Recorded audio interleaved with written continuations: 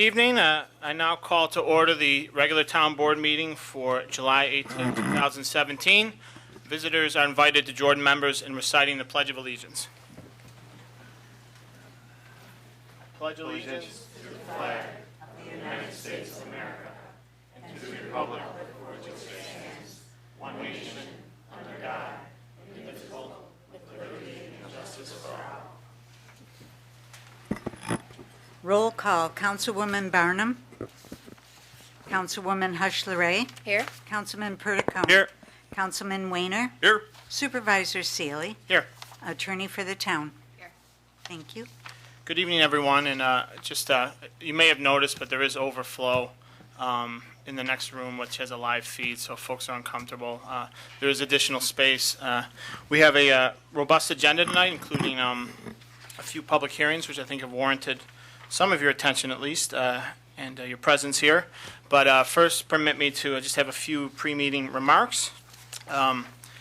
Thank you for all those here and at home who attended our annual 4th of July festivities. I just want to thank all of the volunteers, staff, police who participated in making it a terrific event. I take no credit for the weather, but it was very nice, and I think after a year like this, we've earned a few nice days for the 4th of July. It was nice to see a few new additions to the festivities as well, including a naturalization ceremony for some new citizens, which was very nice, and we continue to look to make it an even better, more meaningful tradition for all of our residents and those who attend from outside of Arundequoit. Lots going on at this time of town, in the town. If you've driven by Camp Eastman, you've seen some renovations taking place to make way for 4 new athletic fields. It involves removing a large, really, mountain at the back of Camp Eastman that will give us 4 new fields for our soccer and lacrosse league, so we're excited to see that moving forward. Our ballpark complex is in Phase 2, right a little bit north of here. New dugouts were installed, and we have a new concession stand and restrooms going up as well.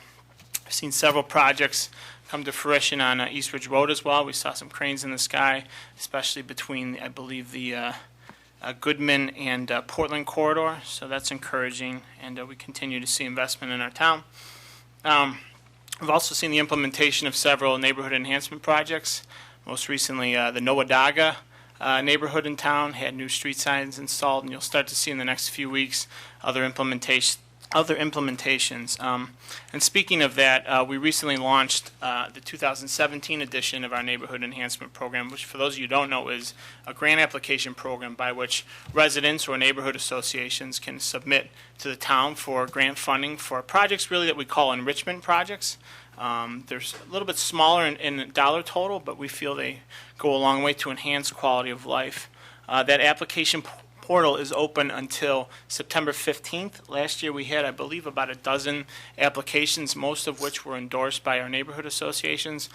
So we've already had some good initial ideas, and we look forward to seeing others come in the next few months. The town remains in a state of emergency due to the high waters along Lake Ontario and Arundequoit Bay. At present, the Lake Ontario and the Bay are still 19 inches above flood level. We will continue to monitor the water levels to determine when exiting a state of emergency is prudent. For now, there remains an idle speed limit regulation within 500 feet of the bay shore and a no wake outside of 500 feet. On that note, this morning I had the pleasure of hosting a New York State Assembly Speaker, Carl Hastie, in Arundequoit. He joined Arundequoit's own Majority Leader Joe Morelli, and they were very much responsible for passage of flood relief legislation that Governor Cuomo was actually in Arundequoit to sign last week in the wake of this year's extraordinary flood conditions. We were happy to have them come here. The work continues on that front, but we are grateful to our state partners for their support. Residents and businesses interested in learning more about the relief program, which is being administered by Sheen Housing, can call my office at 336-6029. Farmers Market continues every Thursday from 4 to 8 p.m. on the west lawn of the Town Hall campus. Attendance has been robust this year. It increases every year. We've added some new additions. It's expanding eastward onto the lawn. We're excited about that. And just a reminder, every night at 6:30 we have live entertainment in the gazebo. You can visit the town website for the lineup. Movies Under the Stars had a rough start last week. We had a rain out, so Finding Dory will be lost for a little bit longer, but that will be rescheduled later in the summer. The next movie, Under the Stars, actually is geared towards an older audience. Next Friday, July 28th, we had a vote, and the older residents in town picked National Lampoon's Vacation. So that's geared towards our older residents, just a disclaimer. But the family movies series will continue Thursday, August 10th, with Councilman Wayner's second favorite movie, Trolls. That will begin at 8:45 p.m. near the gazebo. And then on August 24th, my new favorite movie, Moana, will be held August 24th. This coming Friday, July 21st, the town is proud to host and help sponsor the Rock the Night football camp, which is being run by Denver Broncos linebacker and Irondequoit native Quentin Goss. Very impressive young man, for those of you who don't know. Bishop Kearney grad, attended Rutgers University, and now is playing for the Denver Broncos, but he likes to give back to the community. That will be held at McAvoy Park at 4 p.m. for youth and 6 p.m. for high schoolers. For more information, visit quentingoss.com or the town Facebook page. Our gazebo series continues at 2:30 p.m. every Sunday. Free entertainment, a full lineup available on the town website. This coming Saturday, the All-Star Rock and Blues Band. This coming weekend marks the annual Irondequoit Art Trail, a pop-up art gallery. Anywhere along the trail, you can experience the unique talent in each individual maker at their home studio. For more information, please visit IrondequoitArtTrail.com. As I mentioned, we have a lengthy agenda tonight, and preceding that will be a few public hearings, and I thank you all for your attendance. Civic participation certainly is key in any government. First, we will do the swearing in of two police officers, one for a new hire, the other for a promotion we're very proud about. Just a little bit of housekeeping on my end. Many people have turned out for one or more public hearings for probably the item on the agenda. For those of you who have never watched a town board meeting, first of all, welcome. Some of you have been to a recent meeting of the Planning or Zoning Board. We do things just a little differently here at town board meetings. Generally, we have public input, which is not specific to any topic, more general in nature. But however, if you're here to submit testimony for any of the public hearings, we generally request that you wait till the public hearing starts. One, for your benefit, it gets on the record that way. Second of all, it helps us just have a more efficient public input process. There are sign-in sheets. We don't get in line. We generally have a sign-in sheet for both public input and each public hearing. I encourage you to sign up ahead of time. We will go in the order that you signed up. That does not preclude you from not signing up. Does not preclude you from participating in public input. It just helps us get an initial queue in place. So with that, there being no further remarks on my end, I will now invite our board members to join our Chief of Police at the podium for a few special ceremonies. Board members.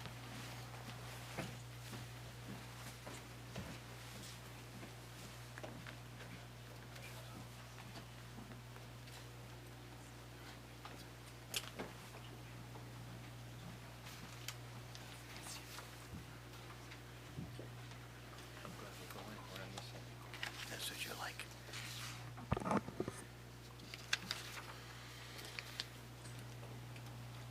Good evening, everyone. I'm Chief Richard Tantello of the Irondequoit Police Department, and tonight we have the pleasure of swearing in three individuals. Two of them are promotion-related officers within our agency, and one is a new officer that has recently joined the Irondequoit Police Department. If I could, I'd like to have newly appointed Captain Mark Bean come forward with his family. Come on now, the Beans have never been shy. Right?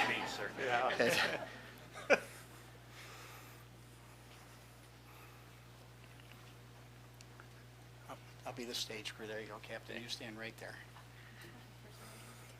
Before we begin, I'd like to just introduce a few things. Captain Bean, Mark and I have had the pleasure of working together for some 17 years. As when I was assigned as a lieutenant to the night platoon, Mark was there, and he was a great help to me as a patrol officer, and has continued to be a great partner to work with over these last nearly 18 years of service. During that time, he has served in several capacities within the Irondequoit Police Department. Obviously, I mentioned the road patrol. He's been a crime scene technician, a DARE officer with the Irondequoit Police Department, investigator, has supervised the road patrol in a number of capacities, and most recently and most significantly, he's been the supervisor of our criminal investigations unit, which oversees major crime investigations within our community. And really in the last 3 years, we've had the opportunity to work very closely together with some very serious crimes, and we were able to bring justice and resolution to those families that suffered some significant losses. He has an exceptional working relationship with agencies other than the Arundecoyt Police Department, which include the Monroe County District Attorney's Office, the Monroe County Crime Lab, multidisciplinary teams associated with child abuse, and other community organizations. He interacts extremely well with other departments within the town of Arundecoyt and has an exceptional working relationship with the building department, the fire marshal's office, and the town attorney. He's managed the body-worn camera process that we've been involved with, along with Lieutenant Laird, and you'll hear that in a minute. He has assisted with the deployment of a number of investigative tools within our agency. He is well respected within the law enforcement community in and around Monroe County, and is a highly decorated officer with the Arundecoyt Police Department. So it's my pleasure to present the oath of office to the supervisor. Please place your left hand on the Bible, raise your right hand, repeat after me. I, Mark Bean, I, Mark Bean, do solemnly swear do solemnly swear that I will defend the Constitution that I will defend the Constitution of the United States of the United States and of the state of New York. and of the state of New York. I will enforce all of the laws I will enforce all of the laws of the state of New York of the state of New York and the town of Arundecoyt. and the town of Arundecoyt. I will fulfill the duties I will fulfill the duties of the rank of police captain of the rank of police captain to the best of my ability. to the best of my ability. I will serve, protect, and guide I will serve, protect, and guide the citizens of the town of Arundecoyt. the citizens of the town of Arundecoyt. I will obey all orders, rules, and regulations I will obey all orders, rules, and regulations of the Arundecoyt Police Department. of the Arundecoyt Police Department. Captain Bean, congratulations. Thank you.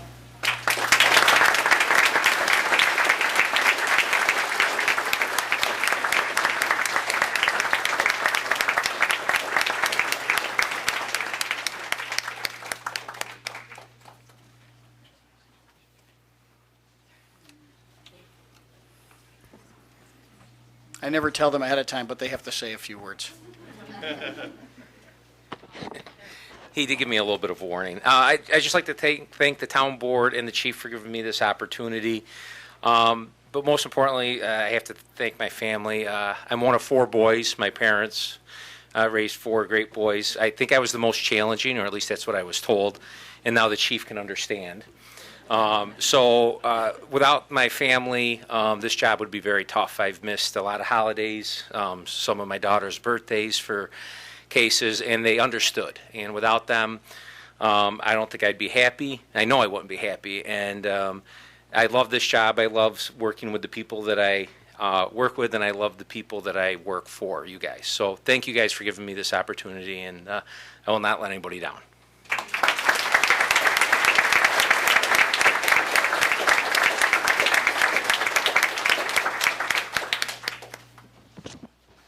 Get all the pictures? Okay. Yeah, we'll do this later. We'll do it later. We'll sign all this later. Make sure we do it. Exactly. Yeah, we will. That one counts. We'll make it official. If I could have Lieutenant Alan Laird come forward and his family.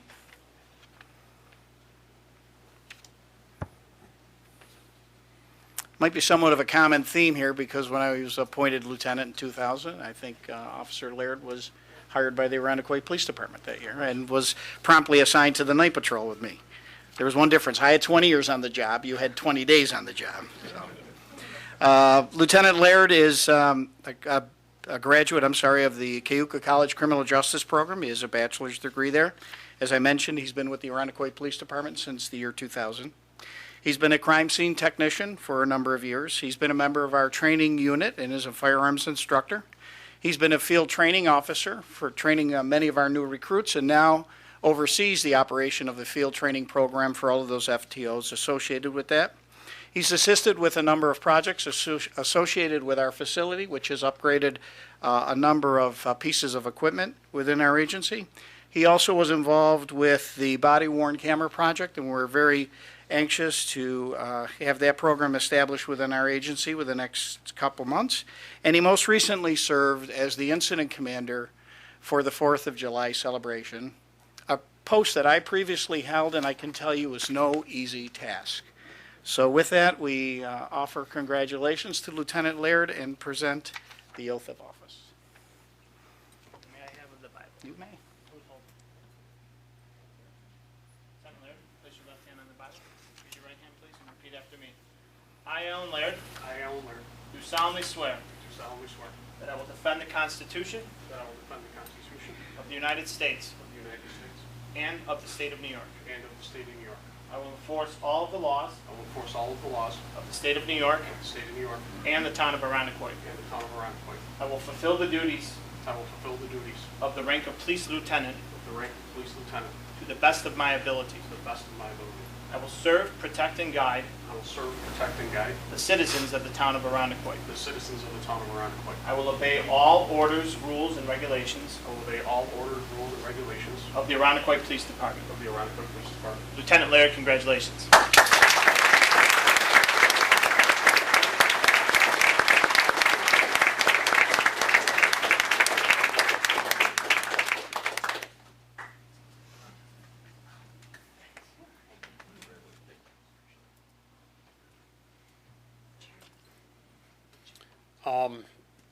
It's kind of funny. 4 years ago, on the 16th, I got promoted to sergeant. 17 years ago, on yesterday, I got hired by the department. So July's a pretty good month for me. I want to thank the town board and the chief and the captain for having faith in me, giving me this position. I will do it the best I can to not let you guys down and not let the citizens of the town down. Most importantly, I want to thank my family, my son Alex, my son Andrew, stepson John, and my wife Frances, who they've been the rock through this whole journey. So thank you guys.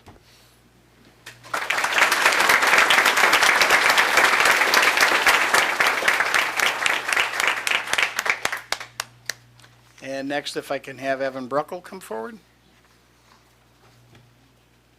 Any family members here with you, Evan? There they are, okay.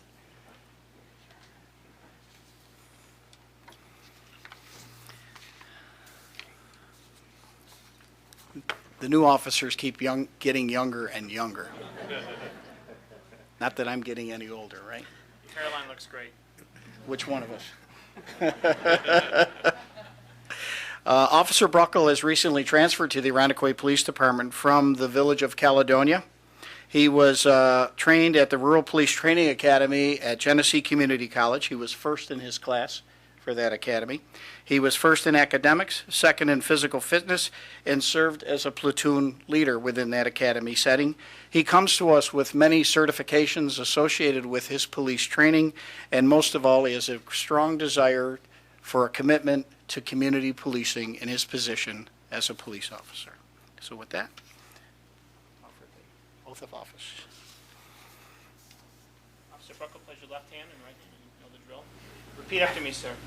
I, Evan Bruckle, I, Evan Ruckel, do solemnly swear do solemnly swear that I will defend the Constitution that I will defend the Constitution of the United States of the United States and of the state of New York. and of the state of New York. I will enforce all of the laws I will enforce all of the laws of the state of New York of the state of New York and of the town of Arundecoit. and of the town of Arundecoit. I will fulfill the duties I will fulfill the duties of the rank of police officer of the rank of police officer to the best of my ability. to the best of my ability. I will serve, protect, and guide I will serve, protect, and guide the citizens of the town of Arundecoit. the citizens of the town of Arundecoit. I will obey all orders, rules, and regulations Obey all orders, rules, and regulations of the Arundecoit Police Department. of the Arundecoit Police Department. Officer Bruckle, congratulations.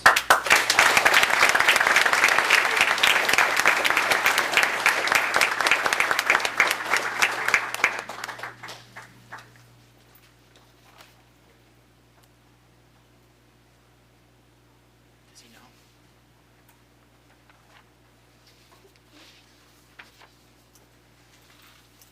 I'll take that so we don't lose it.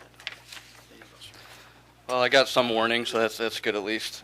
First of all, I'd like to thank the chief, the town supervisor, town board for giving me this opportunity. I'm very excited to be here in Arundecoit. Coming from a very small town, the biggest patrol area I had was 3.5 square miles, so coming to Arundecoit was a little intimidating to say the least, but it's been very great. This is a very small town atmosphere.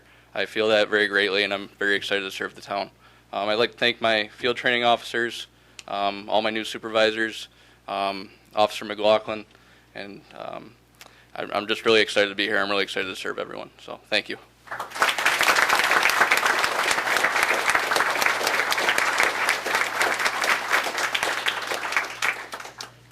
Just a couple of brief comments, but the good news is with this ceremony, a number of seats will now become vacated as we go to celebrate and have a piece of cake. But very quickly, I want to thank all the members of the Arundecoit Police Department who are here that assisted in the training, the selection, and really are the backbone of the Arundecoit Police Department. But what you saw here tonight could not occur if we did not have the support of the community and if we did not have the support of the town board. And for that, we are extremely grateful. We feel as though we provide a high level of police-related service, and I mean service to this community as somebody who grew up here, went to school here, raises a family here. I feel very strongly about that, and I believe that's the philosophy that all of the members of this agency really practice on a daily basis. Thank you all very much. Just thank you, Chief, and a testament to Chief. A lot of work has gone on. We've had a lot of, from a human capital standpoint, a lot of influx in the department, and he's managed it very well. It's always terrific to be able to see the looks on the family members' faces as we do that, particularly the individual holding the Bible. It's infused with pride, and let's give a round of applause one more time for our department.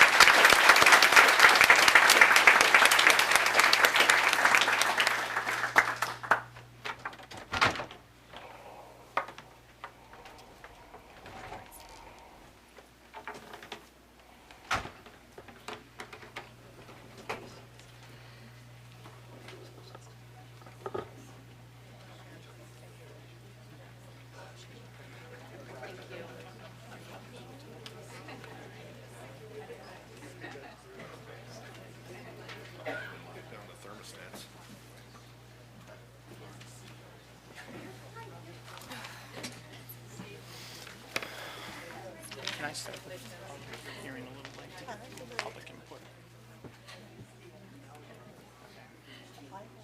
So that is working, or you hanging out?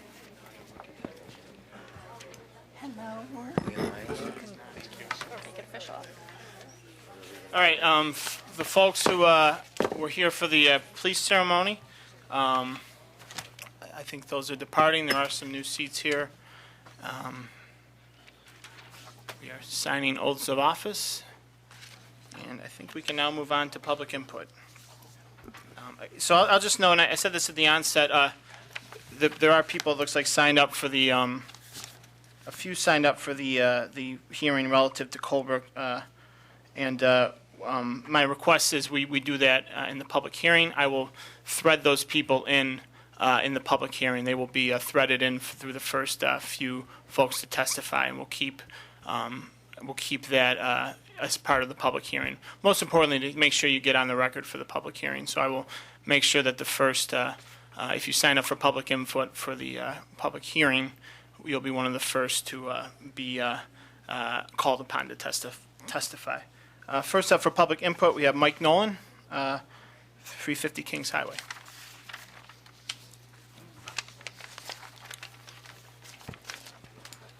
Good evening, Mike Nolan, 350 Kings Highway North in the town of Arundecoit. In November 2016, last November, I Square, myself, my wife, and Leslie attended a town board workshop to discuss the future plans for I Square regarding our pilot and our plans to expand. Since this workshop, we have yet to be put on a town board meeting agenda to discuss these plans in an open public forum as it should be. Even after presenting Supervisor Seeley with a petition signed by approximately 500 people, we were still not put on the agenda. I ask each one of the council members tonight, Peter, John, Nicole, all of you here tonight, what's your role in this unresponsiveness? This has been, my original letter went June of 2016. It's been 16 months.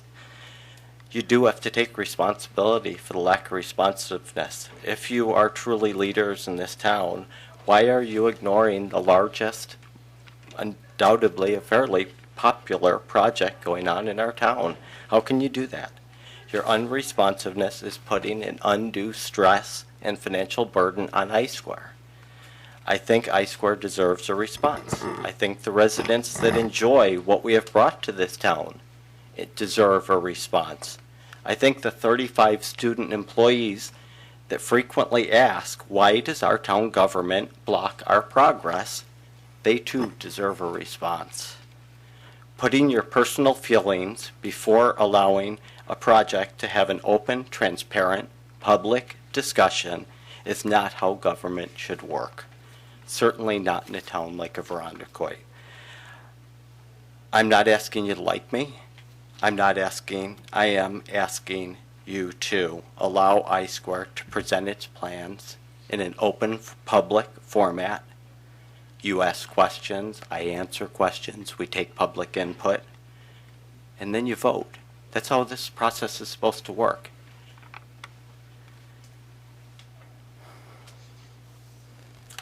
I hope you find a way to set aside your personal feelings and support I-Square as it should be. I look forward to your response.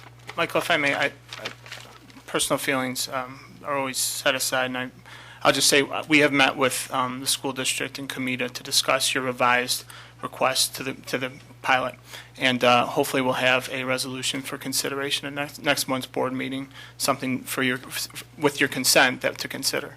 So we will have the provisions you requested and a response to that. I look forward to that. Thank you, Michael. There was one other individual signed up for something in addition to Colebrook, and I will give him the opportunity to come forward, given it is public input. I believe it's Mike. Is it Yannicka? Oh, okay, sir.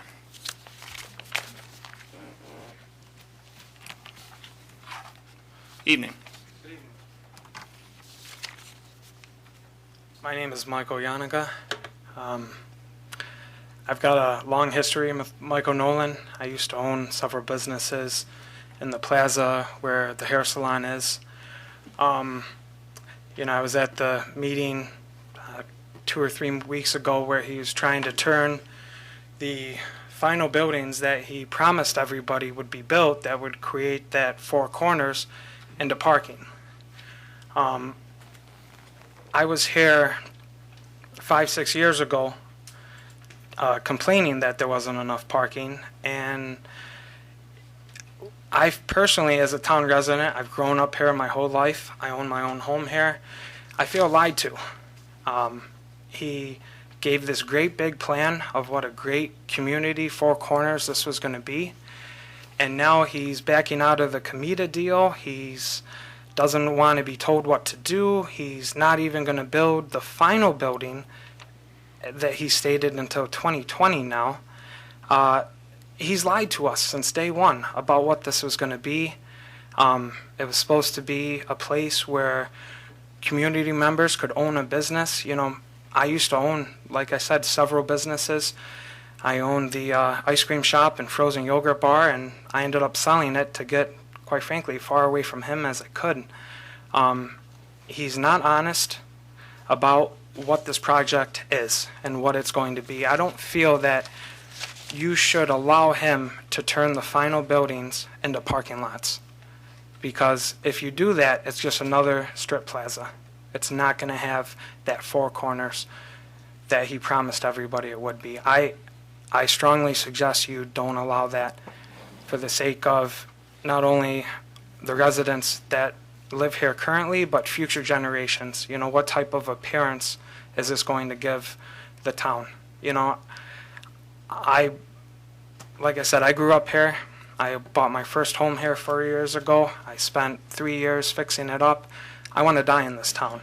I want my town center to have that beautiful, picturesque appearance that he promised us all it would. And the fact that nobody else is talking about the fact that it's not going to look like that, people seem oblivious to the fact that what he's shown us all along for the last 5, 6, 7 years is not what it's going to be. It's going to be another small strip plaza with 3 buildings side by side and a bunch of parking if you allow him to change the plan and back out of the Comida deal. I mean, I understand, I'm not sure the legalities of the Comida deal and this and that, if he can back out of it, but don't allow him to turn those into parking lots, because it'll be a shame. That's a beautiful project. It has a lot of potential, but it should be done the way he proposed it to be done and the way he told the town it would be done. Thank you, sir. Okay, we have about 5 minutes before our first regularly scheduled public hearing. I will now ask if anyone did not sign up for public input that wishes to address the board. You're welcome to do so right now. With that, forgive me 1 second. Yes, oh, come on up. I'll just ask that you say your name and your address for our wonderful clerk to record. Good evening. Good evening. I can address any issue I want? Of course. Okay. My name is Janine Caradeo. I live at 320 Washington Ave. As a longtime resident of Arundecoit, who lives a mere... I'll let you continue. I'll just, for the purposes of everyone afterwards, and I apologize if that wasn't clear, the public hearing regarding, I believe, the rezone. Oh, correct? yeah, I can come back. You've already started. Carry on. I'm here for the long haul. You've already started. Carry on. Okay, Okay. we'll make an exception.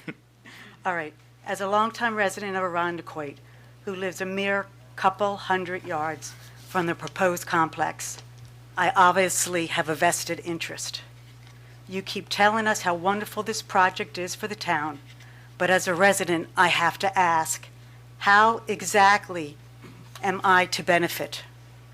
Will the additional children in our schools reduce my property taxes?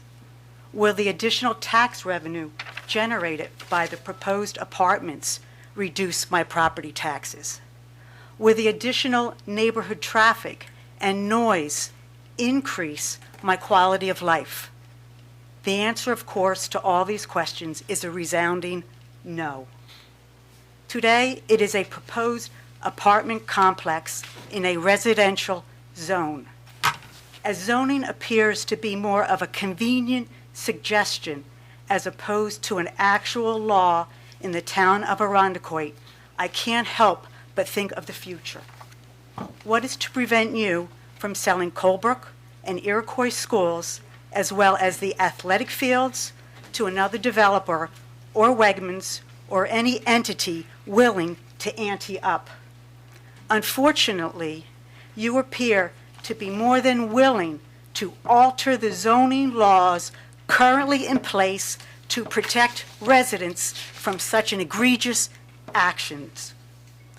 I can't help but wonder if this apartment complex is so remarkable, why you aren't more forthright. The very definition being straightforward and honest. Why aren't you espousing every possible benefit to the community at every opportunity? I have yet to hear, as a board, speak of a single benefit. Perhaps you would like to take this opportunity to enlighten us. I have searched both the websites of Capstone Developers and the town of Arundecoit, looking for detailed descriptions and analysis of what this project entails. If I am wrong, accept my apologies and kindly give me the web address of such documents so that I can study them in more detail and learn more about the extraordinary benefits I will be gaining as a resident. One expects closed-door, backhanded dealings from the likes of Al Capone, not local town officials, and in some cases, elected officials. If the concern is senior housing and/or additional apartments, I have seen numerous articles indicating that perhaps the Medley Center would be developed as such. If this is the case, then there is absolutely no need for an additional 27 units in my residential neighborhood. In this day and age, it appears that wrong is the new right. It is inconceivable that this proposal is being considered as it provides no benefit to existing neighborhood residents and, in fact, would lead to a reduction in the quality of life. Ultimately, the choice is yours. You can take the easy path and vote yes. Or you can show true courage and vote a resounding no. Thank you.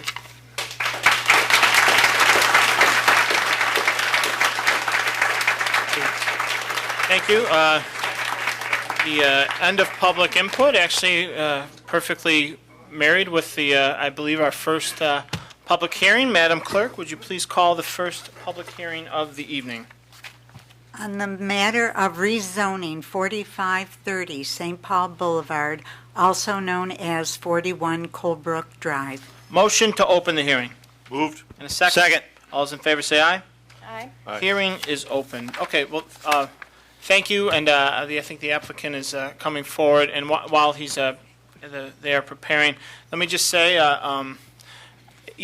state law recommends a 3 to 5 minute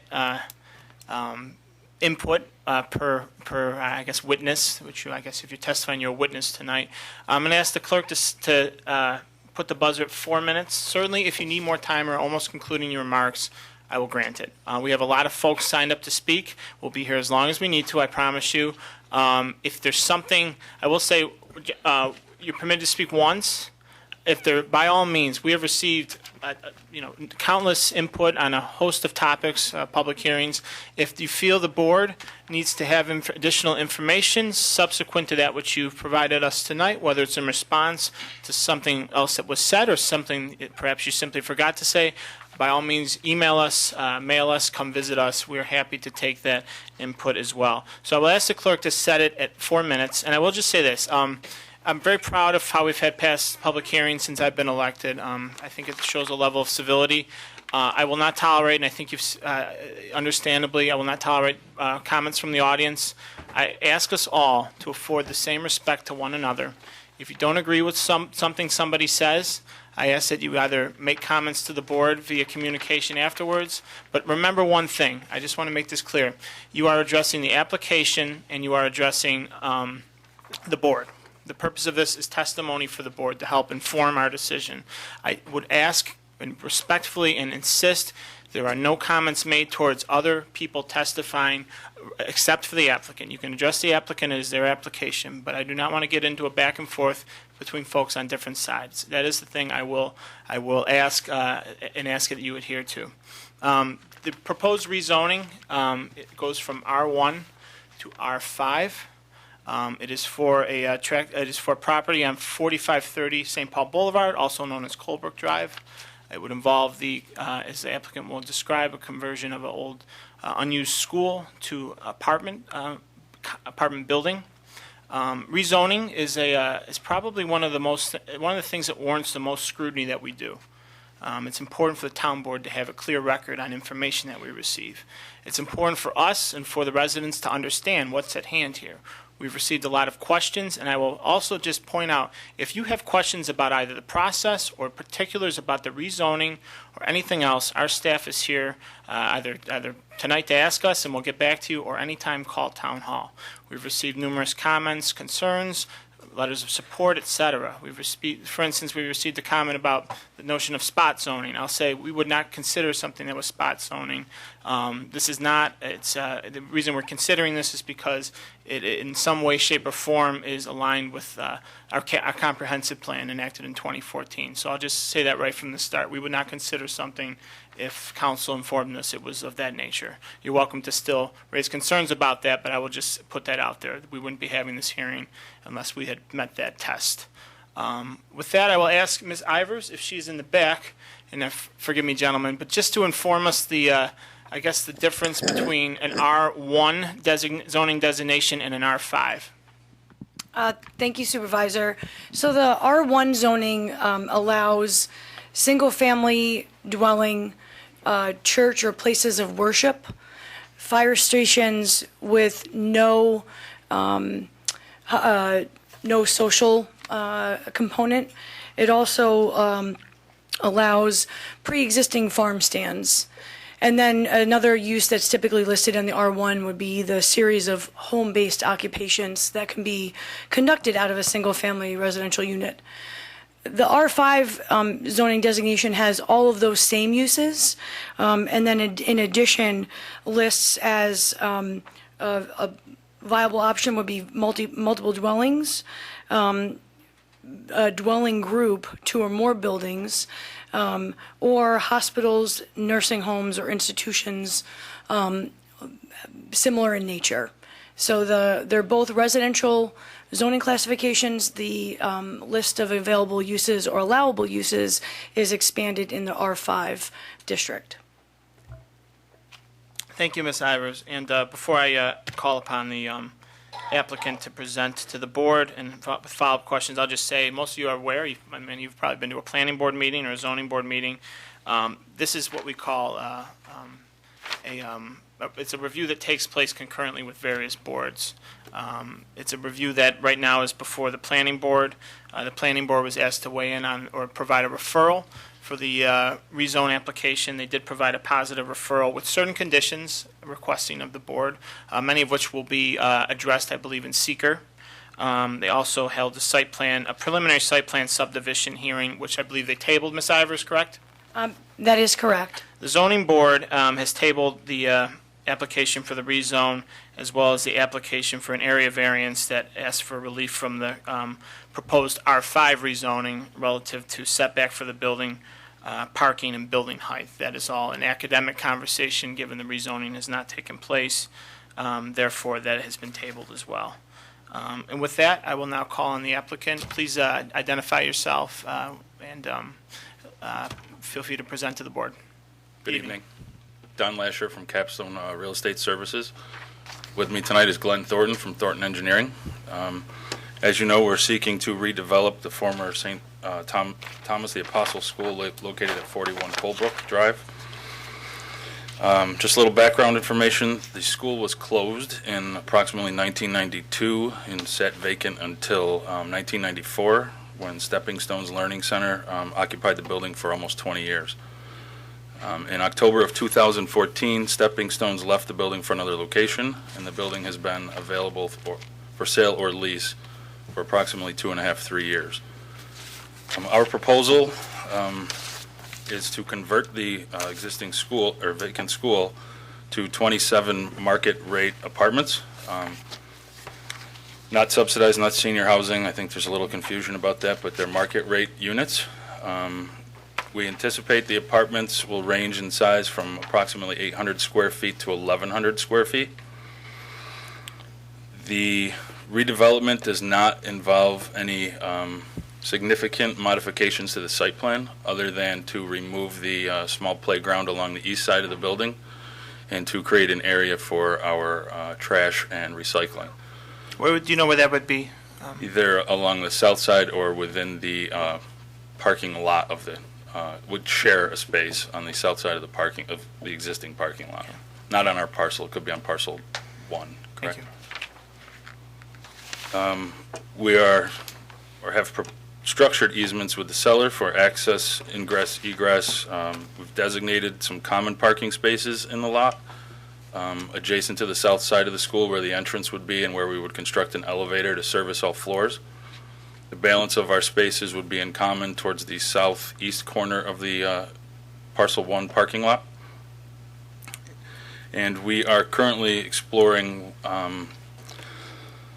our utility services to the building. So we think that our domestic water and sewer are currently separated, although we're not sure if they're sized appropriately for our use. So we're looking into that with the utility service providers. But our intent is to completely separate the school from the church itself.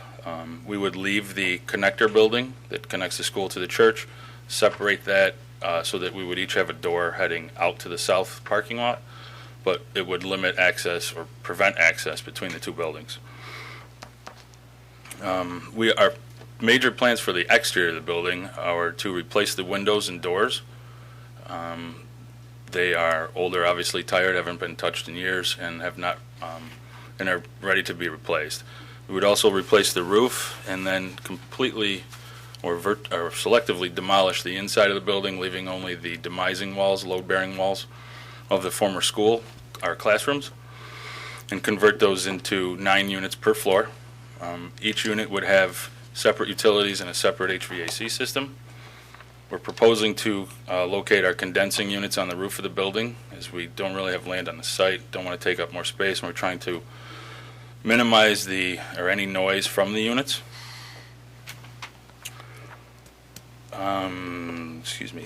There's actually a significant amount of abatement that's required in the building, so we would have to perform the asbestos abatement before we could begin demo, and then begin the reconstruction. As I mentioned, the classrooms would remain, and the hallways, the wide hallways on each floor would remain as well. Our intent is to create open loft-style units, but until we perform the demolition, we're not exactly sure what we're going to find behind those walls, whether the structure's in great shape or the brick's worth saving, or we insulate it and clad it again on the interior.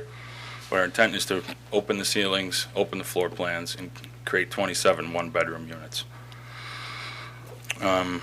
We construct our own projects through Capstone Construction Services, so we would construction manage the project from design to certificate of occupancy. Our management company would then take over and then lease the project and maintain the project going forward.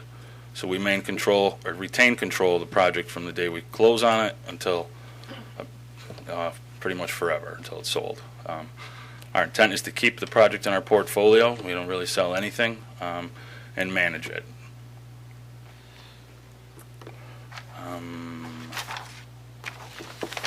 Glenn, anything? I can add a few things here. Can you just identify yourself for the record, sir? Yeah, my name is Glenn Thornton with Thornton Engineering, engineer for the applicant.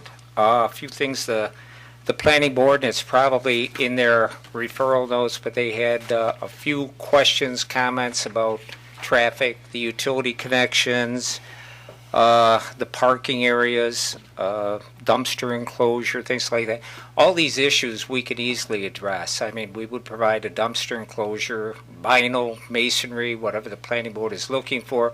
We have conducted a traffic impact analysis from the proposed conversion to apartments. I mean, prior use of the building was the St. Thomas the Apostle School with as many as 800 students. The traffic generated by the school is significantly higher than what would be experienced by 27 one-bedroom apartment units in the building. So we provided a study. I'm not sure if this board received a copy of the study. We also addressed utility connections in the same engineering report. So I think we're prepared to address any concerns of the planning board.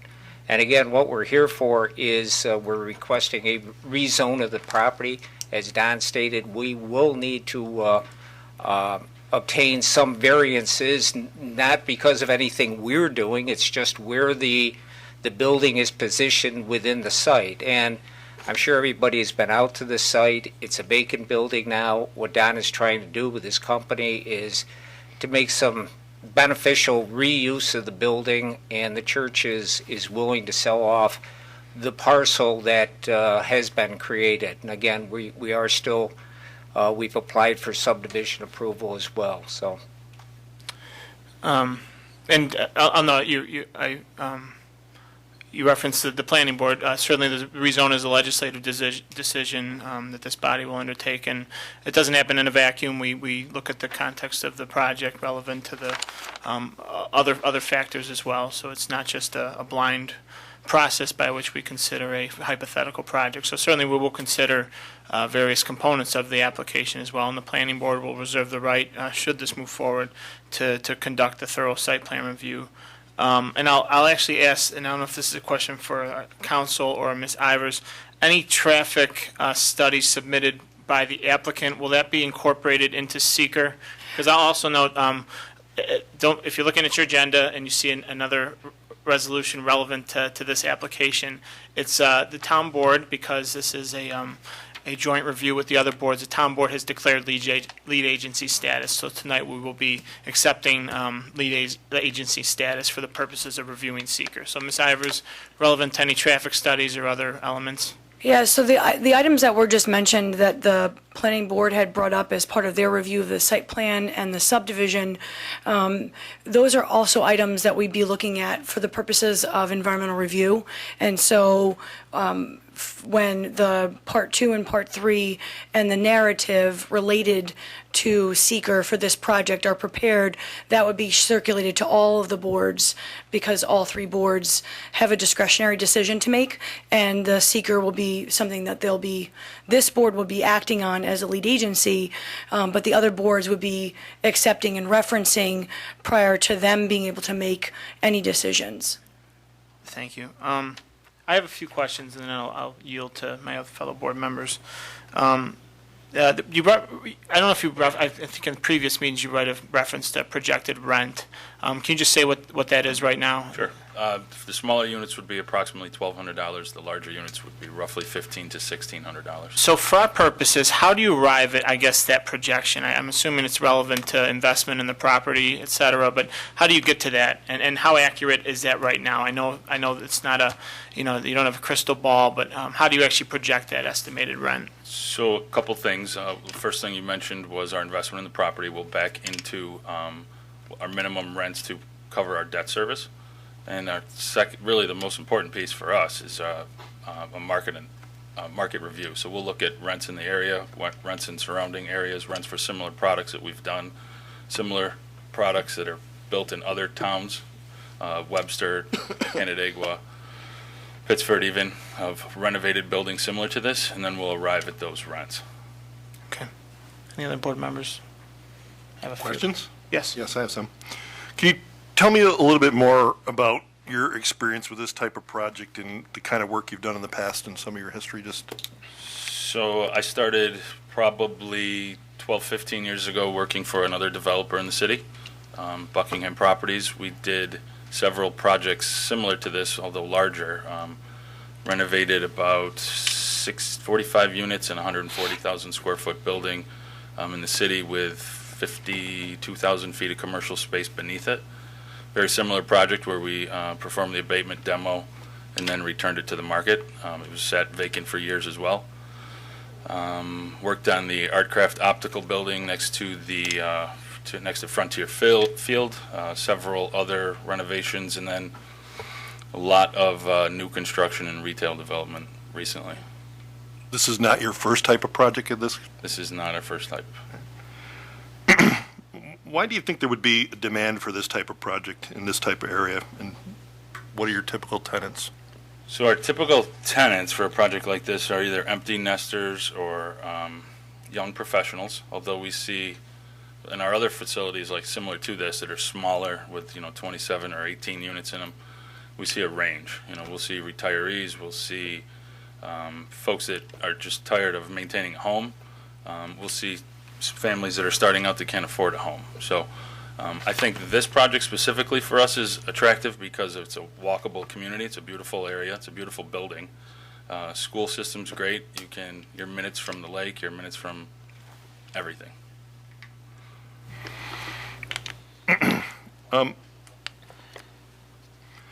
Couple of things that I've been looking. I think that we're absolutely concerned with traffic as it relates to seeker, and it comes forward, and I'm not sure that this is going to be actually part of the seeker value, but I think a lot of people are concerned about property values, especially as it relates to a renovation like this in apartments adjacent to single-family residential. We're going to want to look at that a little bit. But the other thing I was concerned about was, and maybe this is a little bit early, but I want you to consider the amount of land that's being transferred and who's driving that and why, what you've done, with the parking and cooperation amongst another bunch of people is another thing that I'm very concerned about at this point. Okay. Could you address the air conditioning units? There's been some concerns about a lack of a noise abatement plan. Is that something that's going to be considered at some point? So our intent is to install energy efficient condensing units, so very similar to what probably everyone has in the neighborhood. They're smaller roughly 2 to 2.5 ton units that would sit outside of your home typically on a pad. We're proposing to set them on the roof, just because the parapet will help screen some of the sound and we can get it away from the street. Have you put units on other roofs before due to those concerns? Yeah, we did the same thing on a similar project on Monroe Ave in the city where we have, we're adjacent to the YMCA, and we installed the condensing units on the roof as well, just because the YMCA will leave their windows open a lot in the summer because of the pool, and they really didn't want to deal with the noise, so we did the same thing there, located them on the roof. Is the reason for the 27 separate units relative to noise, or is it relevant to efficiency? Efficiency and the ability for us to separate our utilities. So every every resident would have their own gas and electric bill, and the HVAC systems, just like at home, would be on those utility bills. John, anything? Yeah, you done, Nicole? For now, yeah. You said? Okay. Carrie, just one question. Is the seeker going on right now? Is the seeker process? It is. So Okay. tonight, a little bit further down on the agenda, this board will be voting on a resolution to declare itself lead agency, and then the review of environmental impacts will continue at a staff level, and then we'll be presenting information for the board's consideration at a future date, so you can review the environmental impacts and then render your determination of significance for the purposes of seeker, and that would be just to close the seeker process, and that's the one thing that needs to be done before any board could deliberate and make a decision on an application before them. Okay, because, we're going to look at the seeker for the new DPW. Is this seeker going to be that involved? I mean, that detailed? It will be. The narrative will address, the range of potential impacts that a project of this nature might raise, and that we would have to take a look at and address before rendering a decision for the purposes of seeker. Okay. You said traffic study. Is that traffic study been complete? It has been, yes. Okay, because I didn't get one. Did anybody get? I don't think the problem, I mean, this is like I know someone said that we've been talking about this for a while. This is our very first time that we've been presented this process, and we're absolutely the very beginning as the town board goes as it relates to both seeker and review of this project. So, I mean, tonight is the very first time that we hear input from the applicant as well as from the public. And granted that we've all been listening and watching or aware of all the zoning and planning board meetings that you've had, but this is the first for us. So, I have as many questions moving forward as, anyone does here in this room, and my purpose tonight is really to gather information. So I think, I don't want to be presumptuous, but no decisions I think are being made tonight. No. So everyone can, this is just the first step in a road that you're aware of, I'm sure, and that we're working forward. That's correct. Okay, so the traffic study's been complete. Okay, so we'll get a copy of that sometime or whatever. Okay, couple questions I do have. As far as the 27 units go, when you start renting them, do you build them out as needed, or are you going to build them all out? All at once. All at once, okay. Now, what will happen if, it stalls and say you rent 30, 40, 50% of them? Do you foresee that, or, you know what I mean? No. You don't? We think they're going to go very quickly, so we will finish them off all at once. We'll probably start officially marketing them 6 to 8 weeks before they're complete, and we'll try to finish a model unit off first so we have something to show. Something to show people. So you don't foresee any issues with these units being rented? No, not with the number of units, no.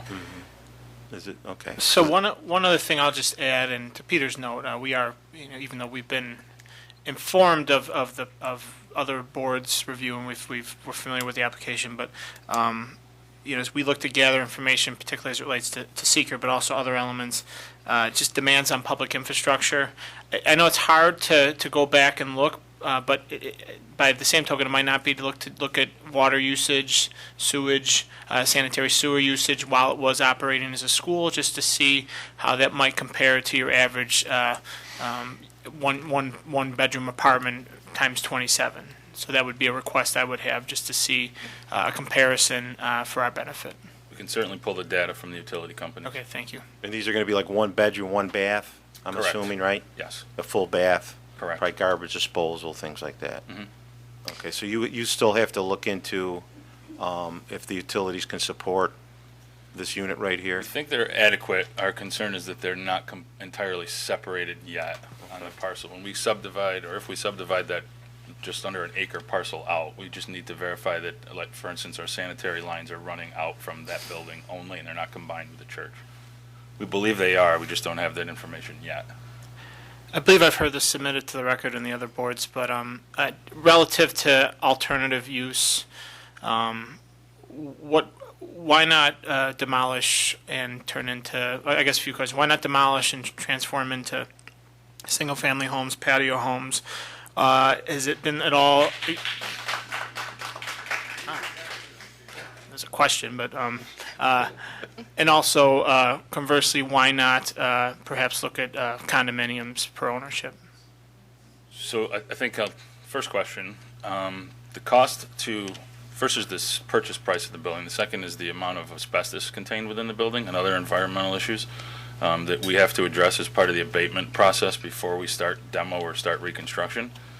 I think makes it cost prohibitive for the size of the parcel. It's just under an acre the way we're proposing to subdivide it. It would be very difficult to build single-family homes on that and get your return on an investment. As far as the condos, it's just a process that, or a business model that we don't necessarily subscribe to. You know, we maintain our own projects, we keep our projects, and the condo process is, you know, it's sold, it's gone, you walk away, it's a one-time investment and it's a one-time return. We're looking long-term at the project. Okay. Anything else? Just one more. You mentioned if the project moves forward that the property management company would take over. Who is fielding any public questions at this point? Until the We board are is the more? property manager. We do our own property So you're, management. okay. So if someone in the public reaches out to you, you would respond to them? Correct. Okay, I'm good on my end. So I don't know if other boards, generally, you're called upon, you're welcome to stay, obviously. We generally wouldn't call upon you at the end to add any information, and I'm going to elect not to do that tonight, so we won't call you back up. Certainly, this won't be the last time, probably, we're talking to you, but you're welcome to stay, of course. But I'll just let you know for now, my intent is not to call you back up. You do reserve that right, but my intent is not to call you back up. Thank you. Very good. Okay. Thank you. Thank you, gentlemen. Okay, so as discussed, Madam Clerk is going to set the timer at 4 minutes. And again, if you need more time to finish your remarks, by all means. But my request is that you try to adhere as closely as possible. And I'll again just reinforce that you're addressing the board and you can address the application. We're not addressing other witnesses in the audience besides the applicant. And again, I see a lot of civil faces out there, and thank you in advance for a degree of civility. So with that, I will call our first witnesses signed up to testify, Tom and Marie Ramsey.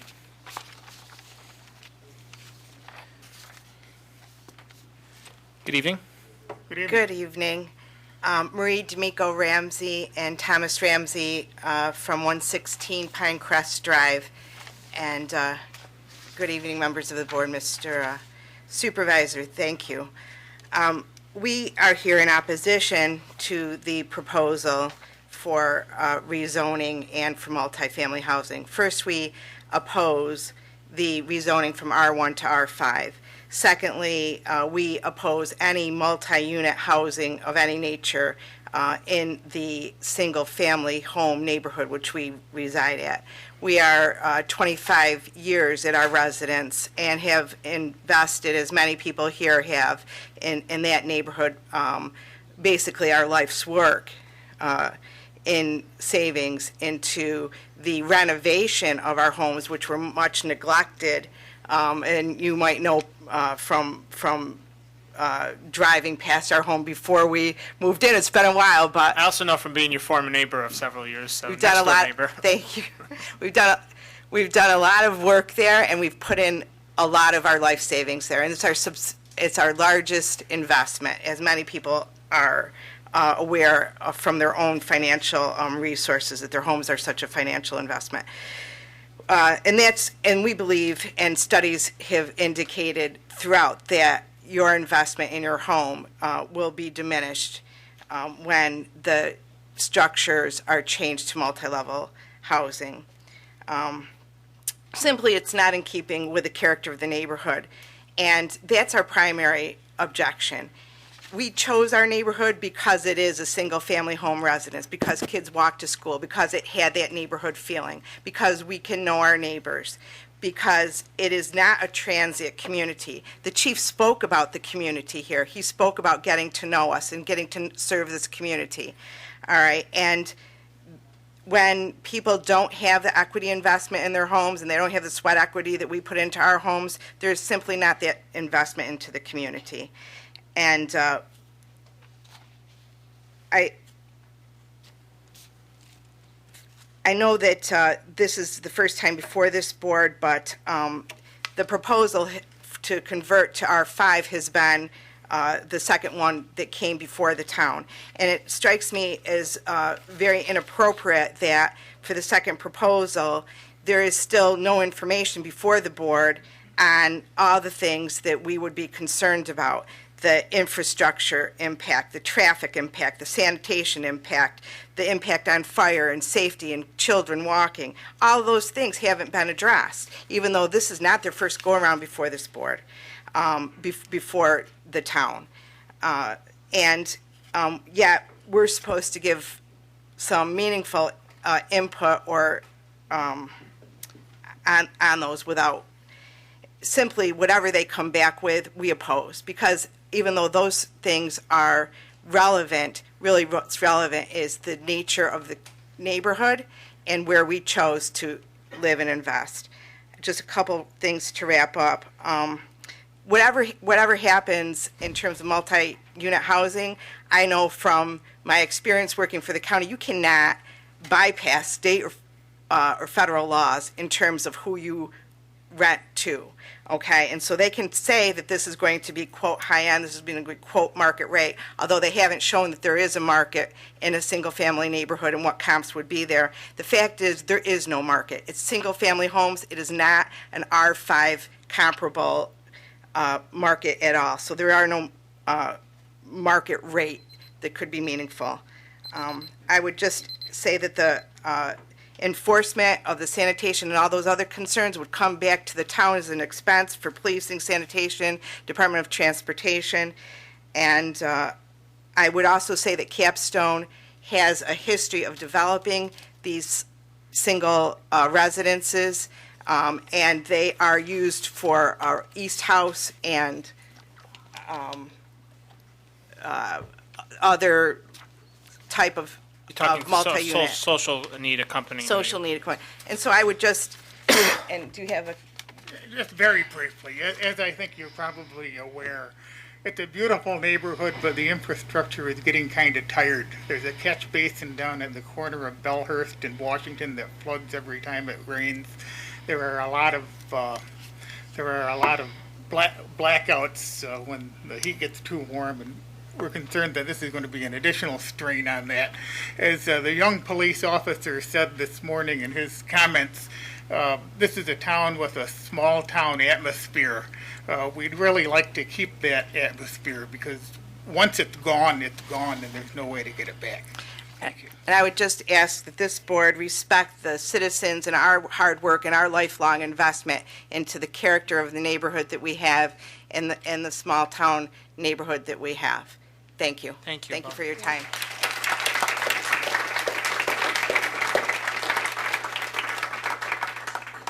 Okay, next up is Ken Fettinger. Good evening. Ken Fettinger, excuse me, 119 Hillhurst Lane. Good evening, Mr. Supervisor and members of the town board. The remarks that I'm about to make are identical to those that I made at last Monday's zoning board meeting, fully recognizing that they were not able to act on anything at that point. I believe that given your decision-making role in this matter, it is crucial that you hear these remarks as well.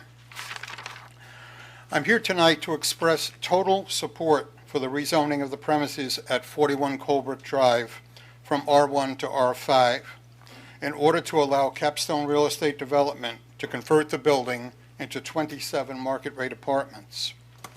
My wife and I have been residents of Arundecoit since 1986 and wish to remain so in the future years as empty nesters, downsizing our residential requirements in the process. Without projects such as the one being presented this evening, those plans may not be feasible. This subject is addressed in the 2014 Comprehensive Master Plan of the Town of Arundecoit in several sections. In Section 2-17, it notes, quote, "Local real estate professionals identify Arundecoit as a very affordable market. One professional offered that 30% of Arundecoit's residential real estate market is comprised of retirees, many of whom wish to downsize and remain in town, but are unable to find desired or suitable residential options." Figure 2.4 in the same document indicates, by means of a bar chart that reflects U.S. Census data, that between the year 2000 and 2010, the 55 to 64-year-old population rose from 8.9% of total town population to 14.2%, the largest percentage increase for any age group during that period. Section 3-4 of the master plan lists among the primary goals for maintaining healthy neighborhoods is to, quote, "encourage a wide range of residential living opportunities for residents of all ages and income levels." Again, in Section 3-7 of the plan, under the directive of, quote, "enhance housing opportunities for seniors," it is noted that, quote, "Arundecoit has an aging population base. Currently, seniors have limited retirement housing options in town. As a result, many choose to remain in their home, while others may choose to move to modern alternative housing outside of Arundecoit. To my mind, this is a loss of population to which Arundecoit should not be subjected.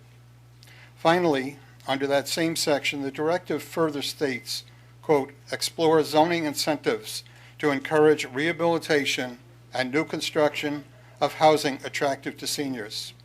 Incentives may include density bonuses, infrastructure assistance, tax abatement, etc. High-quality design and material should be requested to ensure new housing will add value to the areas where it is located and will retain its value over time. I see this as a direct charge for this board to implement. In conclusion, I ask that this board exercise due diligence in considering all of this information and approving this rezoning request. Residents in the post-retirement/empty nest category, including my wife and I, want to be assured of being able to seriously consider these apartments as our next place of residence. Thank you. Thank you. Okay, I have two residents from 333 Colebrook Drive, Margaret Corbin and Pat McFarland. You're welcome to come up together, or I'll do it one after the other. Good evening. Good evening. My name is Margaret Corbin. I want to speak on from three different perspectives to the board. One is about business, the business of the community, and which I think is the business of the board. Another one is history, and the other one is how the town itself will be taken into account on this. First of all is for business. The property has not been discussed at either meetings that I've been to about who owns the property, who actually owns the property. And we're talking about this as if it's just a fictitious owner. So somebody owns this property and they want to divide it into sections from its original form. And in 1923, a school was built on that property, and the town of Arundecoit set that up just as it was read at the beginning of the meeting. This R1 will allow for a school to be there. Well, the owners of the property have built a school, built a church, and built another building on Washington Avenue. And to divide this property up means that it starts the dissemination of this property in a way that, I mean, the guy just said an acre. Well, I have an acre of property, and I'd like to put a Donuts Delight in the middle of Colebrook Drive. You know, I've got enough space that cars can go in this side and come out the other side. And so I don't know if I brought that to you, you know, because I say, look, I put a lot of money into this property, and now I want to sell it because I'm old and I want to retire.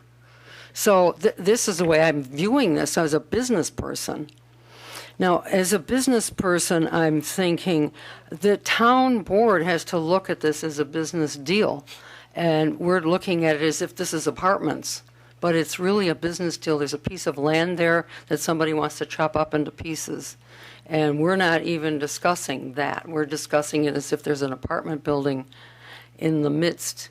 But there's many options for the owners of that property, what they could do with their property. And we're not looking at any of those other contingencies. So I'd ask the board to think this is not, just because these people came along with a plan, doesn't mean that that's the only way this property could be used to advantage. And there are many other options. You know, that piece of property has made millions of dollars for the original owners. They have made millions of dollars on that property. How do I know that? Because I've lived there forever. You know, just a few years after that was built, I moved down the street. So, you know, I know that the school was in the black when they decided to close the school. So, you know, there were choices there. People have been making choices, and we have to think, what is the choice that this town board wants to make about this piece of property, which is 2 acres or 2.5 acres, whatever it is. It's not just this one chunk in the middle. So that's the business perspective. A second business perspective is that I've been an investor in real estate for years. And I had 24 units that I supervised myself. Okay, I had a partner. The partner's job was to do the contracting, buying and selling. Mine was to supervise the humans that were in those places. Okay, this is not a walk in the park. This was a neighborhood that is a very high end, much more per. They were getting this kind of money 20 years ago for apartments. And, you know, the people would say the nicest things about what they were going to do in their apartment, except at 2 o'clock in the morning when the next door neighbor called up, you know, somebody had to respond. And I'm hearing them say they're going to have 2 different units to supervise this, and nobody's going to be on the site.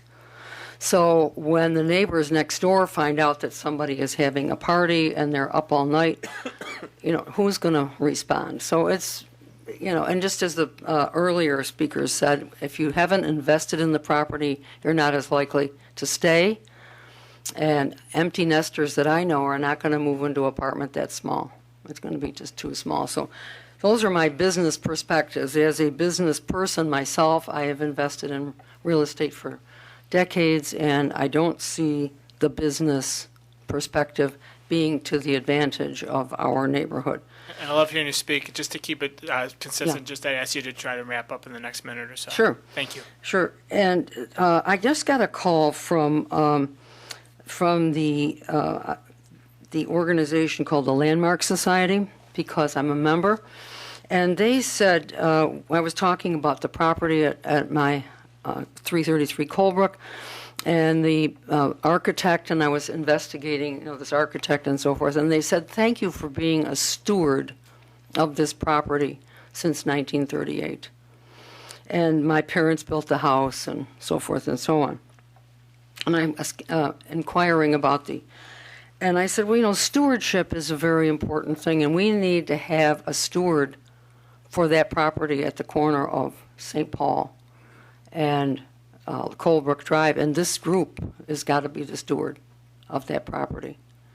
It's a not-for-profit property right now, but very quickly the value of all the properties around it will go down, taxes will go down. They will not make a lot of money on that over time as a steward. I mean, this stewardship thing goes on for decades. It doesn't go on for one quick thing. So from those perspectives, I'm really concerned that we think about what is the most important thing for this community. And I appreciate your stewardship of the town, and I hope you'll think about the stewardship of our neighborhood. Thank you. Thank you, Ms. Corwin.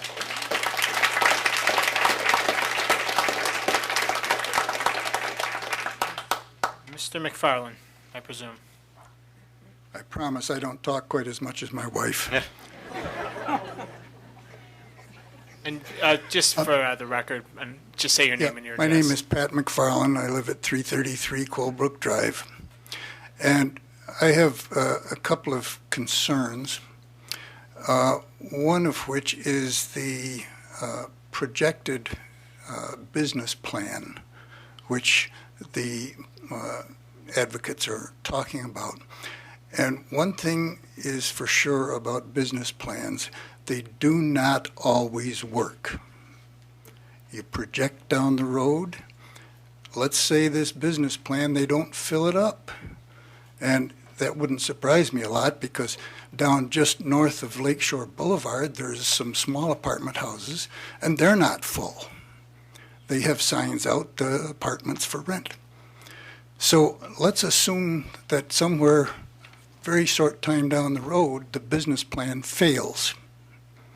And they have to do something different. They're in business. They can't afford to be subsidizing this whole thing. So down the road, they can either declare bankruptcy, or they can sell to somebody else, or they can find some avenue through the government where they can get a grant where they could turn that into subsidized housing. And that is not market rate housing. That brings in a whole new element to our community.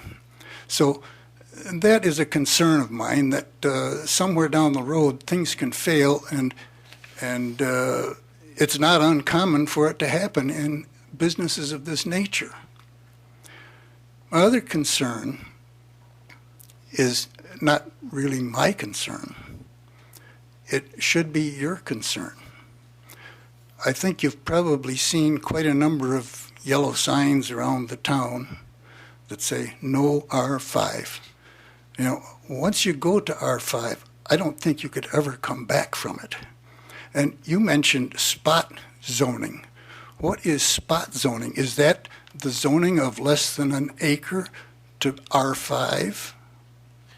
Council, do you have a probably more precise definition for spot zoning? It would be Your microphone, I'll ask you to talk into your microphone.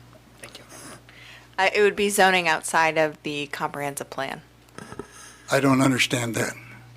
So in 2014, the town enacted a comprehensive master plan that identified strategies and goals for development, a whole facets of everything regarding land use in the town. Does that mean that you could zone that particular parcel as that spot as R5? Does that? No, certainly it doesn't bind the board to do anything. It's a consideration we make. We consider a host of things, one of which is the comprehensive plan. That's one of many things we consider. However, with regards to spot zoning, that it wouldn't be spot zoning because it is consistent with a strategy or goal identified in the comprehensive plan. Well, the other concern, bottom line then, is I think you're going to hear quite an overwhelming number of people this evening who have some real concerns about this entire project. And I think most of them are against it. Now, maybe I'm just dreaming, but that's what I heard at the last meeting, was a lot of people spoke out against it. And they're the voters. You should be concerned yourself how you handled this. Just be realistic. Just be realistic. If you decide to go ahead and do this project over the objection of so many of the residents, well, so be it. Thank you, sir.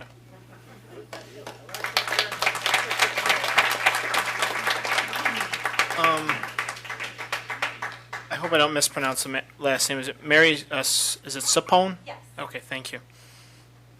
Good evening. Good evening. I have a petition also that I'd like to submit. I don't know if I have to do Give that. it to the clerk.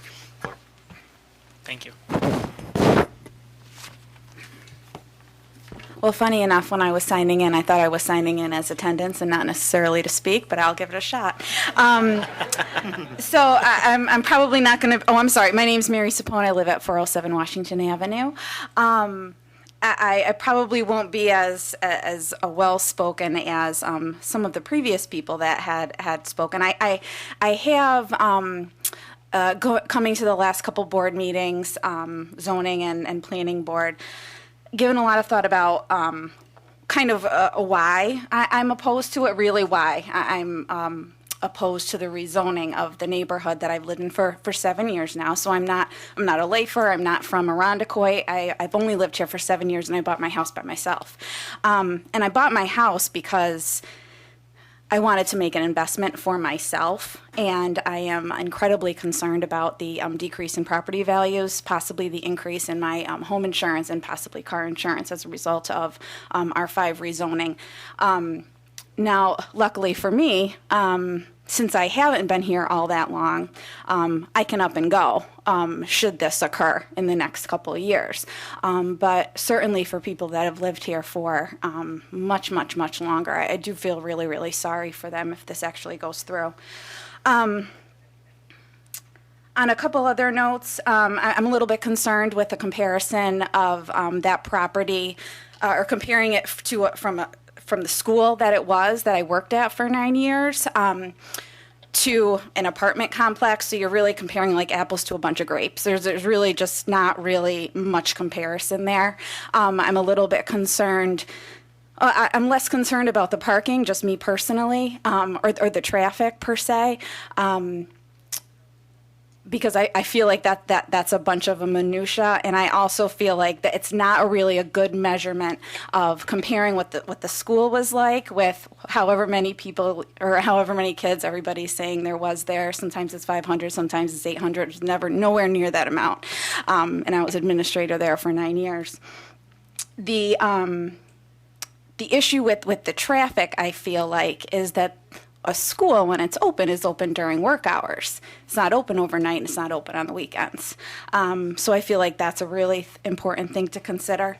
And while I didn't really want to comment on the builders, the people that are contracted for this possible job, because I sort of feel like it's irrelevant at this point. In terms of the proposed rent that they are giving forth to us as to what they feel like they might be able to get for these apartments.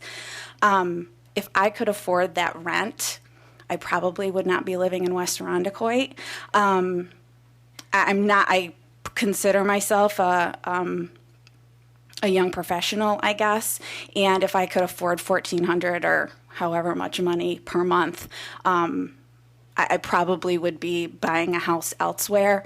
And in terms of his comment about having people that don't have enough money to buy a house, that's an incredible mortgage to undertake, $1,200 or $1,400, and you can certainly buy a house in West Arundecoit for that mortgage. So there are just some things that I don't quite agree with. I certainly oppose this, of course. I think that's everything I wanted to say. So thank you very much for your time. Thank you.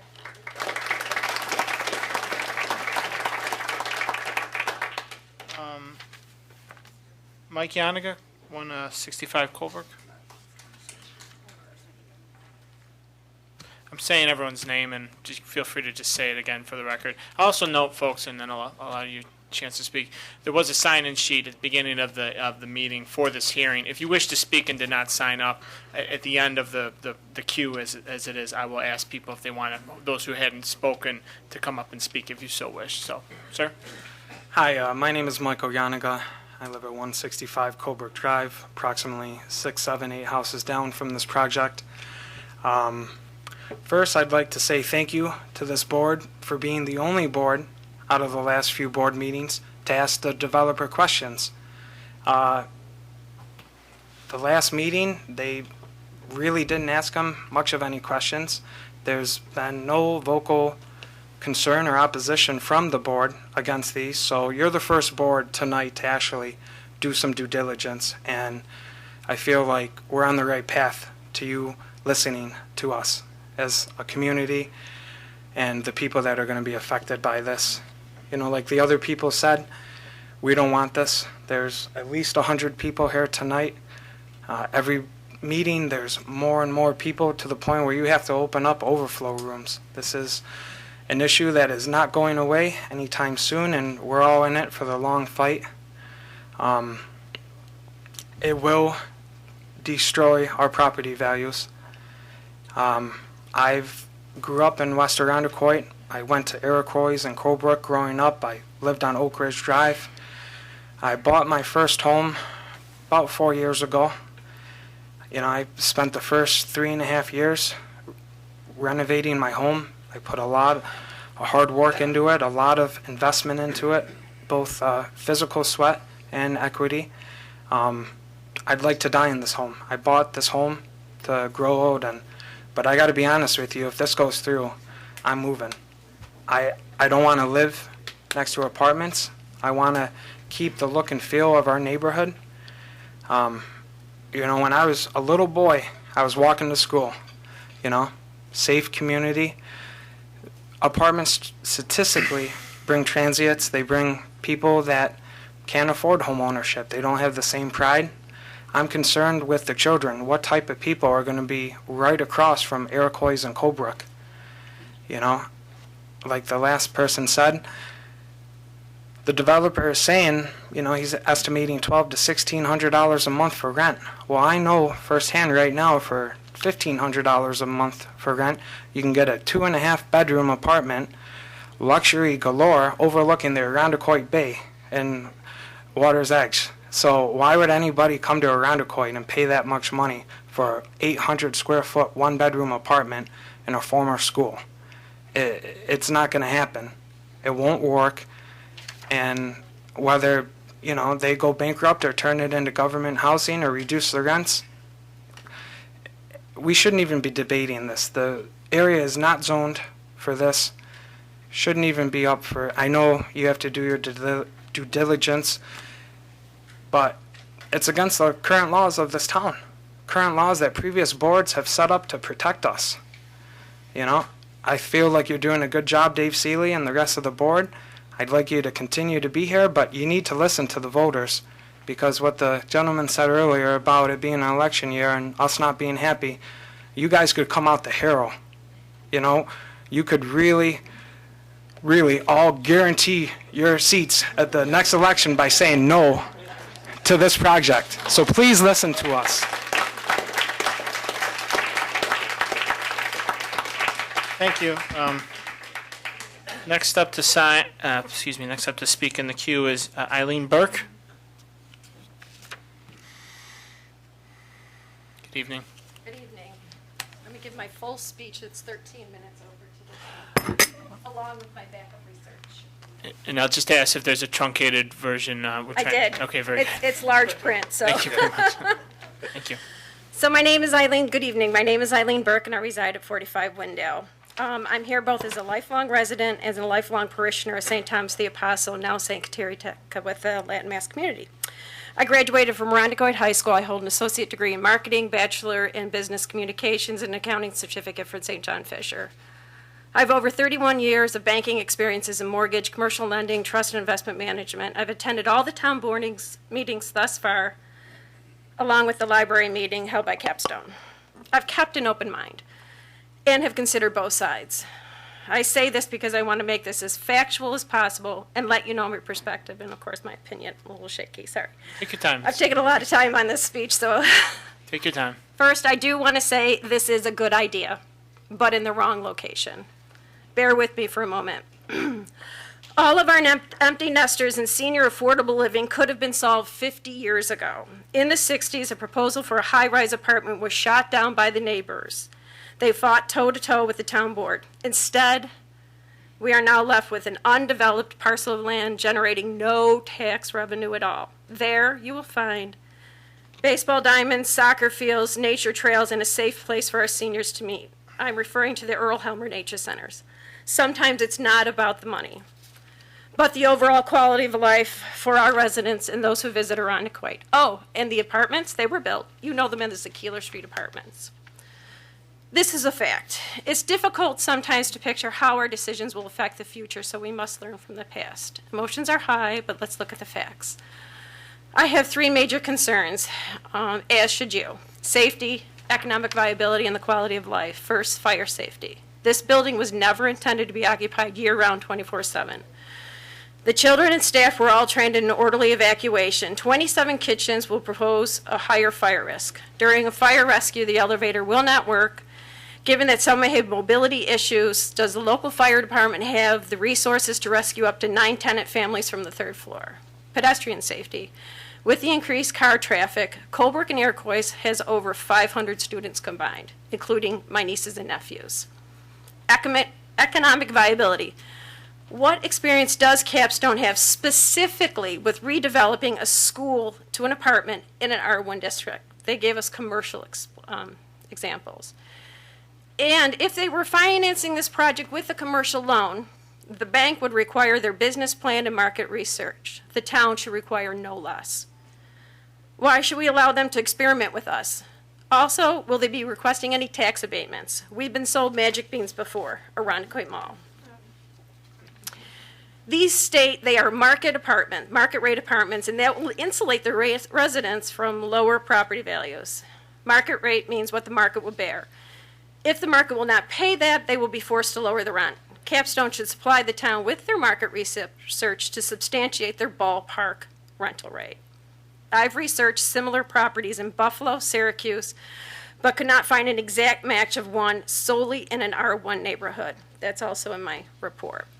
Other schools converted in commercialized surroundings offered their tenants walkable access to restaurants, shopping, bars, and the like. The biggest competition I see is, as he stated, the Webster's new Water Edge at South Point Cove on the bay, starting at $1,150 for a single bedroom. Less than the ballpark figure of rents for this proposal. Those apartments have high-end amenities such as the clubhouse, pool, fitness center. Not present in this proposal. I don't think they can even cook outside. I provided other comps in my full presentation. What demographics is it appealing to? Young professionals prefer to be centrally located near expressways and within walking distance to shopping, restaurants, bars, and entertainment. This provides nothing of the like. They would have to drive to anything and then responsibly drive home. How about our seniors? They stated it wasn't for seniors, but then they stated retirees. According to the lifespan study done in 2016, conducted specifically for Arundecoit and available on our town website, seniors prefer to buy, not rent. Who would want to squander their 30-year investment in their home and turn around and rent? The sales proceeds of a $140,000 home would be gone in a mere 8.3 years with these rents. Are empty nesters willing to deplete their investment so quickly also? Also, giving the rents versus the survey's mean income for seniors, they would be at a 40 to 45 debt-to-income ratio, no room for food or health care. Quality of life, R1 apartments in an R1 residential neighborhood, possibly lower home values. There would be a tenant turnover and disrupted undesirable behavior, and I gave the U.S. Census on those figures also for this type of building. In my presentation, as I said, doing a simple Zillow search for homes 250 and above in all of Arundecoit shows a significant cluster in and around the northwest quadrant. Why such a concentration? The tight restrictive zoning and the pride the neighbors have for their property. Head south to more diverse zoning and the home values reflect that, mine included.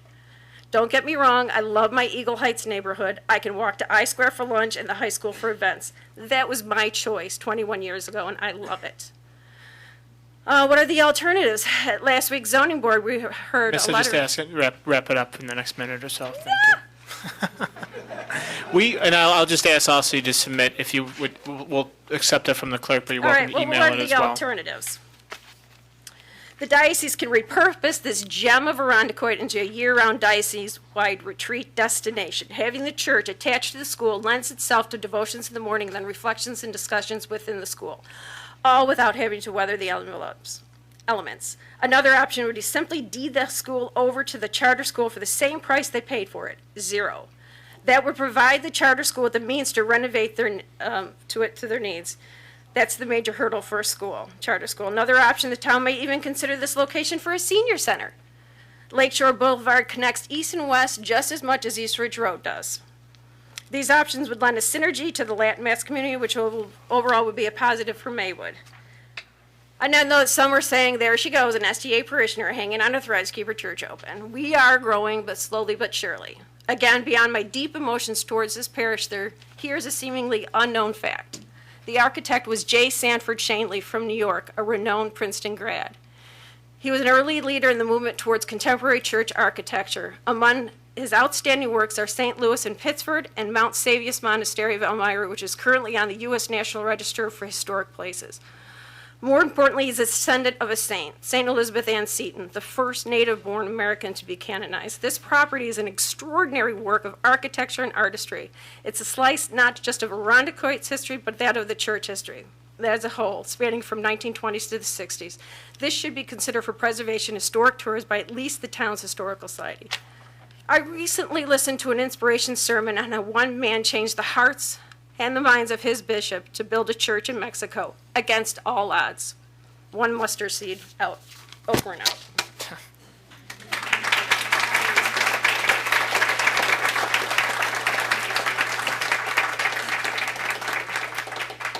Mike Frisk, 33 Manor Drive. Hello. My name is Michael Frisk. I reside at 33 Manor Drive. Mike, you're tall. Can I just ask maybe to move? Thank you very much. You hear me now? It moves. For the people at home, but thank you. So I reside at 33 Manor Drive. It's 1 block north of Colebrook. I am not a lifelong resident of Irondequoit. I grew up in Crease, relocated to Rochester about 3.5 years ago and chose Irondequoit to start my family. It is myself, my wife. I have a 5-year-old daughter and a 2-year-old daughter. My 5-year-old daughter's starting kindergarten just around the corner this September. And major concerns for the potential development would be continued safety of the community due to, I think majority of the fact is, I don't see it being realistic at all that those apartments are carrying the rent that the developers are stating. The past couple people had comparisons of, the development that's over the lake, and that's significantly less costly and has much greater amenities and places that you actually can walk to, and that is not that area of Irondequoit is not something that you walk to. You're driving to and from everything. I'd be concerned about the small town feel of that area. Again, with having 2 small children and starting a new family, that was one of the main reasons why I chose to move into that area, and having an R5 zone would just completely change that type of neighborhood. So thank you. Thank you, sir.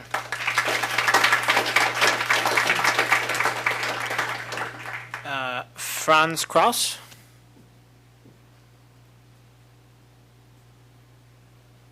Evening. Good evening.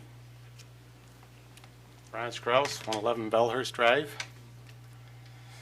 Granting this application, which would change R1 to an R5, will cause irrevocable damage to this neighborhood.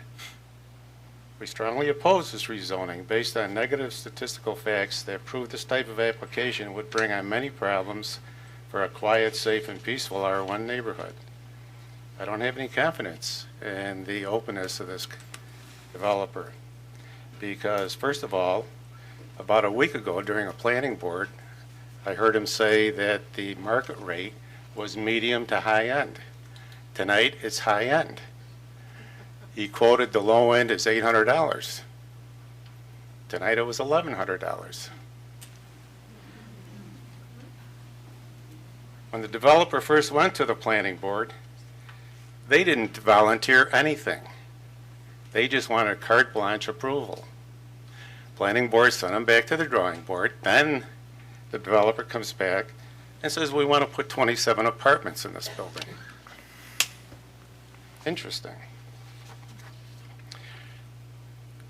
Concerning the maximum height, 27 residential air conditioners. These are the condensers, the things that are outside the houses. Think of 27 of these on the roof kicking on at the same time.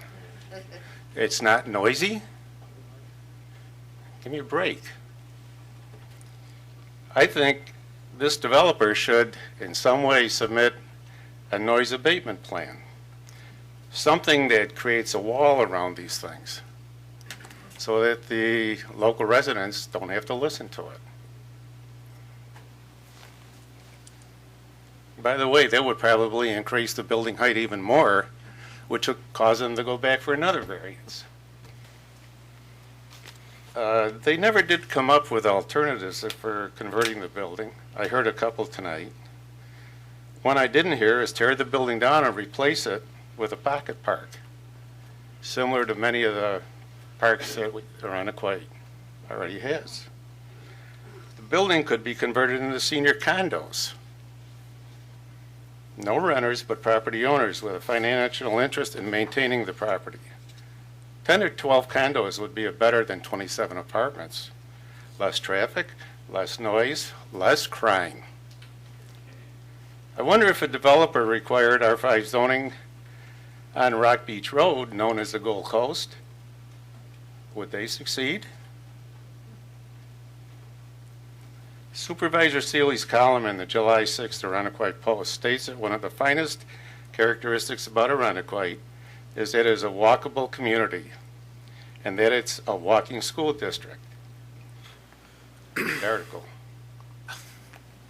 Consider the increased traffic that will result if R5 is approved near 2 stacked schools on Colebrook Drive housing K through 6. A good number of these students walk to school. Supervisor Seeley also wrote, our primary concern must always be to look out for their safety. Something we were reminded of earlier this year when a tragic accident took the life of a high school student. Now we're talking about K through 6. These kids run all over the place. It's my opinion and the opinion of many others, as Supervisor Seeley wrote, that safety trumps convenience, and that is especially true near and around our many schools in Arundequoit. It's very obvious that there are many more reasons to retain R1 in this neighborhood. This project is categorically way too loud, way too big, and way too wrong. This change from R1 to R5 could permanently alter and destroy the character of our neighborhood. Thank you. Thank you, sir.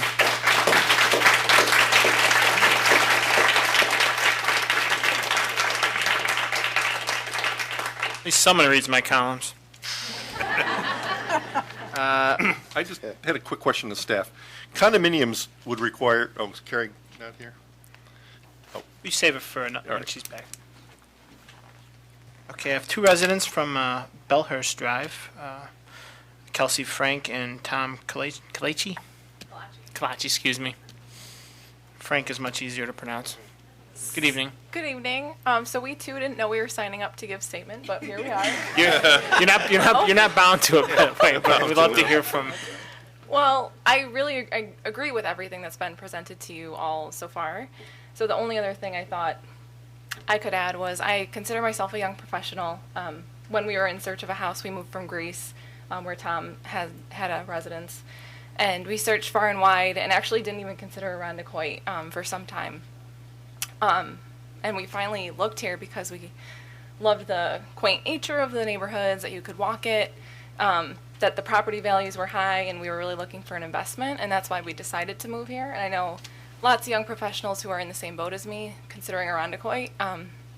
If this passes and there's apartments, I feel like we will consider moving. It may no longer be a place we want to maintain this investment, and I know lots of other young professionals will probably not necessarily consider this nice area of property that we have. So that's all I probably have to add.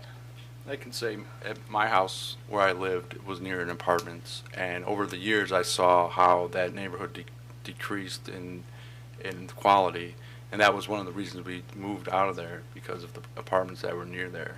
So I don't want to see that happen again in the neighborhood we're in. Okay. Thank you. Thanks.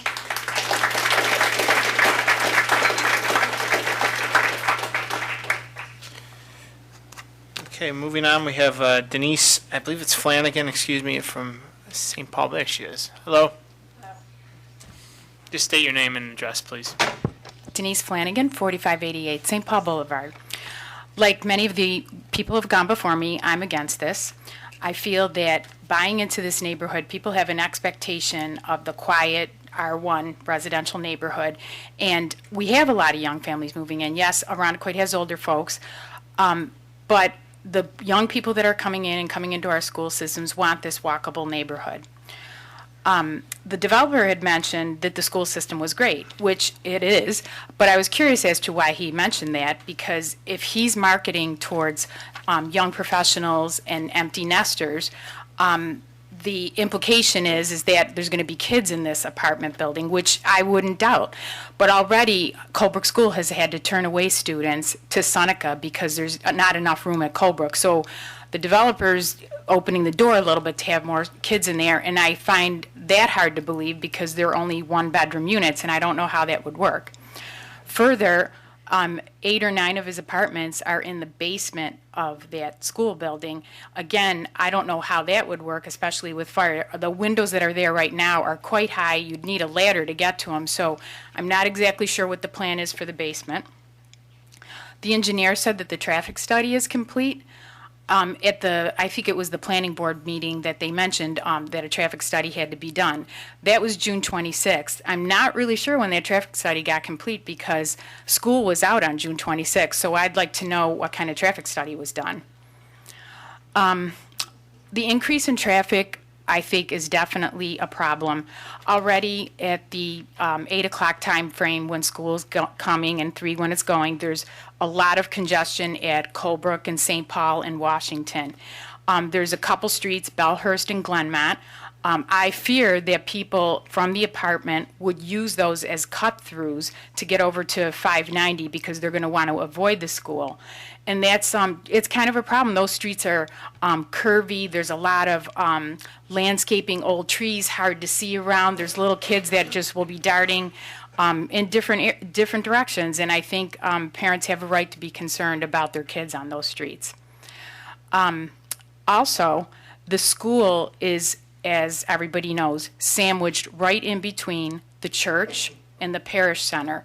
The developer might have done older buildings elsewhere in the city, but this is a unique situation where he's asking you to carve out 1 acre out of I think it's maybe 5 to 6 acres right in the center. It's not even in a corner on an edge or anything, and it just is going to make it difficult, I believe, for sharing parking and where are these dumpsters really going to go. I mean, I think it could be a potential eyesore, and I just don't really believe that the overflow parking that'll be in the southern end of the parking lot for the residents that don't get the reserve spots, I don't see someone coming home at January on a Saturday night saying, oh, all the spots are taken. I'm just going to take one of those church spots because nobody's going to know the difference. They'll think I'm at Mass on Sunday morning.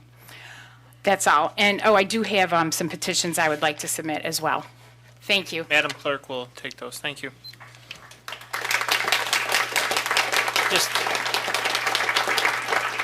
Just note, and sometimes if I make requests of our great staff here via microphone, it's louder. So, Carrie, Ms. Ivers, and Ms. Kelly, would you just make sure any supplemental information submitted by the applicant, whether a traffic study or anything else, is available on the town website? I think we've set up a page. Is that correct?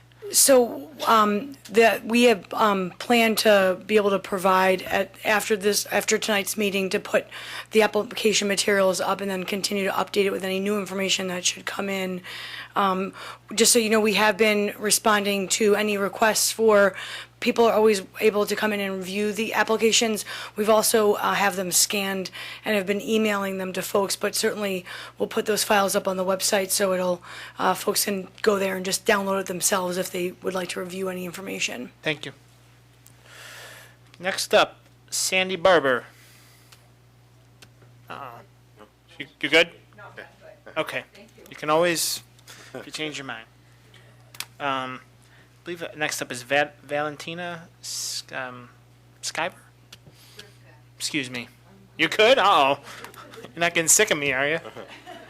Okay. Deborah Rose. There we go. Third time the charm. Good evening.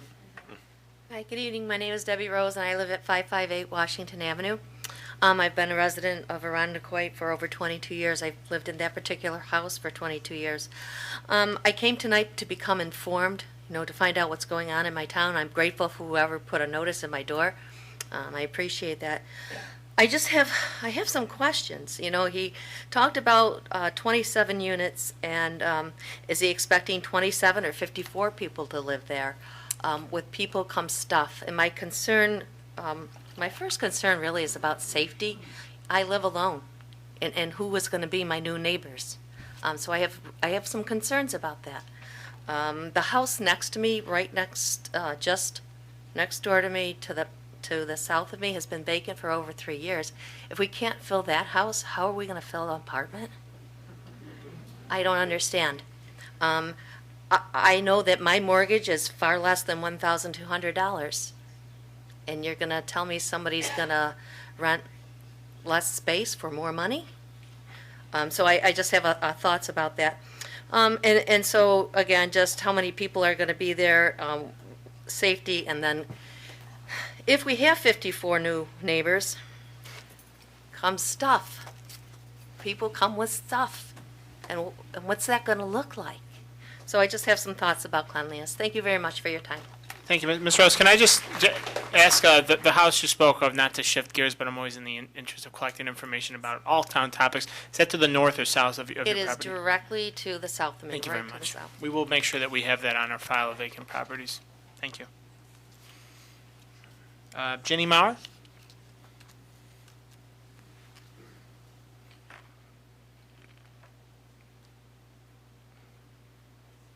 Evening. Good evening. Good evening, members of the board. My name is Virginia Maurer, and I have lived in Arundecoit, the Maywood neighborhood, my entire life, and I own 203 Pinecrest Drive, and I've owned it for 35 years. And I've written you a letter, Mr. Seeley, so that I don't get off topic and sound crazy, okay? I tend to do the same thing and write it down versus just rambling. So I do want to point out before I read this letter that we are talking about potentially 54 people living in less than an acre of land.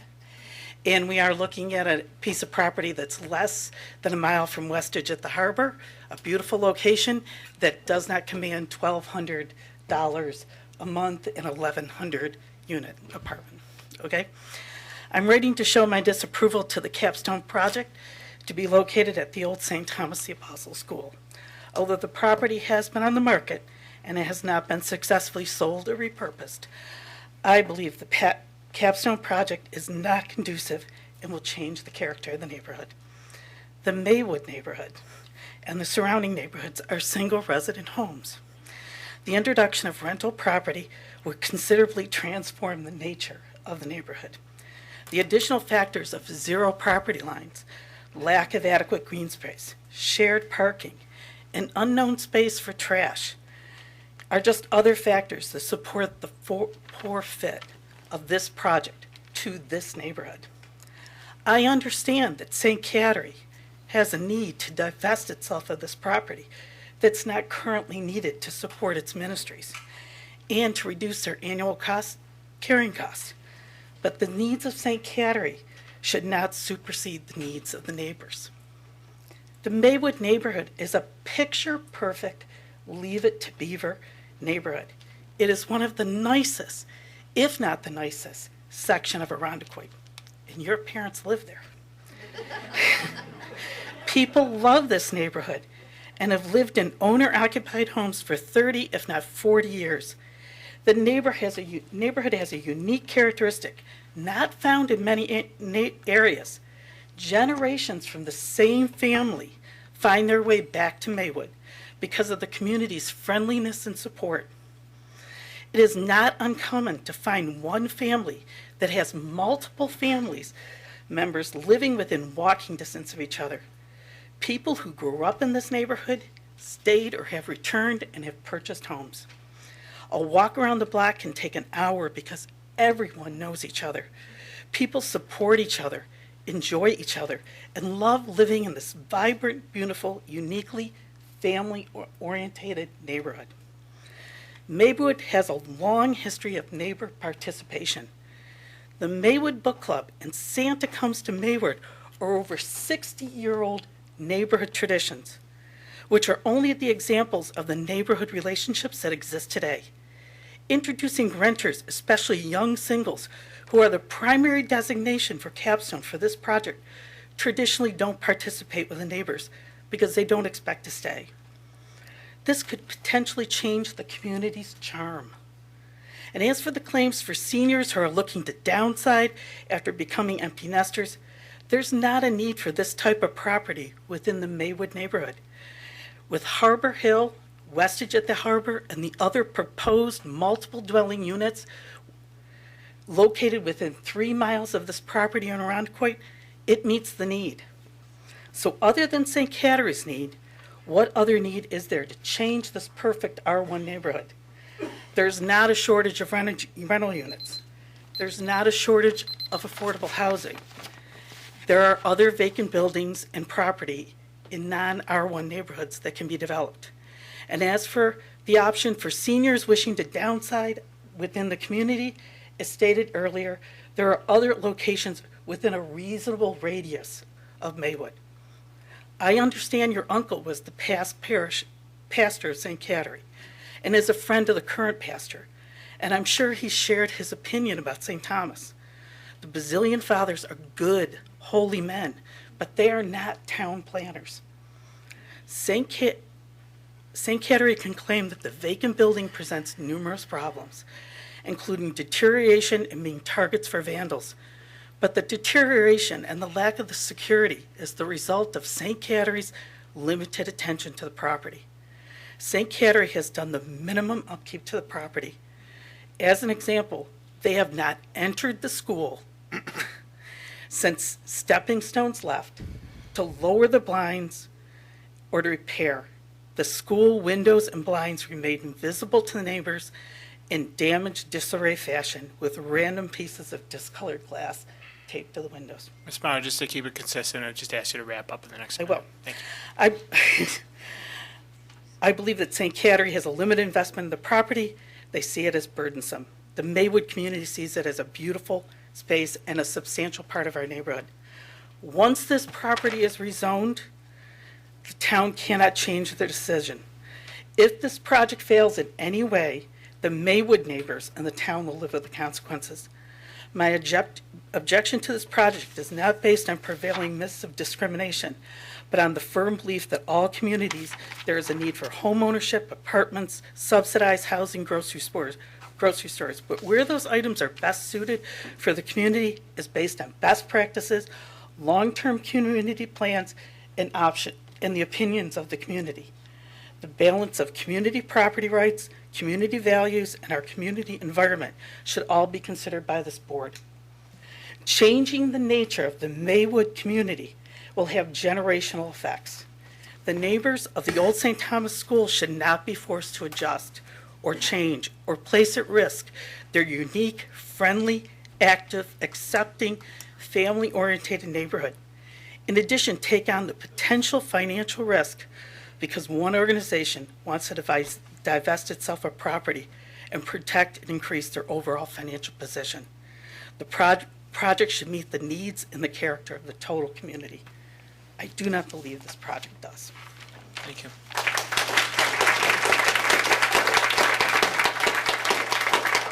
So, I do appreciate prepared remarks, and people are speaking very eloquently and thoroughly. If you do have prepared remarks, just try and perhaps gauge how long it might take. We're just trying to keep it consistent, so I don't want to ask people to truncate, but just be mindful, and I appreciate your consideration. Next, Francis Burdick.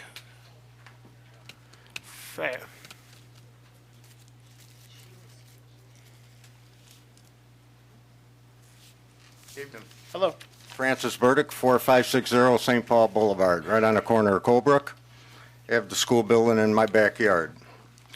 Well, this property at 41 Colebrook Drive sits in an R1 residential neighborhood, which needs to be respected as such. Changing to R5 multiple dwelling will forever change the character and the quality of the neighborhood, period. The proposed 27-unit apartment structure does not fit on the property, front, back, side, nor height. There's also not enough parking for this use. The tenants will be parking on all the neighboring streets, taking up all the parking spaces, even when there's snow and you're not supposed to park there. Their multiple variance requests proves this does not fit. They stated they will have children, yet there is little to no outside space for children to play. Now, this was self-created, and we as property owners have kept our homes up to code and maintained safety issues, while they have said they could not sell nor rent to a school due to major problems, repairs, and abatements. Again, this is self-created.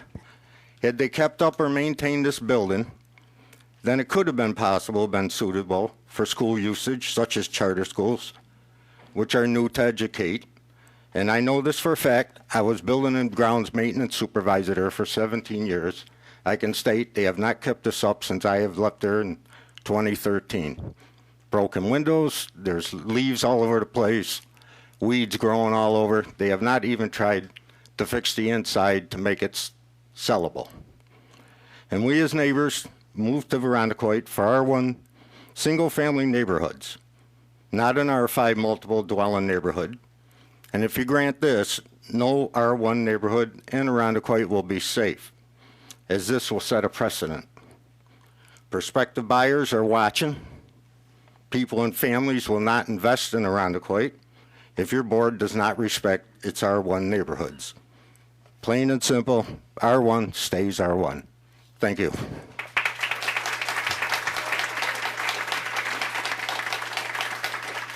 Craig and I believe Laura or Lisa Smith, forgive me.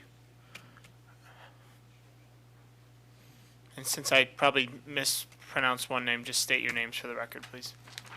Good evening. Obviously, I'm Craig Smith. Lila Smith. Lila, excuse We me. also thought that was a sign-in sheet. but Yes. that's- It just goes to prove you need to talk to I your lawyer love how all before this you sign impromptu speaking from our residents, so it's very impressive. Well, unlike most of the other residents who've spoken, we have been in our house at 4400 St. Paul Boulevard about exactly 1 year. The major reason we bought that house was the character of the neighborhood. It's wonderful. We could have bought a house anywhere, and we looked at a lot of places that, more in the city, and turned them down because there were apartments nearby. We want that. And my husband has a question. I have a couple questions. Although they're seeking a R5 zoning change, and you said it conforms to your master plan, are you planning on rezoning a larger area to R5 or just that one particular parcel? Before us right now is an application to rezone that parcel. We don't, I shouldn't say we don't preempt, we have no plans to preemptively rezone any parcel. I guess my question is, if it's just that parcel, how does that not qualify as spot zoning? If it benefits one individual company? Again, because if it conforms with the master comprehensive. Now, for instance, I use a parallel example of a property on Culver Road, which we rezoned for the purpose of turning into senior apartments. We did that last year. Similar circumstances, a little bit bigger, but it was just two parcels, but they were right next to each other. Was that R1? It was they were churches, so I believe they were R1. Going to Carrie might be able to jog my memory. R4 or 5, I believe. Those went to R7. Thank you. I think another example would be like the one that somebody said before, if you were rezoning the church to be a donut place, would be more of a spot zoning because it's not part of the comprehensive plan. Could they achieve the same use of that parcel by doing a special use permit or a special use variance? That's So they don't carried. have to change the R1 zoning. Variance. A variance, so they don't have to get.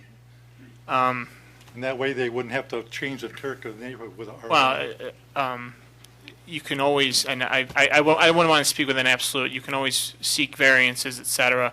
We recently had, I believe, a proposal before our zoning board in the Dunsmore neighborhood that requested a variance from R1 to, excuse me, we have a lot of different Rs in our town zoning code, if you didn't know, to R4, R5. That was not a request for a rezone. It was for actually a lot more apartments, and I believe the zoning board has denied that request. So they went an alternative route, and it was denied. So you can always seek a variance, but there's a higher threshold within the existing zoning.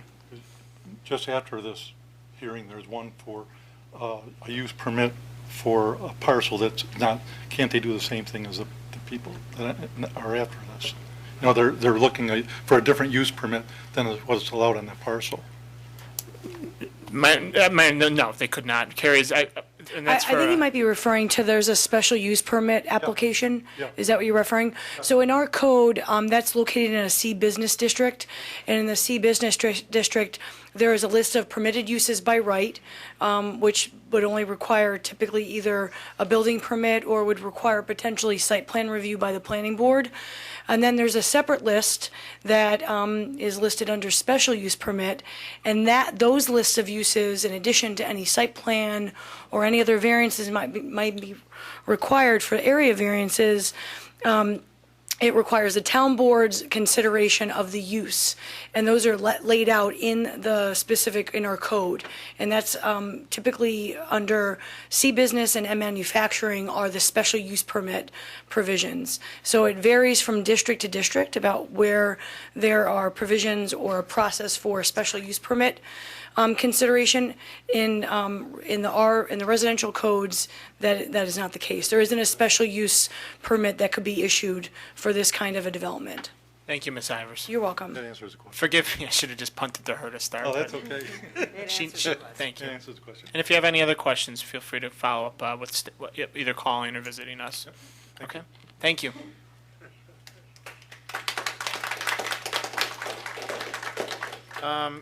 Forgive me again, Christopher Peterson, perhaps, or you can. Oh, okay. What's Chris's address? What street does he live on? That's okay. That's fine. Is he real? My name's Joseph Mauer. I live at 169 Washington Avenue, just 4 houses down from the proposed site. You can see it. Chris and I spoke, and one of the things he wanted me to speak for him about today was that the company that's doing this just has one thing in mind, and that's profit and money, whereas the people here have something else in mind, and that's actually growing their lives in the community. And he wants to know that as a resident of Arundecoit, that the board that makes a decision based on what the people they're representing want and not what a company looking for money wants. And that's what Chris wanted to get today. And as a 21-year-old recent college graduate, I know young professionals, and I know a lot of times they don't make the best decisions. And I know that crazy parties at night and all this going down just within eyesight of a school is not something that the aging population or the aging population of people in Arundecoit or anybody with kids wants in this area. And as you make your decision based on what the people in the area want, I ask you to drive down the streets, Washington Avenue, Glenmont Drive, Bellhurst, St. Paul, and look at all the yellow signs that are in opposition of this proposed plan. I ask you to do that and make your decision based on the people you're representing and not a company that has nothing but money and profit in their mind.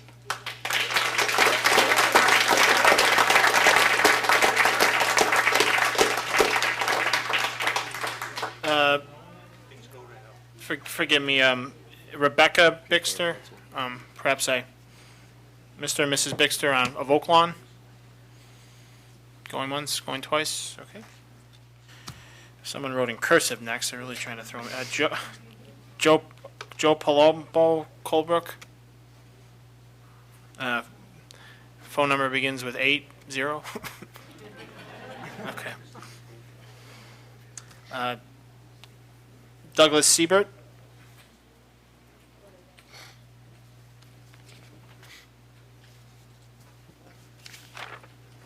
Just so folks know, we have about 4 more people signed up, but again, if you did not sign up and wish to address the board on this hearing, once we get to the last person who has signed up beforehand, I will call folks up. Good evening. Douglas Siebert, 32 Bellhurst Drive, 43 years plus. I can pretty much only say what everybody else has already said, reiterate that. I did happen to drive down St. Paul Street on Sunday, St. Paul Boulevard, turned right onto Colebrook, and with so many church cars parked there that the road was actually reduced to one lane. So I couldn't very well, I had to stop for oncoming traffic and going west on Colebrook, and I had to turn into a driveway to allow those cars to pass. I couldn't very well back out onto St. Paul. So I had to pull off there, wait for the light to change, the other cars to pass, and then I could continue east. And that's without the 27 apartments. I think it's become abundantly clear here that we don't need this project, we don't want this project, and we shouldn't have this project. Thank you. Thank you.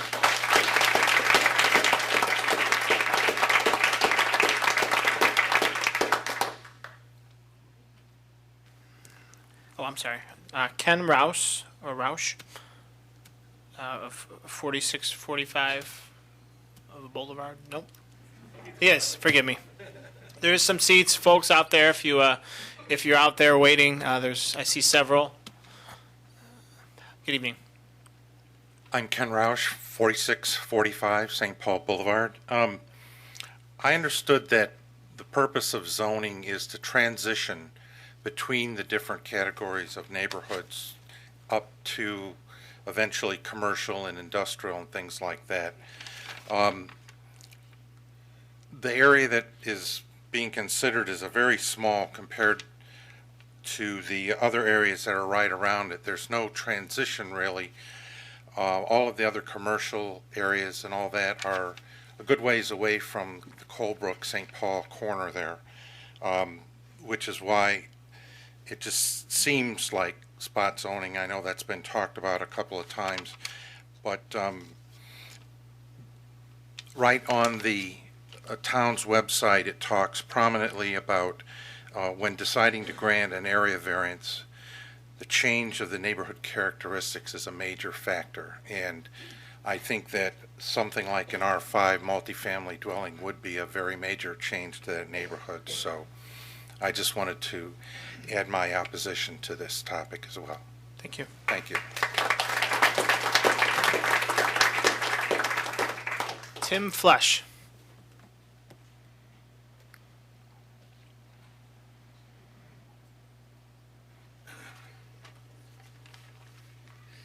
Good evening, Supervisor Seeley, board members, fellow Arundequoit residents. My name's Tim Flesh, and my wife Ellen and I have lived at 64 Bellhurst Drive for the past 27 years.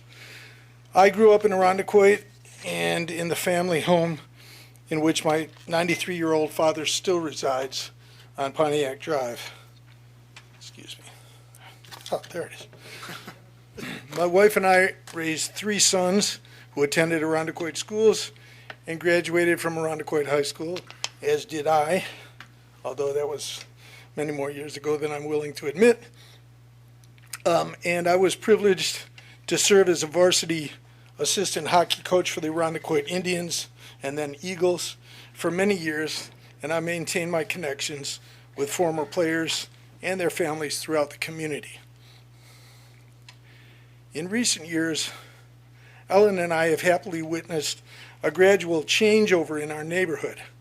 A number of young couples, many with school-age children, have begun to repopulate the neighborhood in which my wife and I were previously considered newcomers. On school days, we enjoy seeing their kids process to school, chatting, laughing on foot and on bikes.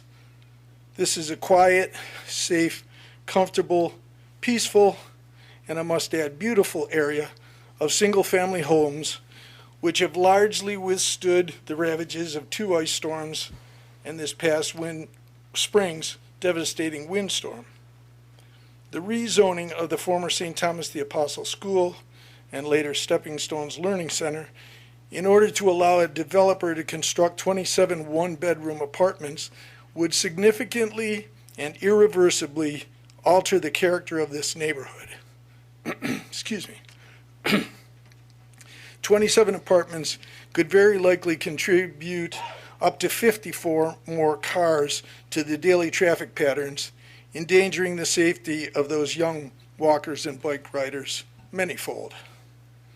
the many variances necessary for this project to proceed, as well as numerous practical concerns regarding parking, garbage disposal, the adequacy of electrical, water, and sewage systems, the lack of sufficient outdoor recreational space for potential apartment dwellers and their families and guests, make it patently obvious that this ill-conceived proposal would greatly detract from, rather than add to, the quality of life in this neighborhood. Additionally, if this school lot were to be rezoned, the rectory could be next, and then the church itself. Then someone might petition to rezone the now vacant home adjacent to the east side of the school property and put apartments in there. This could just be the first in a series of rezoning moves, each made more feasible by the previous one. In conclusion, the wishes and perceived needs of the Diocese of Rochester, a tax-exempt entity, to divest itself of property deemed no longer useful, should not supersede those of the vast majority, as mentioned before, just drive around the streets and notice all the signs, of homeowners / taxpayers / voters in this R1 single-family residential neighborhood. Thank you for your kind and thoughtful attention. Sir. Kyle Hartz.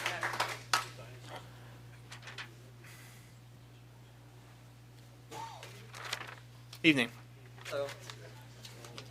Hello, my name is... Shh, folks. Thank you. Hi, my name is Kyle Hartz, and I live on 21 Cove Drive.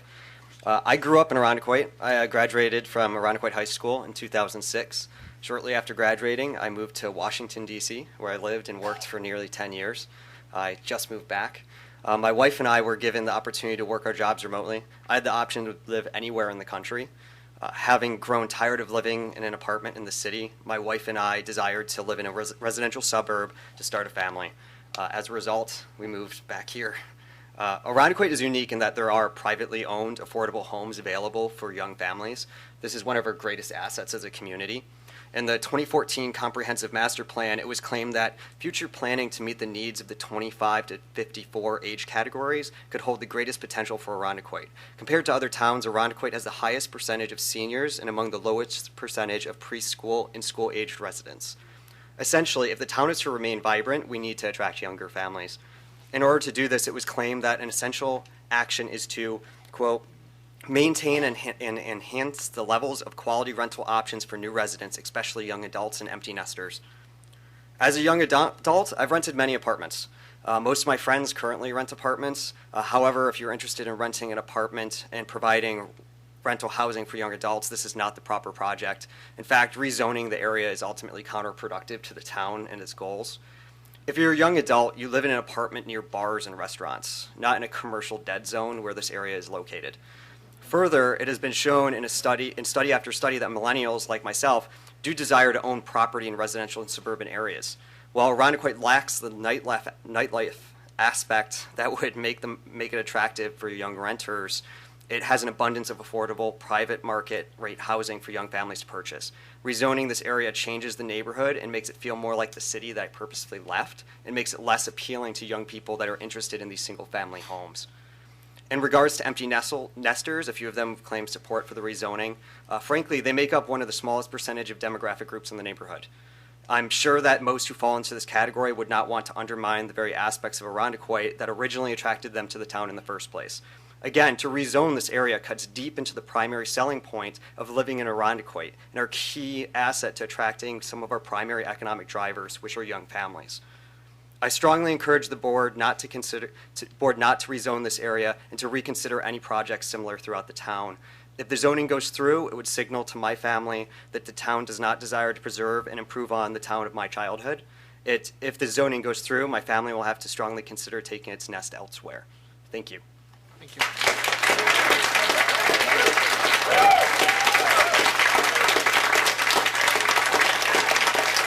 Sarah Kinman.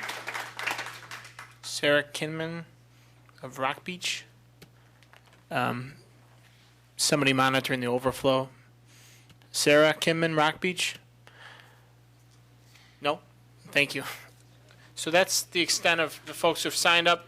If you have not spoken and wish to address your board, and that includes people in the overflow room, you may come forward. Give me a sense, raise your hand, just so I know. Okay, 1, 2, 3. Okay, so you were first. Why don't you step forward? And then feel free to come up one after the other. I don't know if you want to line up, or I don't think we'll be fighting each other. But Hi. Hi, how are you? They might want to after I'm done, but my name is Brian Warren. I live at 47 Cottonwood Lane, and I just have a few points I wanted to make. It seems like I've heard a lot about the project, and I live a little ways away. We spend a lot of time down that way with our kids, and I think the neighborhood is exactly the way these people describe it. It's beautiful, and you don't want to change it. But I'm a little unsure about how people renting nice apartments will change that. I think that I have a small construction business. It's kind of a destruction business, actually, so I'm involved in a lot of these projects. And when you take an old building that's just sitting there rotting away and you turn it into something useful, that's why I feel strongly about this. I understand some of their points, most of their points, but I disagree with some of them also. There's other towns, and I know not a lot of people want to hear about other towns, but East Rochester has the Piano Works Mall right now that they're converting the whole second floor into loft apartments.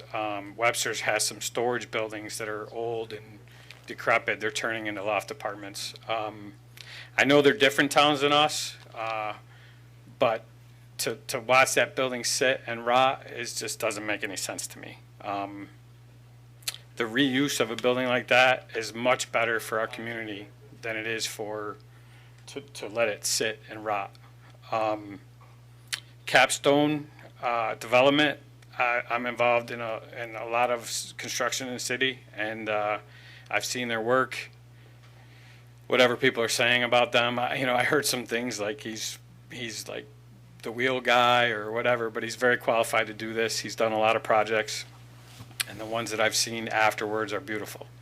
The Buckingham work that he did was outstanding. The rumors too floating around town are unbelievable. Like there's going to be 27 trash cans blowing around the parking lot.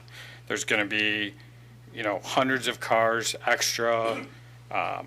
It's low-income housing. My neighbor literally told me it was going to be low-income housing, and the crack and the thieves are moving in. So I just think everybody needs to get their facts straight, and I don't know if I'm smart enough to talk about what your property values will be, but I know a nice piece of property next to you that's working and looking beautiful is not going to hurt your property value.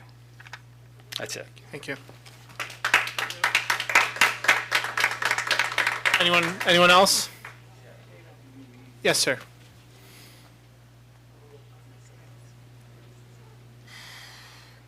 My name is Dan Hare. I live at 376 Washington Avenue for 40 years now. I've been a heating contractor, and now I'm a salesman. And you just can't compare East Rochester to West Irondequoit. I mean, it isn't even close. And, I've done some other things. I got drafted in '68 and went through basic and AIT and OCS and Ranger School and Jump School and Jungle Expert School and Counter Sniper School. And this isn't about how great I am, but you get a sense, you get a feeling. This project gives me the creeps. You go to Keeler Street or Seneca Towers, you walk in. I go in there during the week to visit folks, but you go in there on the weekend and the guy stops you at the door and checks to see if you have a weapon. If you don't, he gives you one. I'm gonna. So we have 27 times 2 or 3 coming into the neighborhood. So let's say it's times 2. And I want to remind you, I've got 14 grandchildren. I raised 4 children in this house. And I said before, they went through Irondequoit, they have 7 college degrees, and they've given me 14 grandchildren. All out of New York State. One, I believe, graduated with you, Kimberly Hare. But who's now living in a 1,400 square foot condo in D.C., 6 miles from the White House, and not paying a whole lot more than this fellow says he's going to charge for these basement dwellings on. Why live near the White Colebrook. House when you can live near Town Hall? Yeah, I agree with you. Shame on her. What does she know? But you know, a lot more than me. you get this sense, and all I can tell you is this. There are going to be 54 people in that building, and a man walks up to you and says, there's 54 pills in here, but one of them has cyanide. But they're peanut M&Ms, and we all love peanut M&Ms. We're hungry. So maybe you take one, because you know, right? You're okay, 54 to 1. Then he hands it to your child. Do you let your child take one of the M&Ms? We have no certainty with respect to the nature, disposition, or character of the 54-plus people going in that building. This is a walking neighborhood. Every morning at 6, I walk my Chihuahua, and I'm greeted by 20 deer and 3 human beings and a couple of dogs. Everybody's trying to ignore the elephant in the room, and that is this, the security of our neighborhood and the well-being of our wives and children. And these 54 or 70 or whatever unknowns, remembering now that parking and electric and water, that's just noise, that's just a distraction. We have no certainty that there are not going to be people who otherwise would never be in this neighborhood in that mix of 54 people in 1 acre of land. Those are my thoughts, and I really appreciate your willingness to listen, all of you. Thank you.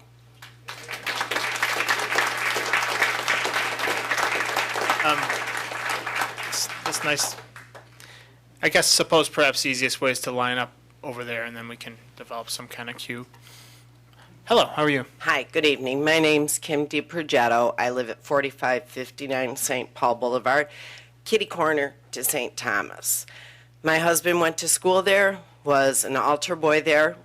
We left the area, came back, chose to raise our kids, moved into this home.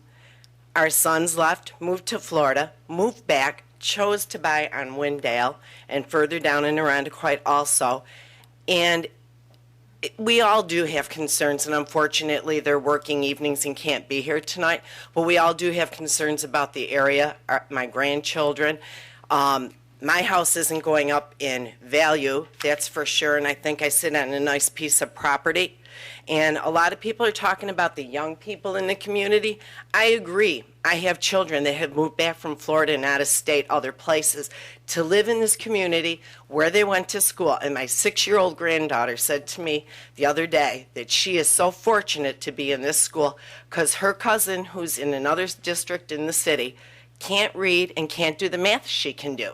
I have to say, my kids are proud to be a part of this community, but I can say my husband, who's a veteran, who fought for our country and who lives here, I know this happens to this property across the street. I won't be living here anymore.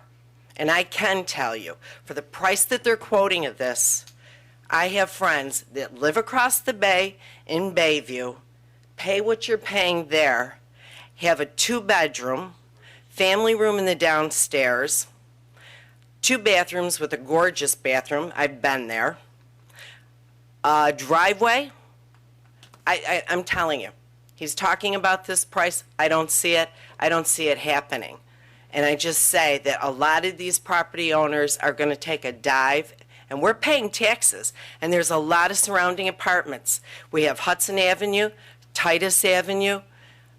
I just don't understand what the need is for this piece of parcel to be turned to apartments. I too see walkers from my window, sometimes 3 o'clock in the morning on a nice summer eve. Yeah, that's a weird hour. I know you're going to think I'm crazy, but I've seen it. 5 o'clock in the morning, I've taken the bus from my home, come back home. I feel safe. I love my area, but I can tell you as a homeowner, my husband is not going to stay there if this is what's going to happen to our property. And I am one of the older citizens of this community that wants to remain in my community. Thank you.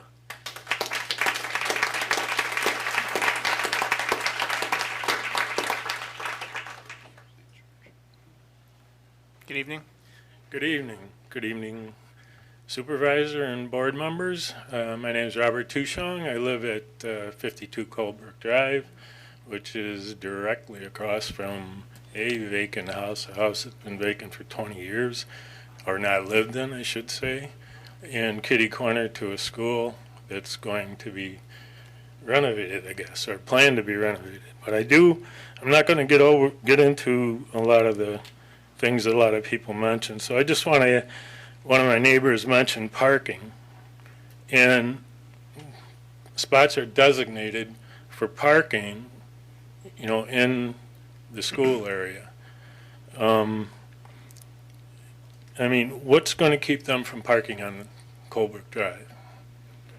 The signs there say no stopping 7 a.m. to 4 p.m. school days. What's going to happen with that signage? We do not want people parking on Colebrook. We've lived with the people in the church parking there, and my neighbor even cited the number of times you almost get hit coming out of your driveway or driving west to St. Paul because people park all the way to the corner. We've complained. We complained to Father Callan. He renounced it at church. Nothing happens. The town doesn't ticket people going to church. So, I mean, those 3 spots to the end of the street could cause havoc, but they've been ignored. So that's parking. What's going to be done with it if you approve this? The second thing is the green areas. Now, I think I have more green area in my home area than they have over at the school. And it's a single-family home. The green area, for the most part, faces Colebrook Drive. So I get to sit on my front porch and watch cookouts, picnics, yard games, whatever. That's what people do. That's what I do, but it's done in the backyard. They have no place to go in the backyard there. It's all parking lot. It's part of the church. And the third, and probably the biggest pet peeve I have, is that driveway. They want to change that to 2-way. And if you see the bushes that line there, that property that's next door that hasn't been lived in is starting to be maintained better. They're fixing it up. I'm assuming they're going to sell it, maybe. There used to be a stockade fence around it that fell down. But I know if I bought it, I'd put a stockade fence all the way around the sucker. But that driveway, the sight lines are terrible. The only sidewalk goes on that side of the street. The kids go back and forth to school. Lots of families walk there. Their kids ride their bikes. My grandkids ride their bikes over. I just don't see a 2-way traffic. Something would have to be done on that driveway if you approved that. It's just not safe. I thank you for your time. Anyone else? Okay, ma'am, and then this gentleman right here. Go ahead. Good evening. My name is Helena Bernard, and I reside in the Huntington Hills area, 84 Huntington Hills South. As a newly owner of a property in Arundecoit, I formerly lived in Williamson, Wayne County, moved here because of the neighborhood feeling. After owning a 52-acre farm, downsizing, never thought about Arundecoit until I came and visited once. And voila, we moved. You've heard from very young professionals to a 20-year-old, 21-year-old recent graduate explain to you neighborhood. When you put your head on your pillow tonight, that's the word you're going to remember, neighborhood. And that's what makes Arundecoit beautiful. When you start changing neighborhoods to accommodate an industry that proclaims you're going to get, $1,200 a month in rent. What I do for a living, I sell to prisons, to jails. They're filled with people who can pay $1,200 a month in cash from their erroneous and criminal livelihoods. Some of those things are attractive to a town like Arundecoit where I can pay $1,200 a month and do a business that is illicit and criminal, but I can afford it. This is the kind of things that sometimes gets attracted to an apartment complex such as this. You had a young couple that left Greece because of that and moved to Arundecoit, chose Arundecoit. So when you go home tonight, you're going to hear neighborhood. And I would suggest that you take that to heart, because everyone in here votes. And if you don't take it to heart with what the people want, the majority of the people, this is a democracy, the majority of people have spoken. You have a real estate agent out there or a management company that if it gets too hot in managing this property, they can leave. But then you have the people in that neighborhood that still have to deal with the issues at hand. And they've been thoroughly explored in this meeting here. So go home, rest well, but remember, neighborhood. Thank you. Thank you.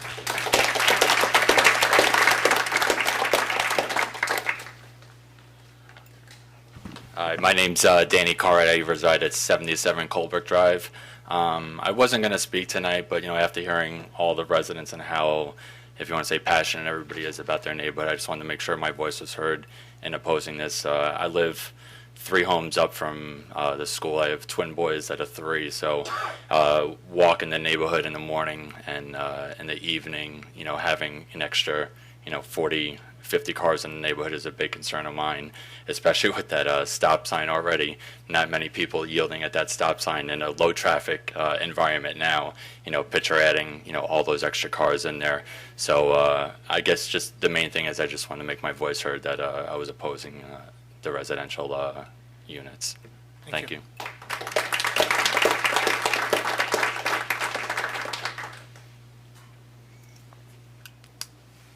Board members, Robert Basagio, 25 Thindera Lane.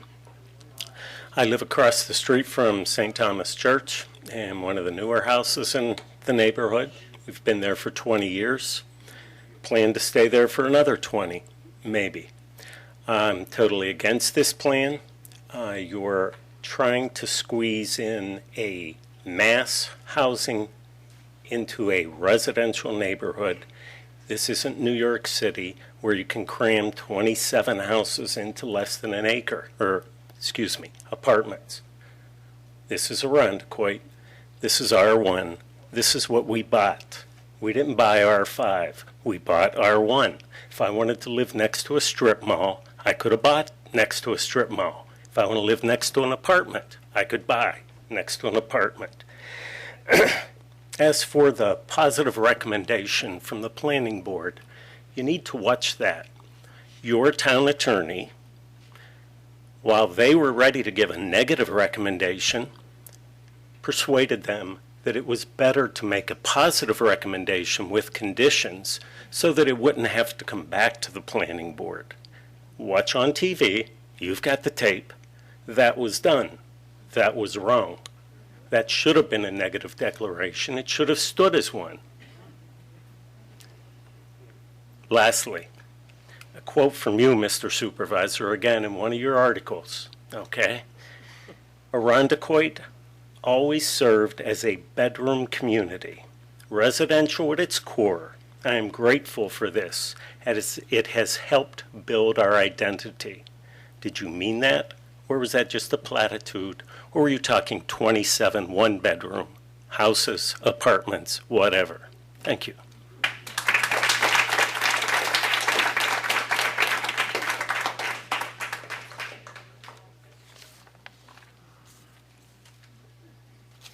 Evening. Good evening. I'm Father Not morning Paul yet. English. Not morning yet. I'm Father Paul English, 445 Kings Highway South, the pastor of St. Catherine Parish. I stand here in support of the proposed 27 apartments in the school building. A lot of good reasons. There's also a lot of real concern that I've heard on the part of our neighbors, and that's real. We should listen to them and pay attention. I am rising to say, though, that we need to listen to each other based on facts, on real concerns, and not use dog whistles that are racist. Order, order. Dog whistles are language that can mask fear-inducing concerns and terms. And if we're going to have fears as the basis of our talk to one another, we should at least mention them aloud, and not use dog whistles, because that's crazy. It doesn't make sense. So I want to say that I think that it would be a good thing. I think that this very fine neighborhood, and I really do believe it is a fine neighborhood, everyone is calling it a community. And one of the great things about communities is that they reach out to their neighbors and welcome them and help them become part of the neighborhood, rather than immediately rejecting them even before they arrive. And so I would like to challenge my fellow Irondequoiters to consider that maybe people who move into the neighborhood would not be evil people who are intent on selling drugs or bringing crime, but instead might be very fine neighbors to whom they could reach out and share some of that community experience that they've enjoyed and been blessed with. Thank you.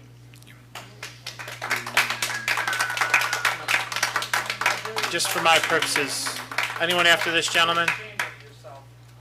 Folks, please. Go ahead. Thank you. Thank you. I'm John Nicholson. I live at 40 Colbert Drive, directly across from the steps that I had my first communion pictures taken on. Born and raised in the house, 46 years Folks, old. I'm just going to ask, please, I can't hear the gentleman speak, and I just ask for your silence. Thank you. I'll keep it short because I didn't bring all my stuff from last week. I wasted bringing it to the wrong meeting. And then I left it home tonight. But I'll just give you a few things. If you need quotes, I can Google them for you, but I'll get it for you. I did a lot of due diligence looking up the numbers. Let's just face one thing. The area is too small for it, period. I think it's been said, but the National Survey of Apartment Life and many things say one bedroom support on average 2. So that means some more, some less, but I average 2. We're not considering guests, family, weekends, parties, things like that. So 54 cars, no, maybe not from just 2 people per apartment, but national average again says 1.6 cars per apartment. So if you take that, now if just 15% of those people have guests over during Super Bowl Sunday, oh, it's the day there's church, okay, but any weekend, holiday, or anything else, guess what? Now you're upwards getting into 70 to 80 cars. They have a 27 spot, then it was turned into 21 that they had over on the side, and then they have a shared agreement for the rest.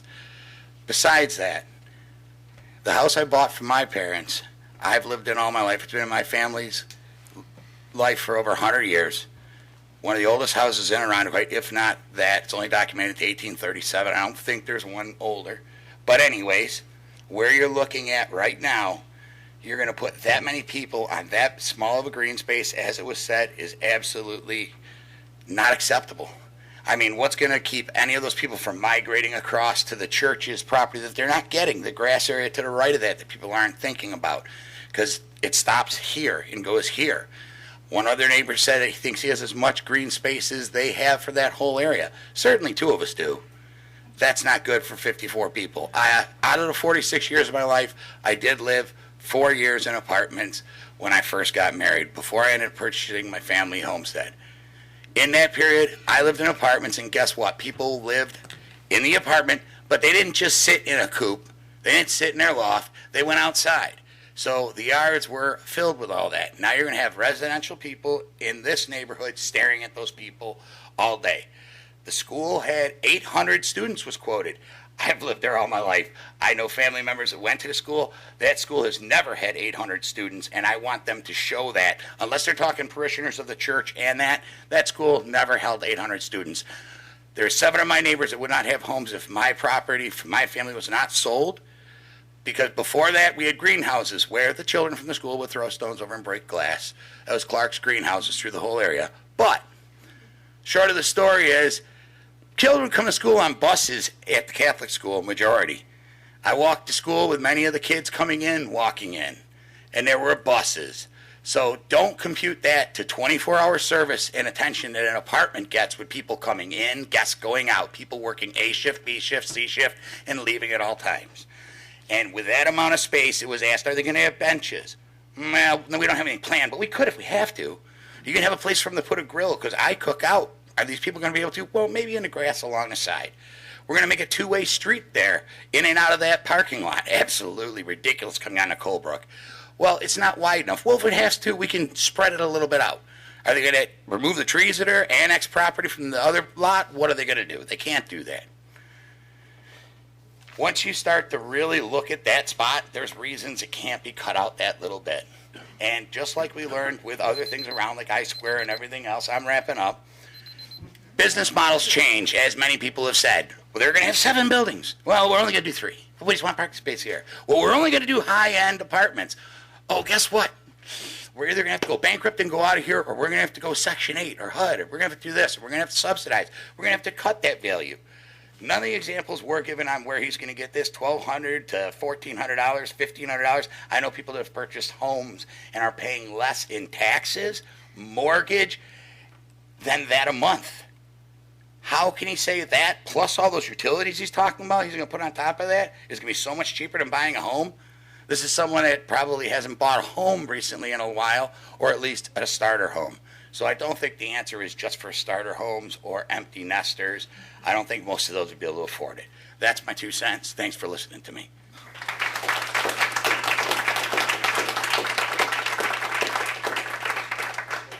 I don't see anyone else who wishes to address the board. Ma'am, we're just going to have one, so I'm only folks who have not addressed the board. I wanted to address what the pastor said. Nobody has talked. You can address it. We are accepting comments. You can address it to the board via written communication. Okay, but thank you. Hi, Sam Cagnina, 4598 St. Paul Boulevard. I've lived there 40 years this year, and before I bought my house there, we were going to buy a house in Gates. I found out there was an apartment building behind the property I was looking at. We bailed out of that quicker than you can imagine. So people buy with an expectation of where they're going to live and where they're going to be for a long time. They didn't buy looking for an apartment building to pop up in their backyard 10 or 15 or 20 years after they bought their home. Now, there's nothing on this plan or this project that there's an upside. It's too small a piece of property. It's not zoned properly. Even if it was a zone 5 or an R5, area, the property still doesn't meet the requirements for an R5 building. There's not enough space. There's not enough parking. The building's too high. It's too close to the church. There's no upside to this project anywhere. All it is that the Diocese of Rochester wants to unload a piece of property, and they don't care what they have to do to get rid of it, but they just want to unload the financial burden of it. That's their bottom line. The only people that have spoken in favor of this project don't live near there, and they're associated with the church. If they can't maintain the property, do what Kodak did and knock it down.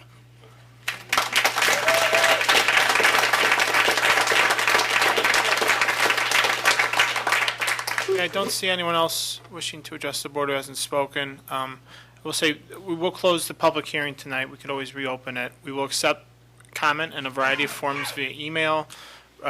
Come visit us, written letter. We do have, as I said, seeker taking place, which will be for consideration potentially next month. It will not be. We will only be declaring ourselves lead agency. So I will now accept a motion to adjourn. Motion to close the public hearing. Moved. Second. All those in favor say aye. Aye. Aye. Opposed? The public hearing is closed. I'm assuming folks might not want to stay for the balance of the meeting. You're welcome to. I know we have another public hearing that I wanted to get to in short order, so I ask people just please leave and perhaps converse outside because the noise does travel. Oh, we got a lot of going. No, I didn't. We're continuing the meeting, just so you know it. Okay.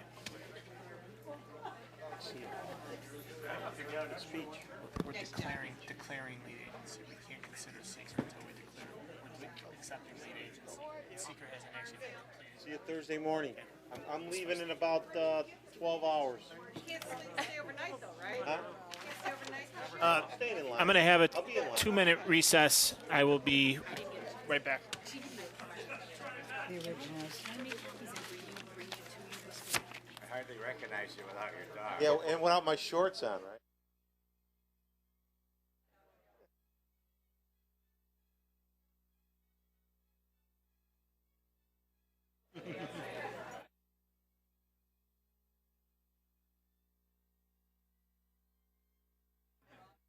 Government Access Channel.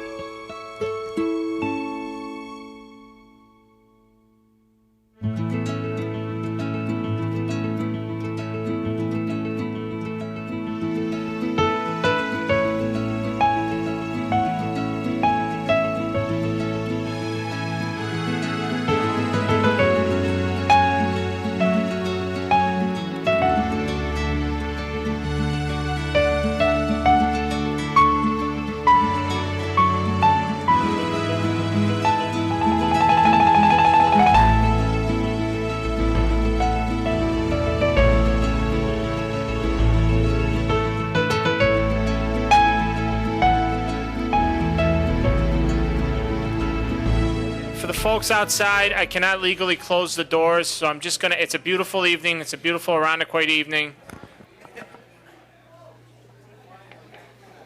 Okay, Madam Clerk, why don't we call up the next public hearing relative to a, public hearing 2A, please?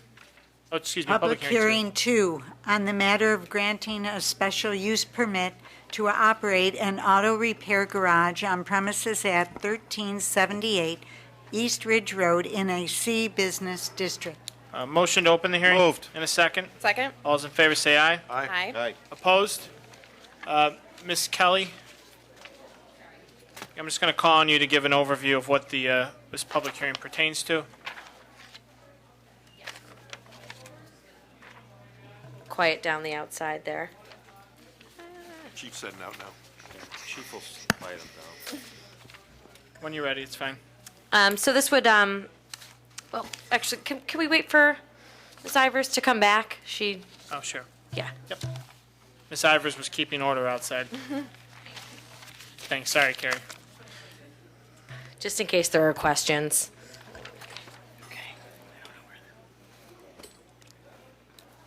Take your time, ladies. Okay. It's my fault for probably trying to move along.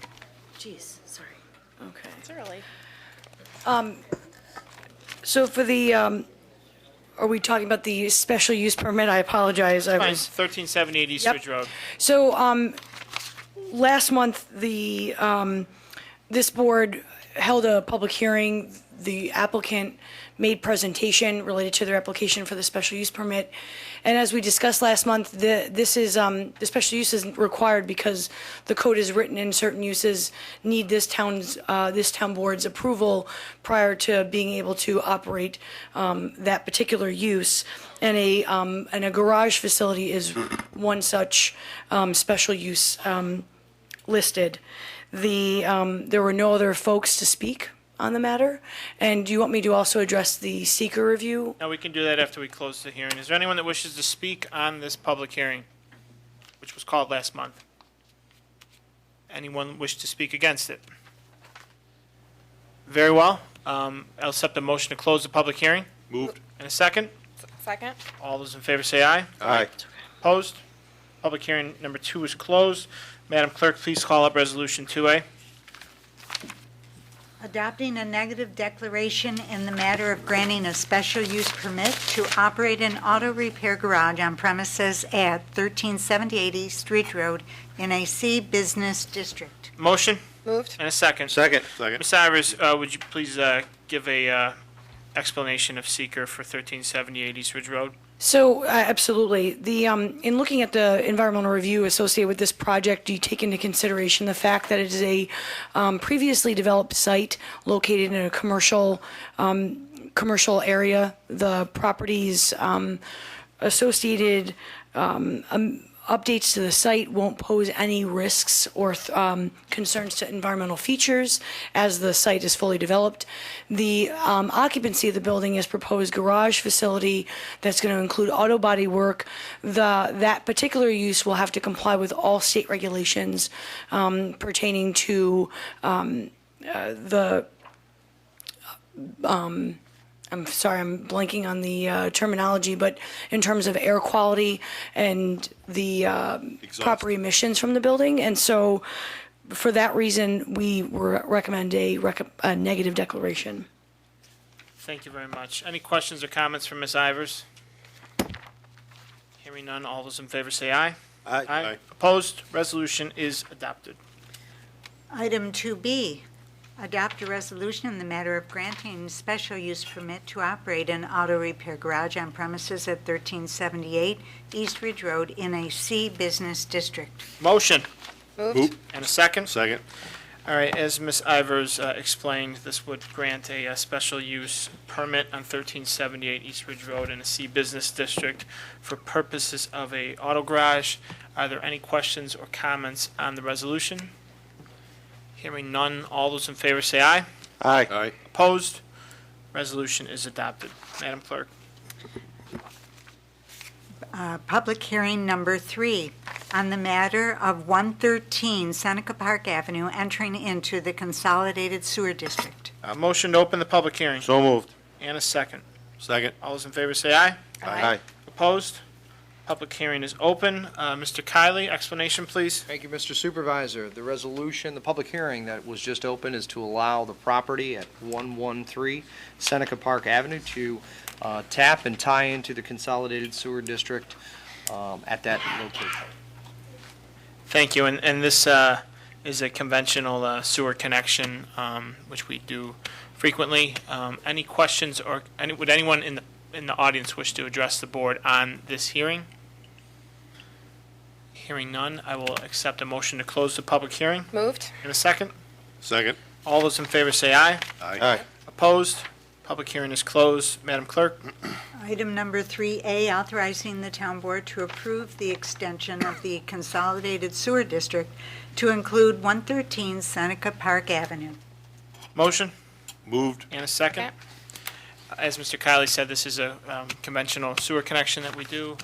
Public hearing was held. No comments were received. Any questions or comments on the proposed resolution for the connection?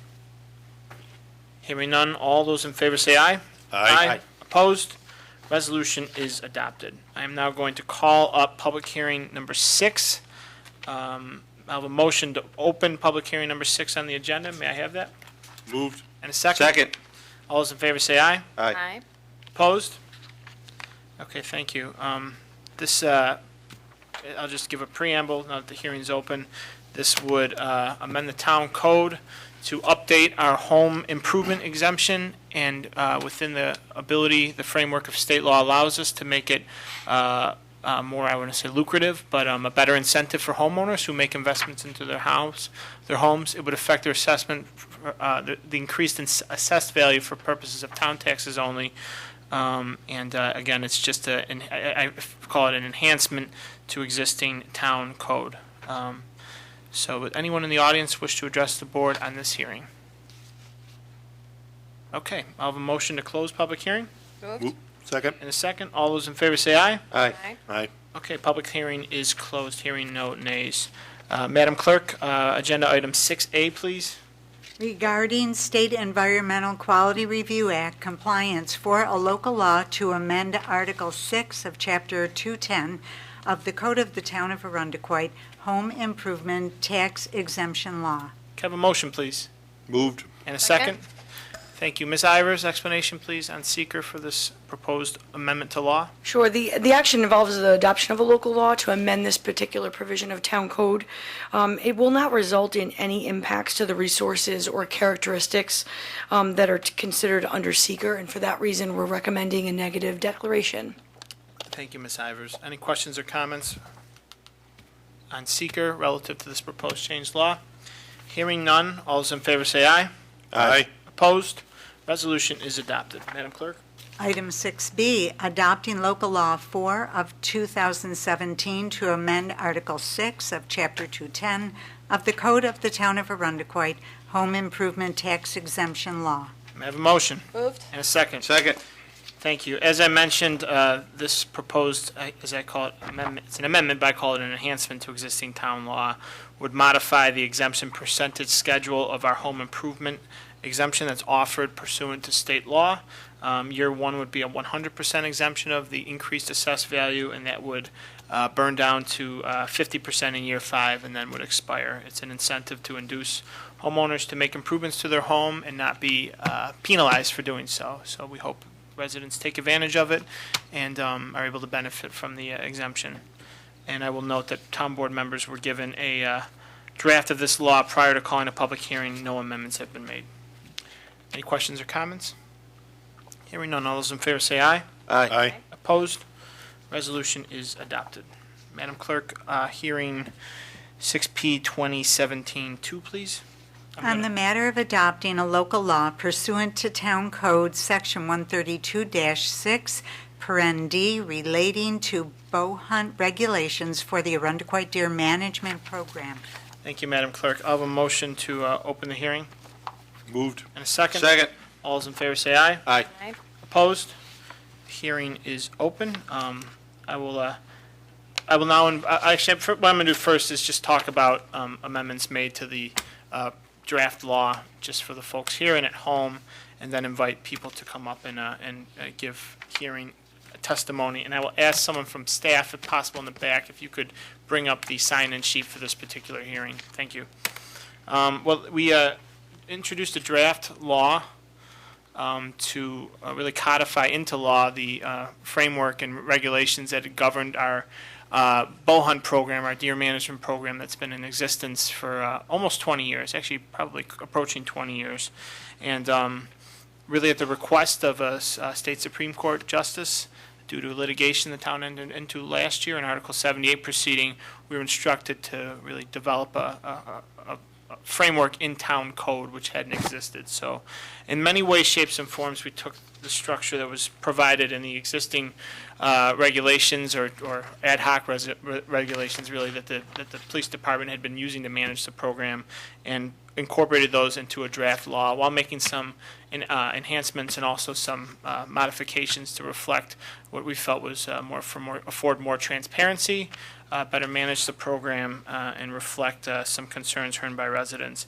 I'll just note that we did receive a number of suggested amendments to the proposed town law, many of which were incorporated, and I thank the folks for the providing those amendments, those draft amendments. Obviously, not all of them were incorporated, and certainly residents have the right to tonight and elsewhere to express approval or disapproval for those, but our goal in revising the draft town law was to ensure that the program was able to be well run and meet the objectives of managing our deer population. I'll note that we did add a suggested amendment that hunters shall not hunt or it shall not be for commercial purposes or financial gain. We did modify the notification on the town's website to ensure it was prior to commencement of the program. As far as the Deer Management Program Board, a very good suggestion that we wanted to make sure there was open application for it. It would allow residents to apply for the position that I believe is appointed by the town board. no, I'm sorry, that is appointed by the town board and is a representative, originally was of the chief of police, but that'll be an open application that the town board will be able to consider, so we won't preclude anyone from expressing interest in that. We also created a timeliness of decisions made by that Deer Management Board. We did add, and it was noted that our draft had, our draft submitted to the board had omitted an initial draft's provision regarding the means of assessment of the deer population using a licensed biologist to really validate or legitimize the continuation of the program. So thank you for pointing that out. It's good to have citizen eyes. Provision on page 3, the hunter shall only have one chance to pass the course in a year. That reflected really existing governance, so thank you for that. Regarding notification, if a deer strays into a property other than the specified property for the program, we just clarified that it shall be the hunter's responsibility to notify the IPD officer of such situation. We clarified that public and private streets shall not be permitted for discharge. We added a provision regarding a designated bus stop to reflect, not wanting to have it near any place within harm's way. So certainly bus stop was appropriate. We incorporated a provision that there should be no more than 2 hunters on a qualifying private property. Some of the town properties are larger, so we didn't want to box that number in. And we just added another provision regarding IPD notification of the neighbor who made the request to have a property removed from the program, the timeliness of that, and that is the extent. So again, I'm happy to incorporate many of the suggestions, and with that, I will now allow for public testimony as folks signed up on the sign-in sheet. And first up, we have, and I actually want to thank folks for their patience. I know sometimes we can't control the timeliness of things and the agenda items, and I will call up Adam Stein first. Mr. Stein?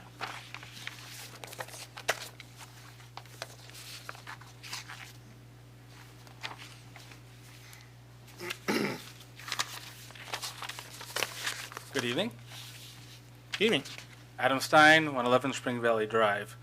I did notice the changes that you made in the previous regulations to this one, so I do appreciate that you did put in the changes that were suggested, but I think we could still do a little better. So I'm just going to go over a few things that I think are the biggest problems still with it.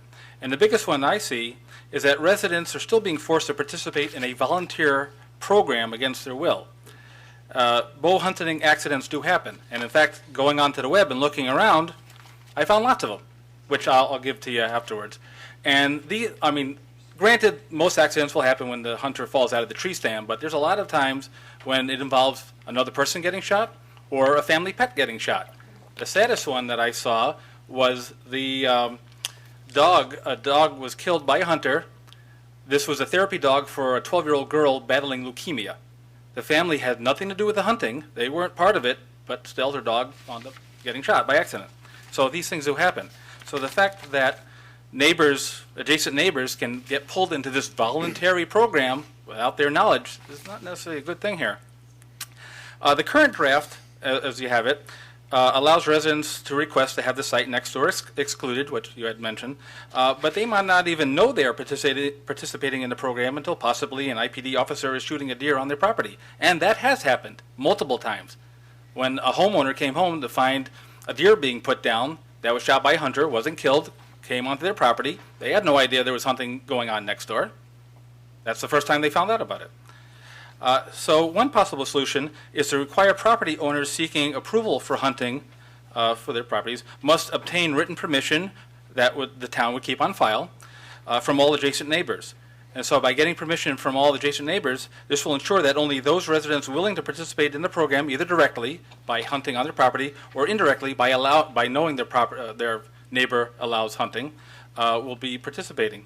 Also, this provides information that a particular property might be used for hunting, so neighbors are also informed. Which leads me to the second thing, lack of communication. Okay? We don't know what properties are being considered for hunting, whether hunting for a particular property was approved.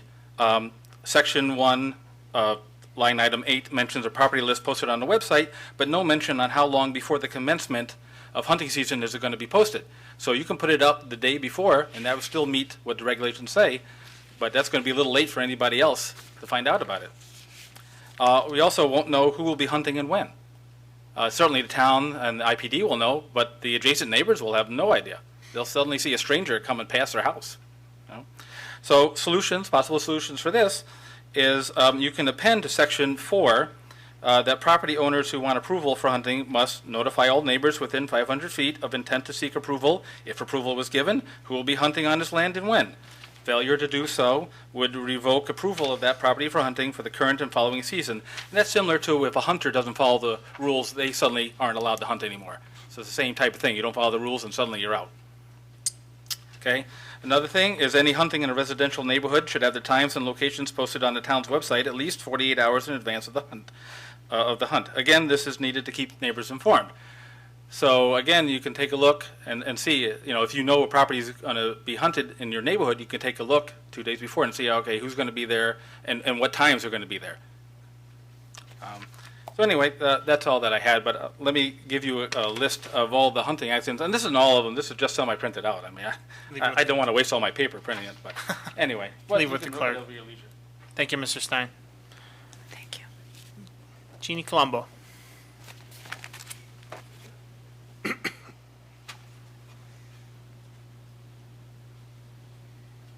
Good evening. Good evening, Council. How are you? Very good.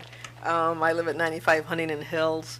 Hopefully this deer thing will be resolved and I don't have to come to your late meetings. But I was thinking in humor, because you did put up with a lot tonight, and I appreciate all of your patience. You're all very professional.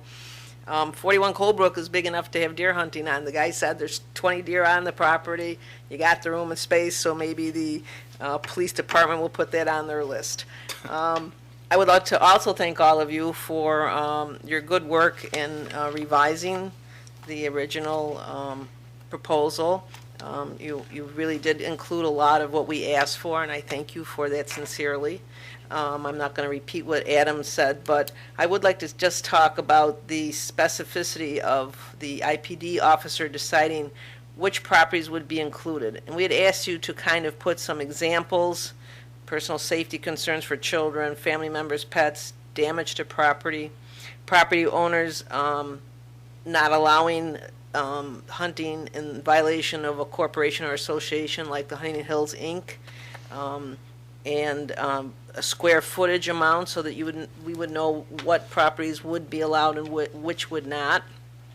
And we'd ask for an acre because that seems more reasonable, which I think would let Colebrook in.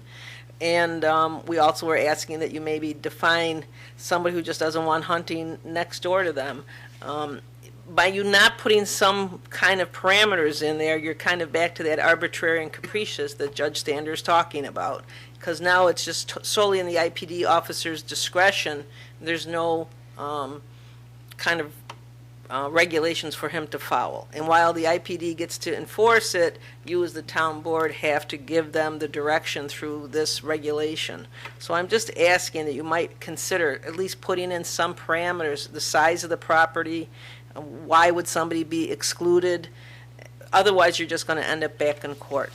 But we believe that you did do a good job. Obviously, we want more. Everyone always wants more. Maybe you'll give us a little bit more. But thank you for paying attention, and thank you for listening to us. We do appreciate it. Thank you, Jeannie. Thank you for your input. I know you were very much involved in that. David Reese?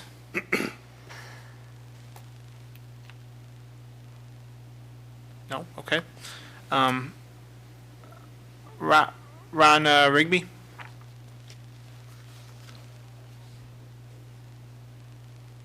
Mr. Rigby, how are you? Good evening. Ron Rigby, 38 Glen Hollow. Good evening, Supervisor Seeley and town board members. What do you have there? A weapon. Got a quiver. Don't say that. Close to it. Okay. Oh, it is.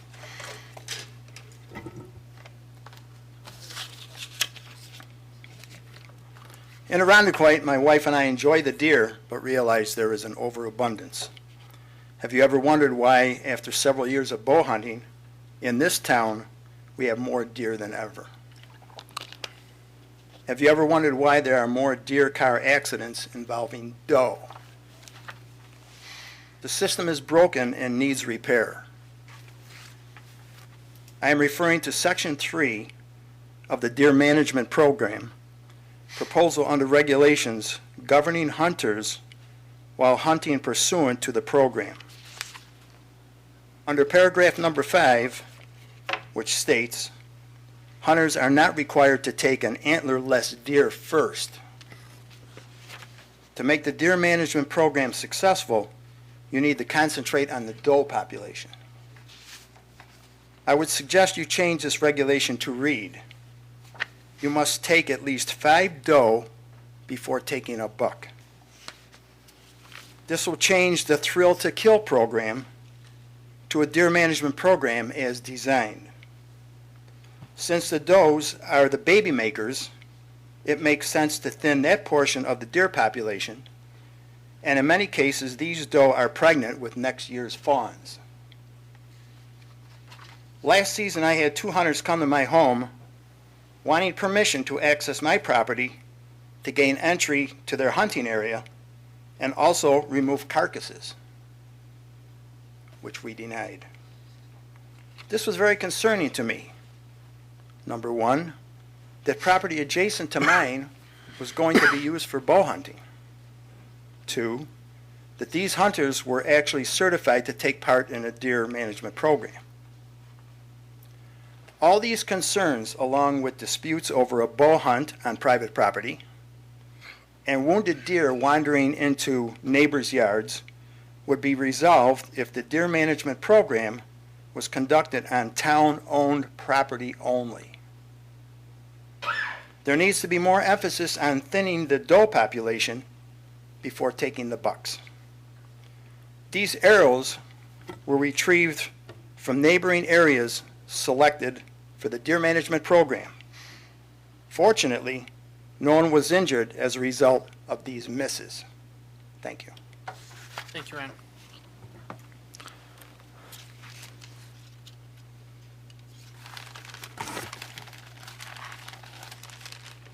Okay.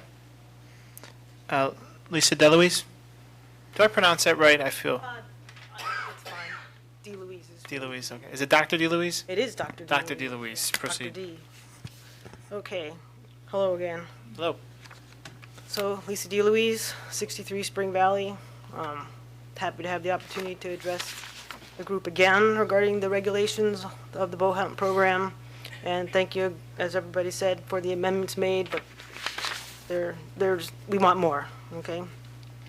And I'm going to echo some of the things that have already been said because these are the ones that are most important to me. First, giving the Arundecoyt Police Department officer in charge of the bow hunt program the sole responsibility to decide the suitability of a proposed site for hunting is far too subjective. When Officer McCackey steps down, and then the next officer in charge, he may have or she may have a different opinion about what suitability entails. Therefore, you must make that process more objective and consistent, in the site approval process, considering the huge impact that it has on the rights of tax-paying homeowners. A minimum lot size of 10 acres is what I would suggest based on an incident that happened in my neighborhood on October 19th, 2016. I know where the deer was, at least I know where the hunting site was, and I know where the deer dropped approximately. And the trackers couldn't find it. They had to get a little dash hound to find it. So if you wrap, that radius is 10 acres.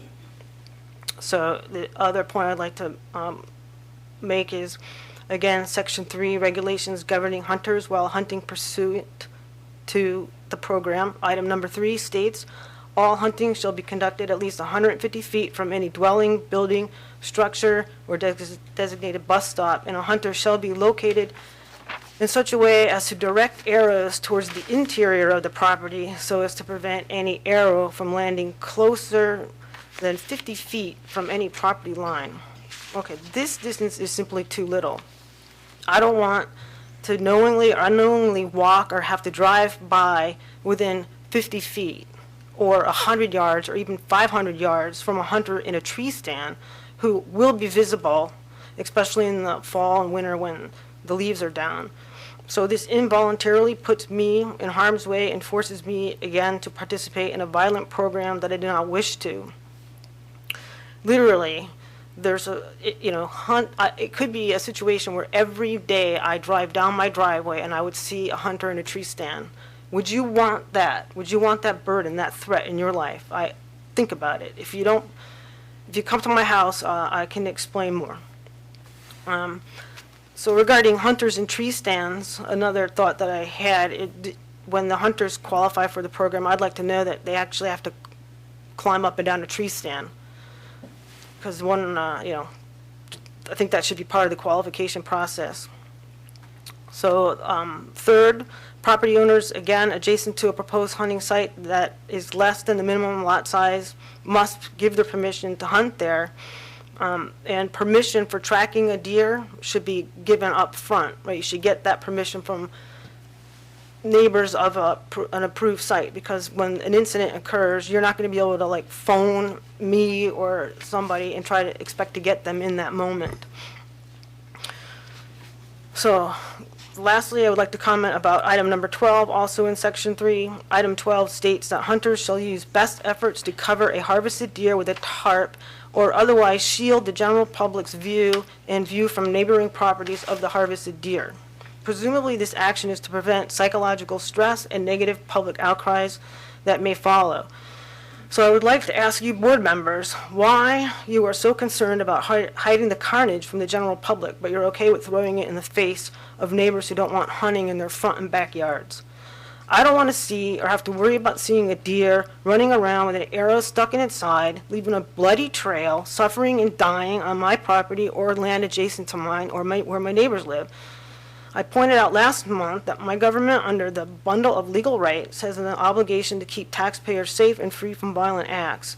The way this program is currently regulated, I fear that my rights may be violated, which will bear regrettable consequences for all of us. Thank you. Thank you, Doctor. Steve Wild. Mr. President Emeritus. Thank you. I'm Steve Wild. I live at 500 I know this Hoffman community Road. so well now, so I know everyone's Yes, title. this is becoming a monthly thing, although it is enjoyable to see government at work. I mean, actually getting something done. Okay. Now, on with the business. To follow up on what my colleagues have said, the improvements to the proposed code is good. There are a few tweaks that need to be considered seriously. You've heard most of them. I want to add a couple of items and then a comment. First one is there's a section in there that talks about tracking a wounded animal onto an adjacent property. And how do you get permission from that property owner that's adjacent to the permitted property? There's also a statement in there, and I believe it's still in there if I remember reading it, that tracking that deer by the hunter with a police officer is not considered trespass. When in fact, after doing a little research, looking at the Department of Environmental Conservation on posting of your property, and I want to quote something in here. One, it says, must I post to keep people off my property? First answer is no. Trespassing is illegal even on unposted property. They go on to say, instead of posting, we have the option, the property owner has the option of writing a letter stating specifically what the reason for not wanting people to be trespassing on your property, stating what the property size is, giving specifics about it, and the reasons for not wanting that trespassing. It could be much like a standard posted sign that says, private property, hunting, fishing, trapping, or trespassing for any purpose is strictly prohibited. In other words, what I'm saying is instead of putting up a posted sign, all we have to do is notify the authority having jurisdiction here, which would be the Irondequoit Police Department operating under the direction of this board. We could send a letter. I could send that for my own personal property. Now, in that same document, on the second page, goes on to say, may a hunter who has wounded game pursue it onto posted property. Now again, this posted is either the letter or an actual posted sign.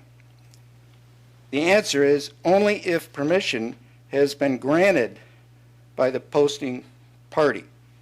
That would be me, the property owner. If I had either posted or put a letter, let's say it's a certified letter to the town board, specifically the town supervisor. So I'd like you to consider that issue about what the current proposal says, that an act of tracking a deer onto another property is not considered trespass. If I state to you that it is in the letter, that I don't want any trespassing of either a police officer or with a hunter, with or without a hunter, tracking a wounded animal on the property, that gives me some assurance that at least that won't be going on and eliminate some of the issues we've had previously. Another consideration is liability. Actually, my wife and I checked with our insurance company, and they told us that our particular policy does not cover hunting on our property or any hunting-related activities. They instructed us to post our property with no hunting, no trespassing signs, and to put a letter on file with the town supervisor. Interesting, the insurance company said the same thing that the DEC is saying. Okay, if you could consider that. The last item, I have a comment concerning what I brought up at last month's board meeting, and that is, I do not believe it is the sole responsibility of the town of Arundecoit to run a deer management program in such a broad area with such a large deer population that comes from other properties outside of the town borders. I strongly request you to engage the County of Monroe, City of Rochester, primarily Durand Eastman Park, which is part of the County of Monroe. Get them involved. Now, the statement has been made that perhaps they've been contacted at some time in the past and they're not interested. I say baloney to that. They have to be, because this problem is not only ours, it's also theirs. Because, as it was previously mentioned, the deer population is not diminishing to the point where we really need it to be, even though we might be taking 80 to 100 deer per bow hunt season. So kindly consider that, and I thank you for your time. Thank you, sir. Last person signed up to address the board on this public hearing is Helena Bernard. Certainly, if anyone wishes to address the board who hasn't spoken yet, you can come up after Ms. Bernard. Good evening. Good evening. Remember me? Yes. My name is Helena Bernard, and I reside at 84 Huntington Hills South. I've explained before that I lived in Wayne County, and that's a county where any newborn baby is given a birth certificate and a hunting license the same day. So, having said that, we owned a 52-acre farm, and I was surrounded by apple orchards. So when bow season came up, we'd always have someone knocking on our door, can we hunt on your property?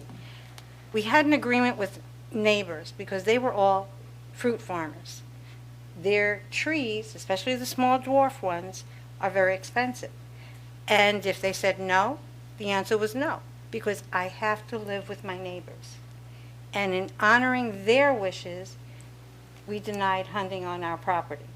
If they said it was okay, they would evaluate the person, their history in the community. They had to have been from the community, not someone from outside Wayne County, and hunting was permitted. To apply those same ethics to Arundecoit would be surrounding neighbors should be notified. Let them know who's hunting on the adjacent approved property. If an agreement can be struck, happy day for everyone. If not, then that has to be honored in a volunteer program. That also has an impact. Moving outside of that, what scientific documentation does this town board have of what our deer population actually is?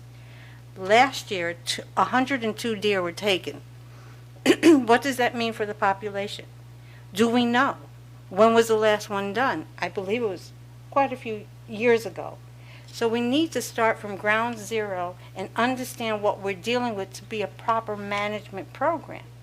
Unless we know that, then it's just, okay, we're running a program, we see deer, we're over, the herd is too big, so forth and so on. But we really don't know that. We use our eyeballs. People say, I have 15 deer in my yard. I counted 3 yesterday. So we need to start from a basis of science and then move and develop a program around that. Well, science is not too popular these days. Okay, I get it. So now we have a program. We have to have some rules and guidelines where everyone involved is invested and can get along with each other. If you have surrounding properties that agree to a hunting property, fine. But if you have an acre lot and you're saying you can hunt on my property on an acre lot, and I have next door another acre lot, you're talking 2 acres. When a deer is shot, they don't say, okay, this is my boundary, I'm going to die here. That's not what happens, not in practicality. So please, consider these issues when you finally develop a program that we can all at least respect and live with as a volunteer program. Thank you. Bye-bye. Thank you. Would anyone else wish to address the board? Oh, go ahead, sir.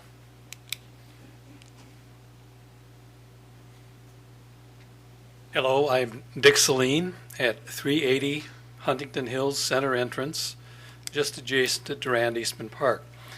I've lived in this community, in this home, for roughly 30 years, and I wanted to bring up an issue that started 30 years ago, which is a program called Bait and Shoot. I don't know if any of you are familiar with that, but it is in Durand Eastman Park.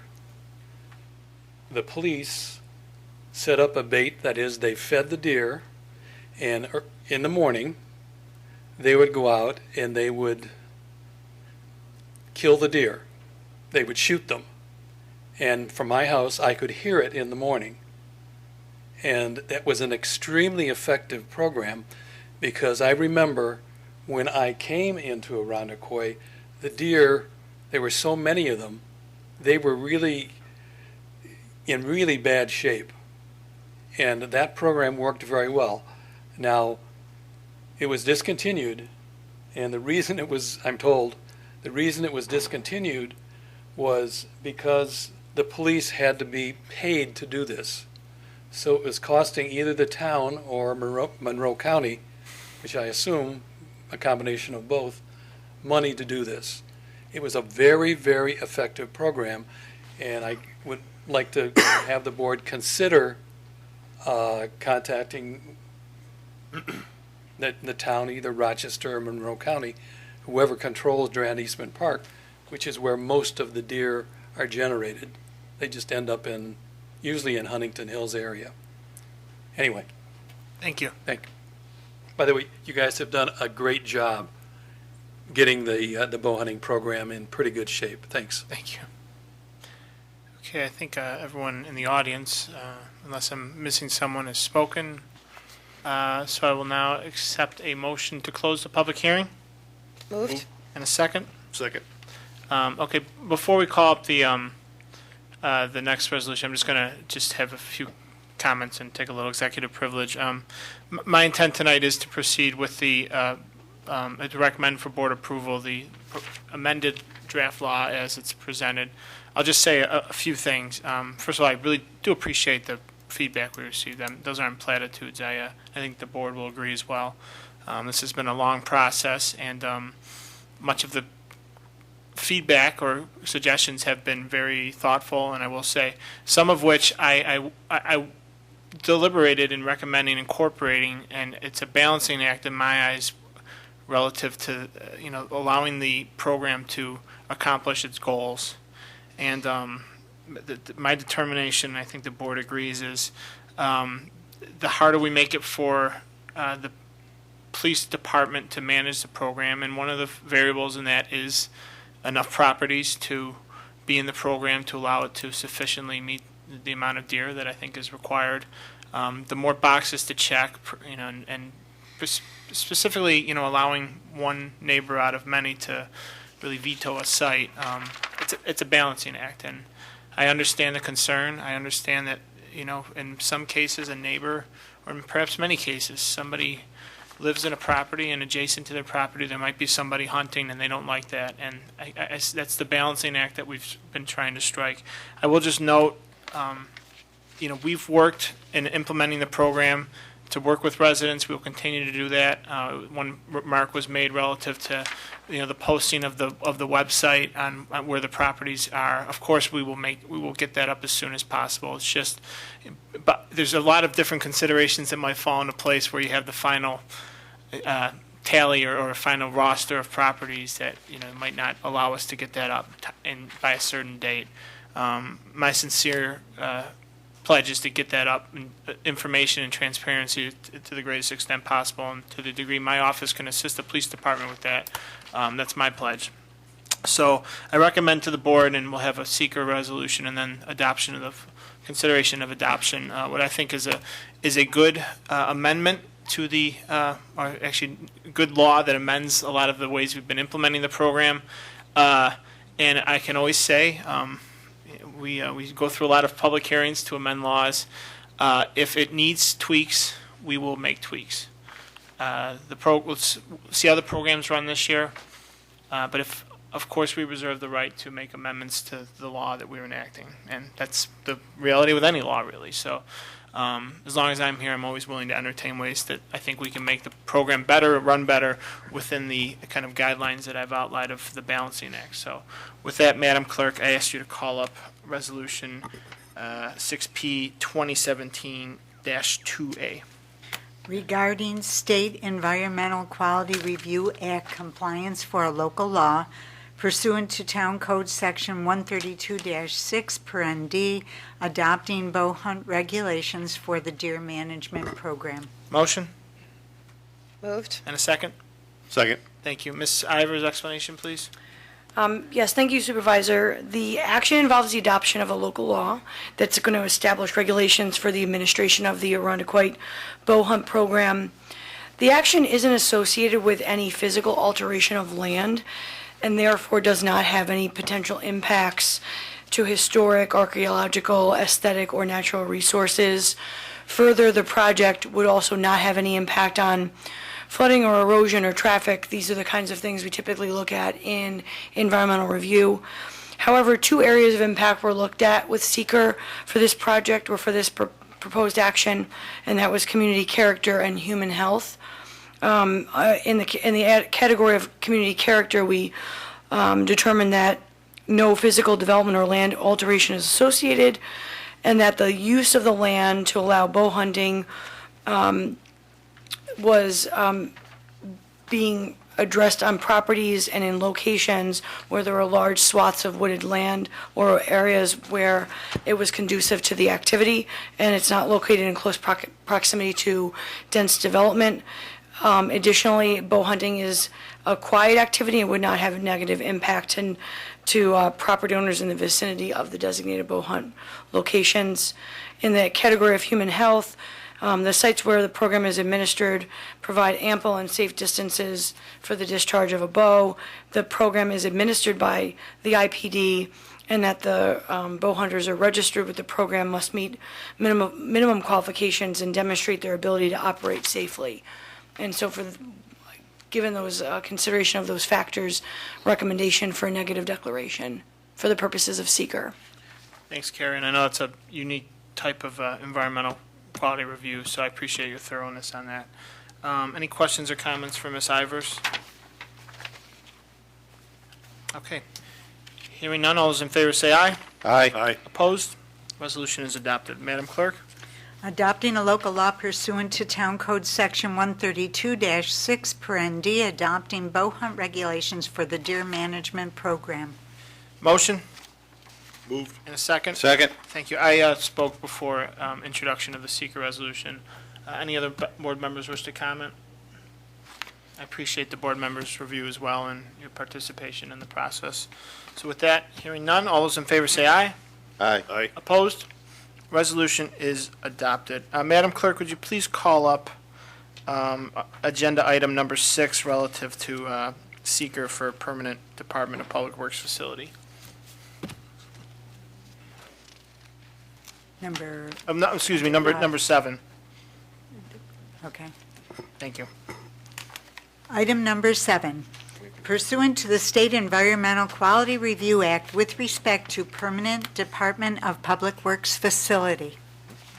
Okay, thank you. Ms. Ivers, actually, I'm sorry. We have, can I have a motion first for the? Moved. Thank you. And a second? Second. Thank you. And then I'll ask our consultant from Labella to address the board on this matter, unless Ms. Ivers has anything to add in the interim. No, I'll let Mike speak on this one for sure. Thank you. Thanks, Mike, and I'll just ask you to identify yourself to the board, but I'll thank you for your patience. This is your first meeting with us, and you've been patient, so I appreciate it. I'll leave it at that. That's fine. It's over my 25th hundred in my career, so Okay. this is nothing new to me, and the board's been doing a fantastic Good job. introduction to the town, and There we go. Thank you. Okay, thank you. My name is Mike Simon with LaBelle Associates, 300 State Street in Rochester. Relative to the new DPW facility, as you know, the board and staff completed part 1 of the seeker, which is informational about the project, and LaBella was commissioned to assist with the town staff to complete part 2 and 3. Those are items in which we look at any potential impacts associated with the project. Looking through part 2, there were no moderate to large impacts identified, and there was only a few impacts that were identified in the small range. From an environmental point of view, developing the new DPW on the proposed site really makes good sense. It's a large vacant site near a major interchange that has historically been used for transportation related and material storage purposes. Its proximity to the large interchange of 590 and 104 not only provides good transportation access, but it also buffers it from other uses and pairs like uses together. The site is vacant fill land and has and it has only a few minor issues, but such a history along with its location make it less desirable for other uses. As such, the project represents an appropriate reuse of former fill land instead of the reclaimed area remaining in an underutilized state. There are no significant natural resources on the site: streams, wetlands, habitat, steep slopes, and only potential impacts of such resources are associated with the installation of some short utility quarters. And those disturbances will be temporary in nature. The site is somewhat isolated from surrounding uses, including residential uses. Trees and wooded areas in vicinity will block the views from these residences. So going through part 3, one of the areas that we did identify was land, impact on land, and under the geotechnical considerations, mostly due to fill instability, however, the tunnel spoil fills are suitable to support the proposed building loads. Conceptual site plan has been prepared and does align with the recommendations from a geotechnical study. I did mention the steep slopes in the EPOD.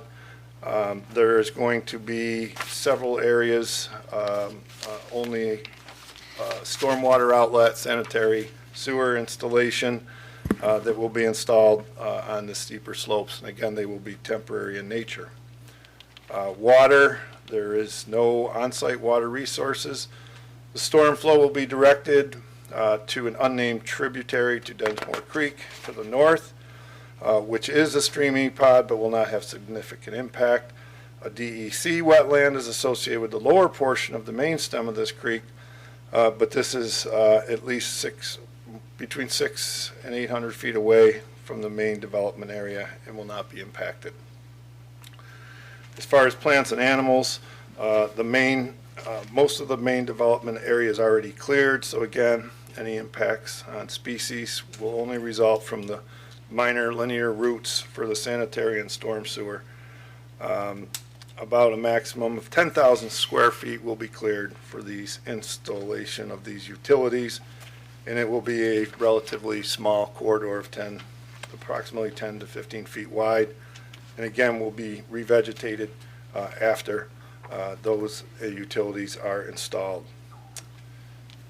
And it's relative to historic archaeological, although it was in a designated archaeological sensitive area, but because of prior disturbance, a letter was obtained from SHPO and is on file, and they have stated that there will be no impacts relative to archaeological resources.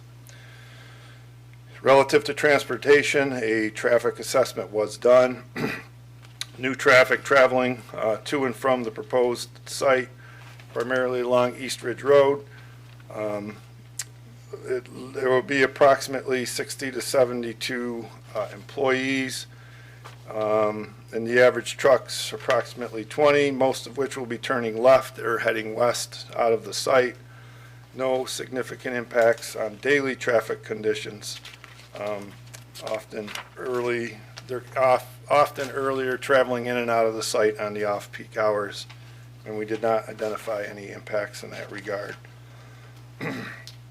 Relative to energy, we did note a small impact, although we must also consider that the complex is replacing a facility that already had a type of demand for energy, and with the new construction, the utilities will be much more efficient, the lighting, the HVAC, the heating, and things of that nature. So with that being said, we do not feel that there will be any significant impact on energy. Noise, odor, and light.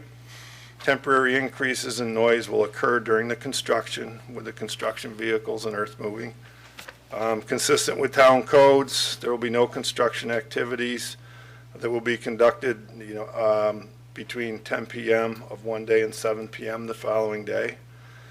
Once operational, it's not anticipated that the DPW will result in noise impact significant above ambient conditions, as this will be located near the large interchange of New York State Route 104 and New York State Route 590, where the predominant noise is occurring today. Truck traffic and activities are already occurring on the site, including backup vehicle beepers, truck movements, dumping, loading, etc. Much of the site is surrounded by undeveloped and unoccupied land. There will be lighting of the buildings, parking areas for access and security purposes. All of these lights will be dark sky compliant with dusk to dawn photo cells included on them. For both potential noise and light impacts, the single-family residential subdivisions are located to the northeast and southeast of the site. Multi-unit families are located north of the 12-acre open field, which is north of the site, and residential areas are relatively buffered with wooded areas. There were photos taken in April. The closest home to the northeast on San Rose Drive will be separated by the development of this by at least 300 feet, which is thickly wooded. Given these conditions and the topography of the area, is not anticipated that the views of the site or site lighting will be possible. Photos taken from San Rose Drive in late April 2017, mostly with the leaves off, indicate that these conditions. And we did provide some photos, again, for the record as part of the Part 3. The closest home to the southeast on Granada Drive and Favara Circle will be separated by the development of at least 700 feet, including the wooded area along Densmore Creek. And due to the higher topography conditions in this area, some homes may have a limited views of the DPW site development. However, most of these views will be indirect or broken up with the trees and the foliage. Photos taken from Granada Circle and Favara Drive indicate the same conditions, and again, we do have photos attached as part of this. There is one photo of an orange shovel or excavator visible in two of the photos, but the excavator was actually positioned on the property to the south of the primary building site at the time of the photograph, and it may not be visible with the eventual DPW facility, which is more distant. Relative to human health, given the history of the dumping on the site, a Phase 1 environmental site assessment was conducted. The ESA, or environmental site assessment, identified several recognized environmental conditions associated with the historical solid waste disposal at the site. And by way of follow-up, on-site observation of soil borings and test pits, which were performed during the geotechnical investigation of the site. During this work, apparent fill material appeared to be spoils from the deep rock tunnel system conducted between 1982 and 1991 beneath Monroe County as part of the Combined Sewer Overflow Abatement Program. Subsequent testing of collected material from the identified and evaluated was identified and did detect elevated concentration of arsenic in one test pit. In addition, evidence of slight petroleum impairment was observed in localized areas, however, not on the portion of the site proposed for the DPW development. Neither of these findings were enough concern to recommend further remediation measures, as stated in the Phase 2 report, which indicates arsenic is a compound which generally adheres to the soil matrix, does not readily dissolve in groundwater. As such, active remediation of this impacted material is not recommended. Based on the observation and field screening analysis of soil samples, the petroleum impacts appear to be low level and isolated on the site. No petroleum impacts were observed in the tunnel spoil fill, and petroleum compounds were not identified in any of the applicable state regulations. As such, active remediation of this impacted material is not recommended.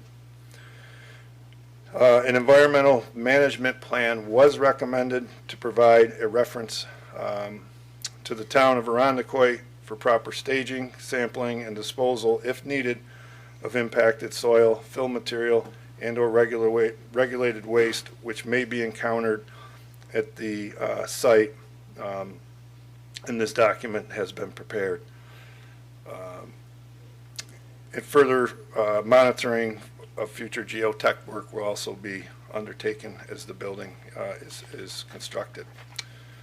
Community plans, there is no real impact, but there was a specific statement of consistency in the comp plan that the town adopted, and I want to read that section of the comp plan.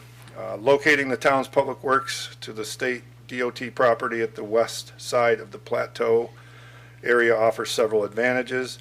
The property is one of a few vacant properties in the town that's large enough to accommodate the highway facility. It is currently owned by the state, so town acquisition will not take land off the tax rolls or utilize land with high development potential. The site's location provides convenient access to East Ridge Road, one of Irondequoit's primary east-west cross-town arteries, and the 590 Seabreeze Parkway, which provides the north-south main access as one of the main access to the town. The site is level, suitable for construction of a garage and material storage facilities. The property is set away and buffered from residential properties, which will minimize traffic conflicts and noise impacts. Use of the site for the Department of Public Works, meets New York State DOT's conditions that the property be used for transportation-related uses. And that, again, is directly from the town's adopted comprehensive plan. The last item is community character, and most of what was evaluated under community character has already been stated in previous portions of this review, in particular the visual characterization from the single-family residential neighborhoods, as well as traffic noise, land use consistency, and the reuse of underutilized vacant fill parcel. The development of the DPW buildings and facilities will provide a more organized, managed appearance compared to current haphazard conditions. So with all that said, in one big breath, based on our evaluation, there are no large or significant impacts that have been identified. In accordance with seeker regulations, Labella would recommend that a negative declaration is considered by this town board. Thanks. And before I let the board members ask any questions, I just wanted to kick it to Superintendent Kiley, who had a few comments to add. Thank you very much. I appreciate it. I just wanted also to, we did complete part 3, which is still up to the board's decision on which decision they go to make, but I have provided that to Mr. Kiley for this board's use. Thank you. Bob. Yes, and thank you to Mike and Kathy Spencer from Labella, Carrie Ivers, who also worked on this. A lot of time and effort went into this process, reviewing all of the potential environmental impacts with regard to this property and this project. And this declaration of a type 1 action here, a negative declaration will be filed, and as such, no environmental impact statement would be required. Thanks, Bob. And I'll just note, I always appreciate the thoroughness of the part 2, especially the narrative. It's very helpful, and it's I would say, even though you're issuing a negative declaration, you're very much documenting that and thorough. And I know it was a truncated presentation. I mean, the word truncated a lot. That was an abridged presentation of a very lengthy narrative. So I appreciate that, the thoroughness of it. Any further questions or comments? No. Pete? No, I think the seeker was, very inclusive and very well done and prepared. Okay. I would like to take. Go ahead. I would certainly like to give Kathy Spencer the credit. As you know, I'm just filling in for her while she's out of the office this week. So she did all the heavy lifting on this, and I'm just the messenger. She picked a good meeting to be out of town. Yeah, she certainly did. I think she owes me a little something. There you go. Okay. Thank you so much. You're welcome. Hearing no further comments, all those in favor say aye. Aye. Opposed? Hearing none, resolution is adopted. Madam Clerk, we can now go back to community development. Excuse me. Did you want to do the financial report? Pardon? No, I'm reminded that we did not take care of some of our pre-meeting items that we do, and so now I will ask you to revert, because you just told me to, back to our financial report. So, Comptroller Seeley, who's been here the whole meeting, and I appreciate the financial report at this moment. The 2017 financial results for the town as of June 30th. Total expenditures and encumbrances are $19,452,000, equating to 57% of budget, higher than the 50% of the year that has elapsed. Actual expenditures are $16,549,000. Encumbrances are another $2,903,000.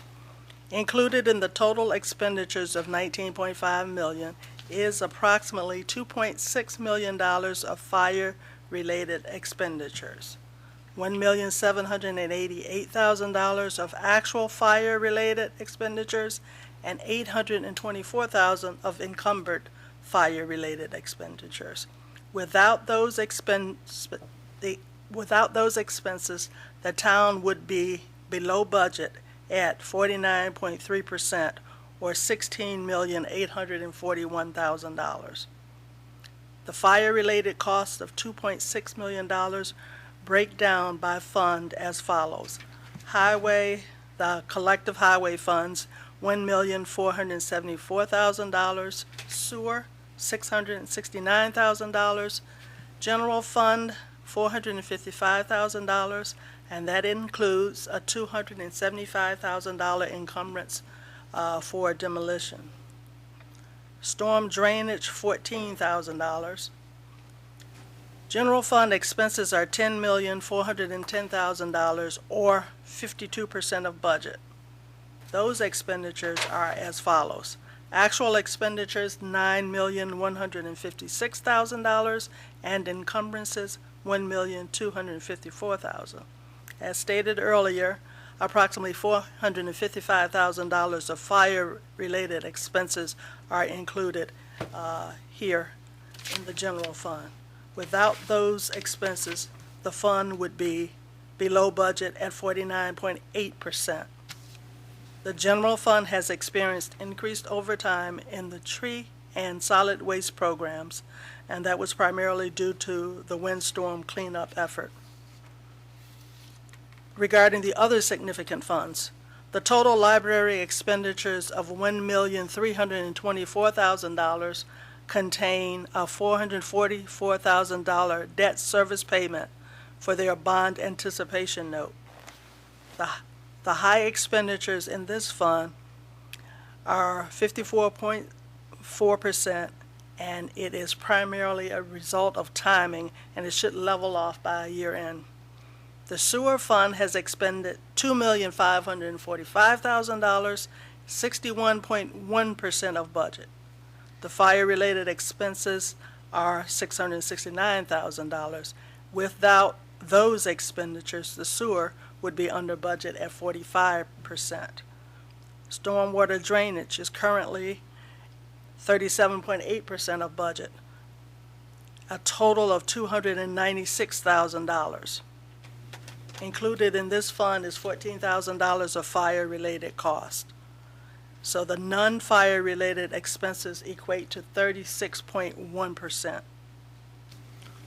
The general fund revenue as of mid-year, the end of the second quarter, is 71.7% of budget, equating to $14,156,000. 100% of tax revenue, or $10.6 million, has been received, as well as the total pilot payments due of $171,000. And pilot is payment in lieu of taxes.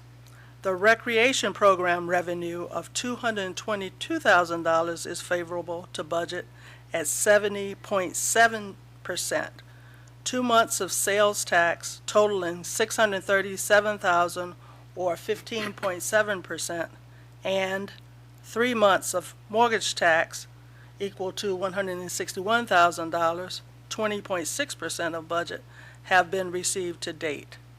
The other major revenue items are not due yet. Included in the total revenue is $1.5 million of insurance recovery. The general fund revenue exclusive of fire recovery is $12,656,000, or 64.1% of budget. The total town revenue and appropriated fund balance for the first half of the year equate to $25.9 million, or 76.7%. Without fire insurance recovery of $1.5 million, the receipts would be $24.4 million, 72.3%. Total real estate taxes across funds for the year, $16.7 million. The revenue, the library has collected $2,300,000, or 96.2% of its budgeted revenue. 75.7%, or $4.2 million, has been recorded by the highway, and sewer has received 97.3% of revenue, a total of $4 million. Page 3 of this report presents the second quarter year-to-date summary and comparison to the prior 6 years. Regarding expenditures by fund, which are included on the top third of the page, the percent of total budget spent and encumbered is displayed at 57%. However, when adjusted for fire-related expenses, the total becomes 49.3%, a percentage lower than the prior 4 years. When adjusted for fire, all impacted funds are lower than last year. All impacted funds, highway, sewer, and drainage, and general fund. The middle third of the page contains the pertinent sources of revenue for the general fund, and the bottom third of the page are second quarter revenue comparisons of the other funds. The 2017 general fund revenue shows 71.7%. However, adjusted for fire, it is 64.1% and is lower than prior years. The revenue for the town as a whole is located at the bottom of the chart at 76.7%.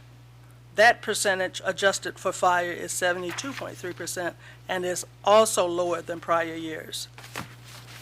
Factors contributing to the lowered percentages include timing of major revenue sources. For instance, last year's appropriated fund balance was notably higher than this year, and that appropriation was applied as revenue early in the year. This year, sales tax is significantly greater than last year. However, the majority of that revenue source is received late in the year, thereby showing a lesser percentage of revenue at mid-year compared to last year. Approximately $220,000 of interest and penalties on taxes and property maintenance revenues typically processed in June were not recorded until July. Budgets for services from other governments and paving state aid are considerably higher than prior years, yet those revenues are not received until later in the year. The budgeted sale of sewer equipment has not taken place. A Vector truck planned for sale, budgeted for sale, was destroyed in the fire. Also, as a result of the fire, the town's fuel chargeback system is not yet totally operational for tracking. This concludes my financial report for the month of June. Thank you, Madam Comptroller. Any questions or comments? Hearing none, I'll now take a motion to approve the financial report. Moved. A second? Second. Thanks, John. All those in favor say aye. Aye. Opposed? Financial report is approved. Madam Clerk, please move on to approval of minutes. June 13, 2017, the workshop meeting. Motion. Moved. And a second. Second. Any questions or comments? Hearing none, all those in favor say aye. Aye. Opposed? The minutes are approved. June 20th, 2017, the regular town board meeting. Motion. Moved. And a second. Second. Questions, comments, revisions? Hearing none, all those in favor say aye. Aye. Opposed? Minutes are approved. Madam Clerk, I now ask you to move back. We're bouncing around back to items for board action number 4. Under community. Item number 4, declaring the town board of the town of Arundequite to be lead agency pursuant to the State Environmental Quality Review Act regarding applications related to 4530 St. Paul Boulevard, also known as 41 Coldbrook Drive. Motion. Moved. And a second. Second. Thanks, Peter. Ms. Ivers, explanation, please. Thank you, Supervisor. Last month, you'll recall that this board adopted a resolution declaring its intent to serve as lead agency. Notification of that was sent to the other involved agencies. In this case would be the Zoning Board of Appeals and the Planning Board. Both of those boards, by virtue of a vote, consented to this board's request for lead agency, and so now the resolution before you is to go ahead with that declaration of lead agency status. Thanks, Ms. Ivers. Any questions or comments? Hearing none, all those in favor say aye. Aye. Opposed? Resolution is adopted. Madam Clerk. Item number 5, pursuant to the State Environmental Quality Review Act with respect to temporary Department of Public Works facility. Motion, please. Moved. And a second. Thanks, John. Mr. Kiley, explanation, please. Thank you, Mr. Supervisor. Due to the Christmas Eve fire, it is critical to maintain heated covered storage for the DPW snow and ice fleet on a temporary basis with a new facility being constructed in the former footprint of the burnt-out facility. After considering the environmental impacts from the temporary facility, we have determined that this is an unlisted action for seeker purposes, and that this will not result in a significant adverse impact to the environment. Thus, no environmental impact statement is required. Thank you, Bob. Any questions or comments on the proposed resolution? Hearing none, all those in favor say aye. Aye. Opposed? Resolution is adopted. Madam Clerk. Item number 6, awarding the temporary Department of Public Works facility. Motion. Moved. A second.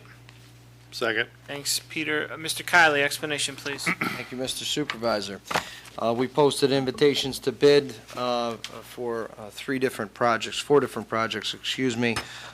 different contracts with regard to the construction of the temporary highway facility here at 25 Kings Highway. Contract A through D were those contracts. On July 14th, we opened sealed bids. The lowest bidders for Contract A, the site work, in the amount of $95,000 was CP Ward. Contract B was the building, the actual structure itself. The lowest responsible bidder was Hybrid Building Solutions LLC in the amount of $568,286. And Contract C, the electrical work within the temporary facility, was awarded to Billatier Electric Incorporated in the amount of $54,994. There were no bids received for Contract D, so this resolution approves and awards bids A through C with regard to the temporary highway facility. So how will the HVAC contract play into the project then? We will be putting another invitation out to bid with regard to the mechanical, which is the HVAC and ventilation within that So we'll building. have a supplemental resolution then referencing this. At next board meeting next month, we will most likely and hopefully have a contract to award to a mechanical contractor. And this comes out of the temporary expenses of our insurance claim, correct? That is correct. Okay, so it's a account set up by the insurance company. In effect, it doesn't establish a credit against our claim. It's transitional money we're afforded through our insurance that basically allows us to have these temporary costs as we build a new facility. That is perfectly summed up. Okay. Any questions or comments for the commissioner? Hearing none, all those in favor say aye. Aye. Aye. Opposed? The resolution is adopted. We'll now go to agenda item 8. Establishing a no parking zone on the east and west sides of Kings Highway North from 1,390 feet of Titus Avenue to 1,780 feet north of Titus Avenue. Motion. Moved. And a second. Second. Thanks, Nicole. This is, I guess, a growing pains resolution. As we have built a new ballpark facility, there's a need to account for potential obstructions to especially emergency vehicles, particularly the Point Pleasant Fire Department. We want to make sure that fire trucks exiting southbound onto Kings Highway North have a safe route, so we are posting no parking along the west side, I believe, of Kings Highway between Point Pleasant and the entrance to the ballpark complex. Chief or Bob, anything to add? One point of clarification, this would be a no parking on both the west side of Kings Highway and the east side of Kings Highway That's why I within that asked. same stretch. Thank you. Forgive me. That was going to be my question, because we talked about Right. whether one side or both sides would be better, and it has been amended to both sides, Thank you. which I agree is better. All right. Anything else to add, Councilman Weiner? Okay. Hearing none, all those in favor say aye. Aye. Aye. Opposed? Resolution is adopted. Item number 9, authorizing a contract extension with Labella Associates PC for consultant services related to the Community Development Block Grant for the period August 1st, 2017 through July 31st, 2019. Motion. Moved. And a second? Second. Thank you.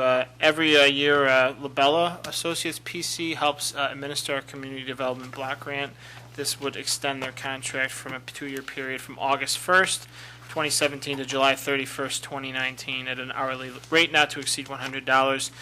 The town board, I don't speak for the town board, but I feel that the Labella has done a really sufficient job in helping us administer and thus warranting the extension of this contract. Any questions or comments? Hearing none, all those in favor say aye. Aye. Aye.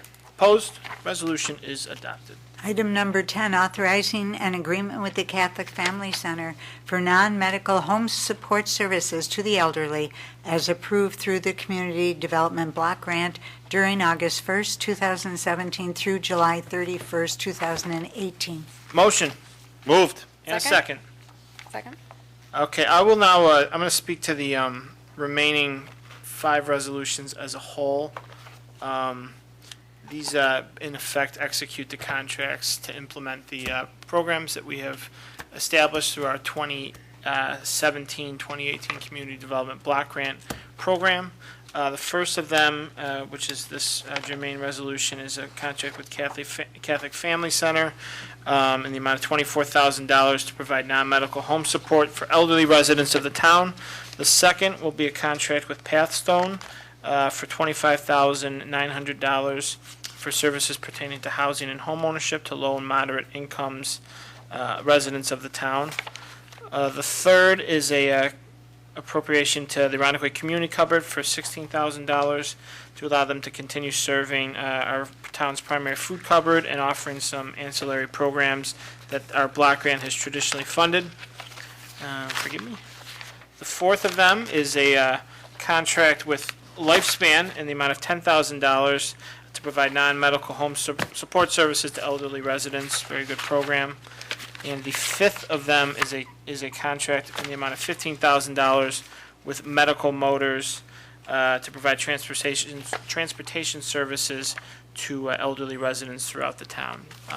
So with that, we're back to the first resolution regarding Catholic Family Center. Madam Comptroller, anything I left out there? Speaking. You were very. You will chime in if you feel differently. Okay. So on the first resolution, number 10, any questions or comments? Hearing none, all those in favor say aye. Aye. Opposed? Resolution is adopted. Item number 11, authorizing an agreement with the Housing Council at Pathstone for housing and counseling services to low and moderate income residents as approved through the Community Development Block Grant during August 1st, 2017 through July 31st, 2018.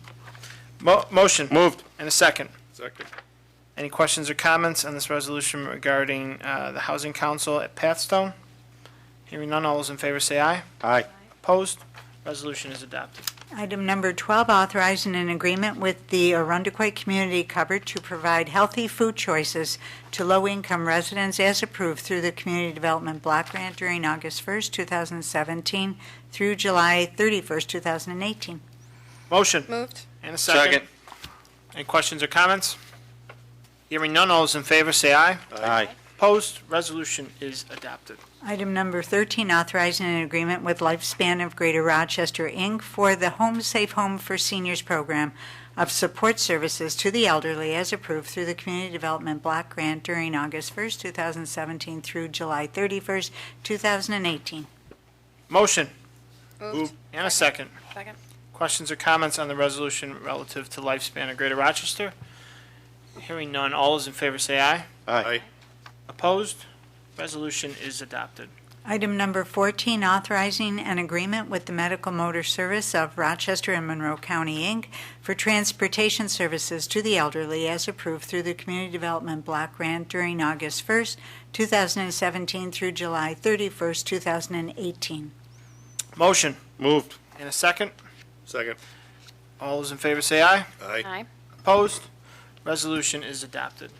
Item number 15, authorizing the supervisor to enter into a lease purchase agreement with J.P. Morgan Chase for the financing of 4 trucks for the Bureau of Public Works. Motion. Moved. And a second. Second. Ask the town attorney to clarify something. I just want to draw the board's attention that the rent payment and principal portion and the interest that will be paid per year is attached to the resolution in the packet that was presented to you for your review and consideration. Thank you. And again, I'll actually call on Comptroller Seeley just for a brief explanation of this.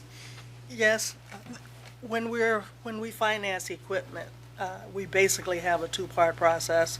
We have one resolution to have the board approve the financing, And we did that at the workshop. And again, it is for 4 pieces of equipment, 3 dump trucks, and a setback truck with Camel. The total amount is $1,026,000. However, we budgeted in 2017 to finance these vehicles with sewer funds. They are all coming out of the sewer fund. So that was the first resolution that was approved. This is the second part, and this part is to authorize the supervisor to enter into the lease purchase agreement. And that's why you have the documents there, so that you can review it and review the documents. Thanks, Madam Comptroller, and again, this is part of the process by which we enter into installment debt for the town. Thank you to Comptroller Seeley for ensuring the timeliness of this, for our town attorney for the length of review, and obviously Bob and his staff for helping prep these as well. Any questions or comments? Hearing none, all those in favor say aye. Aye. Opposed? Resolution is adopted. Item number 16, authorizing attendance to the New York State Magistrate Annual Conference. Motion. Moved. And a second. Second. Thank you, Mr. Weiner. Mr. Marion, explanation, please. Thank you, Mr. Supervisor. The resolution seeks to release budgeted funds, allowing our 3 town justices to attend the annual conference of the New York State Magistrates Association, which this year is being held in Verona, New York. The conference is held primarily so the justices can receive their continuing legal education training, which is required by statute in New York State. Okay, any questions or comments? I will just note that generally we have a judge who stays behind in the event, just to assure we have a judge, correct? That is correct. In fact, this year it'll be Judge Russi. Thank you. Okay. All those in favor say aye. Aye. Opposed? Resolution is adopted. Item number 17, authorizing the reimbursement of tuition. Motion.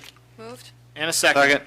I'll speak to this resolution, Mr. Vanette. Actually, this resolution would allow a town employee, Jason Vanette, to enroll in one course at Empire State College that is relevant to his job responsibilities and help him with his professional development. This is a budgeted item and part of our town's reimbursement policy. Any questions or comments? Hearing none, all those in favor say aye. Aye. Opposed? Resolution is adopted. Item number 18, authorizing the reimbursement of tuition. Motion. Moved. And a second. Second. Thank you. Mr. Vanette, explanation, please, or Mr. Marion, whichever. Thank you, Mr. Supervisor, and thank you for the previous resolution. And in a similar vein, this will approve a court employee to take one course in her MBA program that she just enrolled in, and it is in compliance with the town's reimbursement policy. Thanks, Jason. And we discussed in workshop the fact that as part of this course is online, I believe, and this will not interfere with her being able to execute her job while she's taking the class. That's I'm correct. sorry, forgive me. Part of this is the course is online. The other portion is at St. Bonaventure, which obviously is out of the immediate region, and this won't interfere with her ability to. Right. The on-site is a weekend requirement, and it's only twice during the course year. Perfect. Any questions or comments? Hearing none, all those in favor say aye. Aye. Opposed? Resolution is adopted. Item number 19, authorizing the appointment of a police sergeant in the Arundecoit Police Department. Motion. Moved. And a second. Second. Chief or Jason? I'll start. Thank you, Mr. Supervisor. Due to some retirements and some promotions, the police department is in need of a new sergeant, and the sergeant being considered this evening is number 1 on the list, and I'll turn it over to Chief.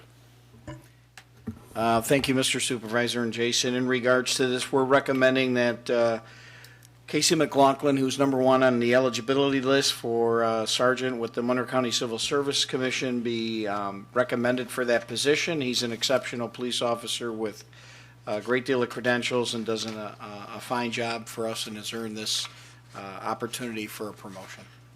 Thank you, Chief. Any questions or comments? Very happy to support this resolution. Soon-to-be Sergeant McLaughlin is a great asset to the department, and happy to vote in favor of this. All those in favor say aye. Aye. Opposed? The resolution is adopted. Item number 20, authorizing the appointment of a police officer in the Arundecoy Police Department. Motion. Moved. And a second? Second. Thank you, Deputy Supervisor Perticone. Mr. Vanette, explanation, please, or if you want to forward it to the chief, I have no reason to protest. Right, thank you, Mr. Supervisor. As a result of the vacancies that exist within the Arundecoy Police Department, we have canvassed a number of potential lateral transfer candidates. We're recommending to the board tonight that Mark Banker be selected as a police officer within our agency. He's gone through an extensive background investigation, psychological screening process, and our interview process internally. He comes to us with 3 years of experience from the Wayne County Sheriff's Department. He has an exceptional work record there, and we're looking forward to him joining our agency. Thank you, Chief. Any questions or comments on the proposed resolution? Hearing none, all those in favor say aye. Aye. Opposed? Resolution is adopted. We have waived the general requirement for a new hire for the town, given our expected length of meeting time, so we'll look forward to welcoming him formally. Very good. Madam Clerk. Item number 21, authorizing the purchase of camera equipment and supplies to be used by Arundecoy Cable Access Television. Motion. Move. And a second. Second. Given our Director of ICAT is downstairs working busily, and we thank him for that, I will explain the following resolution. We have a budgeted item to replace some of the equipment in our Broderick meeting room, particularly the cameras, for 2 reasons. One, the cameras are probably a few generations of technology ago, before streaming, etc. We're looking to do more as far as offering online viewing of our meetings. We take it very seriously. I'll note we have thousands of people that watch our meetings every month, planning board, zoning board, and we certainly love that transparent aspect of town hall. This is, again, is a budgeted item. I will note it's timely because we've had some recent failures with the existing equipment, and we want to make sure we're maintaining our level of service. And I will actually just thank the town of Penfield, who we have a terrific partnership with our cable access, who've worked with Nate Stone, our Director of ICAT, to make sure we've borrowed some equipment from them. So I just wanted to express some gratitude to that. Good example of municipal shared services. Any questions or comments? Hearing none, all those in favor say aye. Aye. Opposed? The resolution is adopted. Item number 22, authorizing attendance at the International Association of Chiefs of Police 2017 Annual Training Conference. Motion. Moved. And a second? Second. Chief, explanation, please. Thank you, Mr. Supervisor. This is an opportunity to attend an executive leadership training conference associated with chiefs of police. Obviously, the International Association of Chiefs of Police is a highly respected organization that will provide us with best practices training associated with a number of issues related to law enforcement. Thank you, Chief. Any questions or comments on the proposed resolution? Hearing none, all those in favor say aye. Aye. Aye. Opposed? The resolution is adopted. Item number 23, authorizing the supervisor to enter into a vendor service agreement with the Animal Hospital of Pittsford. Motion. Moved. And a second? Second. Thank you, Peter. Chief, explanation, please. We conducted an RFP associated with organizations that would be able to provide services to us associated with domestic animals and a working relationship with our animal control services. The selected vendor is the Animal Hospital of Pittsford. We have had in previous years an outstanding working relationship with this particular organization and vendor. Their customer service is exceptional, and as a result of the RFP committee and the interview process that was conducted, they have been recommended as our vendor for these services. Thank you, and I thank the RFP review committee for working on this and ensuring that we have this contract executed. I believe there was one respondent to the RFP. We went with them, but we felt their service to the town was adequate. So any questions or comments? Hearing none, all those in favor say aye. Aye. Opposed? Nay. By 3-1, resolution is adopted. Item number 24, calling for a public hearing regarding the lake. Madam Clerk, just a privilege, can I call on, prior to this resolution, can I call on Mr. Perticone for purposes of an introduction? Yeah, I would like to introduce the following proposed town law authorizing the town to opt into provisions of Chapter 85 of the laws of 2017 for New York State relating to the Lake Ontario and Connected Waterways Assessment Relief Act. Thank you. Can I have a motion for the proposed law? Moved. And a second? Second. All those in favor say aye. Aye. The proposed law is introduced. Madam Clerk, item number 24, please. Item number 24, calling for a public hearing regarding the Lake Ontario and Connected Waterways Assessment Relief Act. Motion. Moved. And a second. Second. Thank you, Mr. Weiner. So I'll explain this resolution. Mr. Perticone introduced a proposed draft town law. I referenced that Speaker Hasty was in town today to tour some of our flood-ridden areas, along with Majority Leader Morelli. The Assembly, the Senate worked very hard to pass flood relief for the region. Included in that law was actually a provision allowing municipalities, local governments to provide a amended assessed value for homes for the tax year 2017. We've heard from a lot of shoreline residents that they've lost value this year. Unfortunately, notwithstanding state law, you're locked in at that March 1st date for assessment. This allows us to not withstand state law for 1 year for purposes of valuation, a loss of valuation relevant to flooding. So this is a proposed law. I advance it tonight because there's a timeliness. If a local government wishes to opt in, and again, this is an opt-in, it needs to do so within 45 days of enactment, which I believe was July 10th by Governor Cuomo. And I thank our local delegation for working hard to ensure that these provisions were relevant, and specifically our Majority Leader Joe Morelli. And I will note, speaking of the Majority Leader's office, we have one member of the audience left, and it's actually Arlie Rosaline Campbell from Majority Leader Morelli's office, who is our, liaison to the town board now from the Majority Leader's office. So, Arlie, thank you for staying through the duration of the meeting. I appreciate it, and we look forward to working with you in that regard. And Madam Clerk, prior to taking a vote, can I just confirm the time of the hearing? Do we have that? Do we have any other public hearings that we've called? Oh, you'll be the first, so it'll be 7:35. 7:35. Thank you. I appreciate that. Any questions or comments? Hearing none, all those in favor say aye. Aye. Opposed? Resolution is adopted. Item number 25, approving the special event license for the St. Joseph's Ukrainian Catholic Church's annual Ukrainian Festival. Motion. Moved. Second. Second. Questions or comments? Always love these ones, these summer festivals. All those in favor say aye. Aye. Opposed? Resolution is adopted.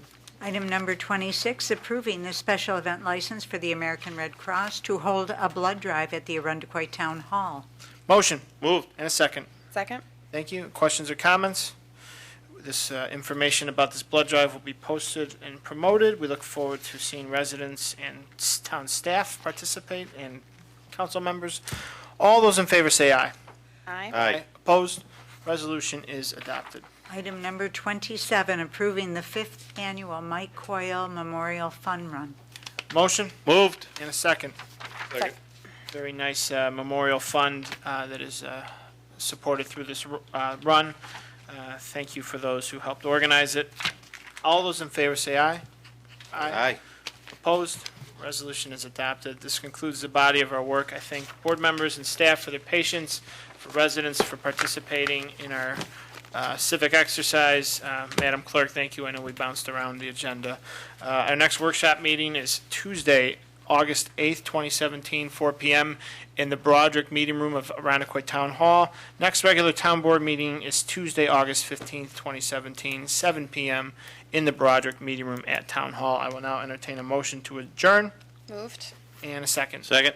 All those in favor say aye. Aye. Opposed? The meeting is adjourned.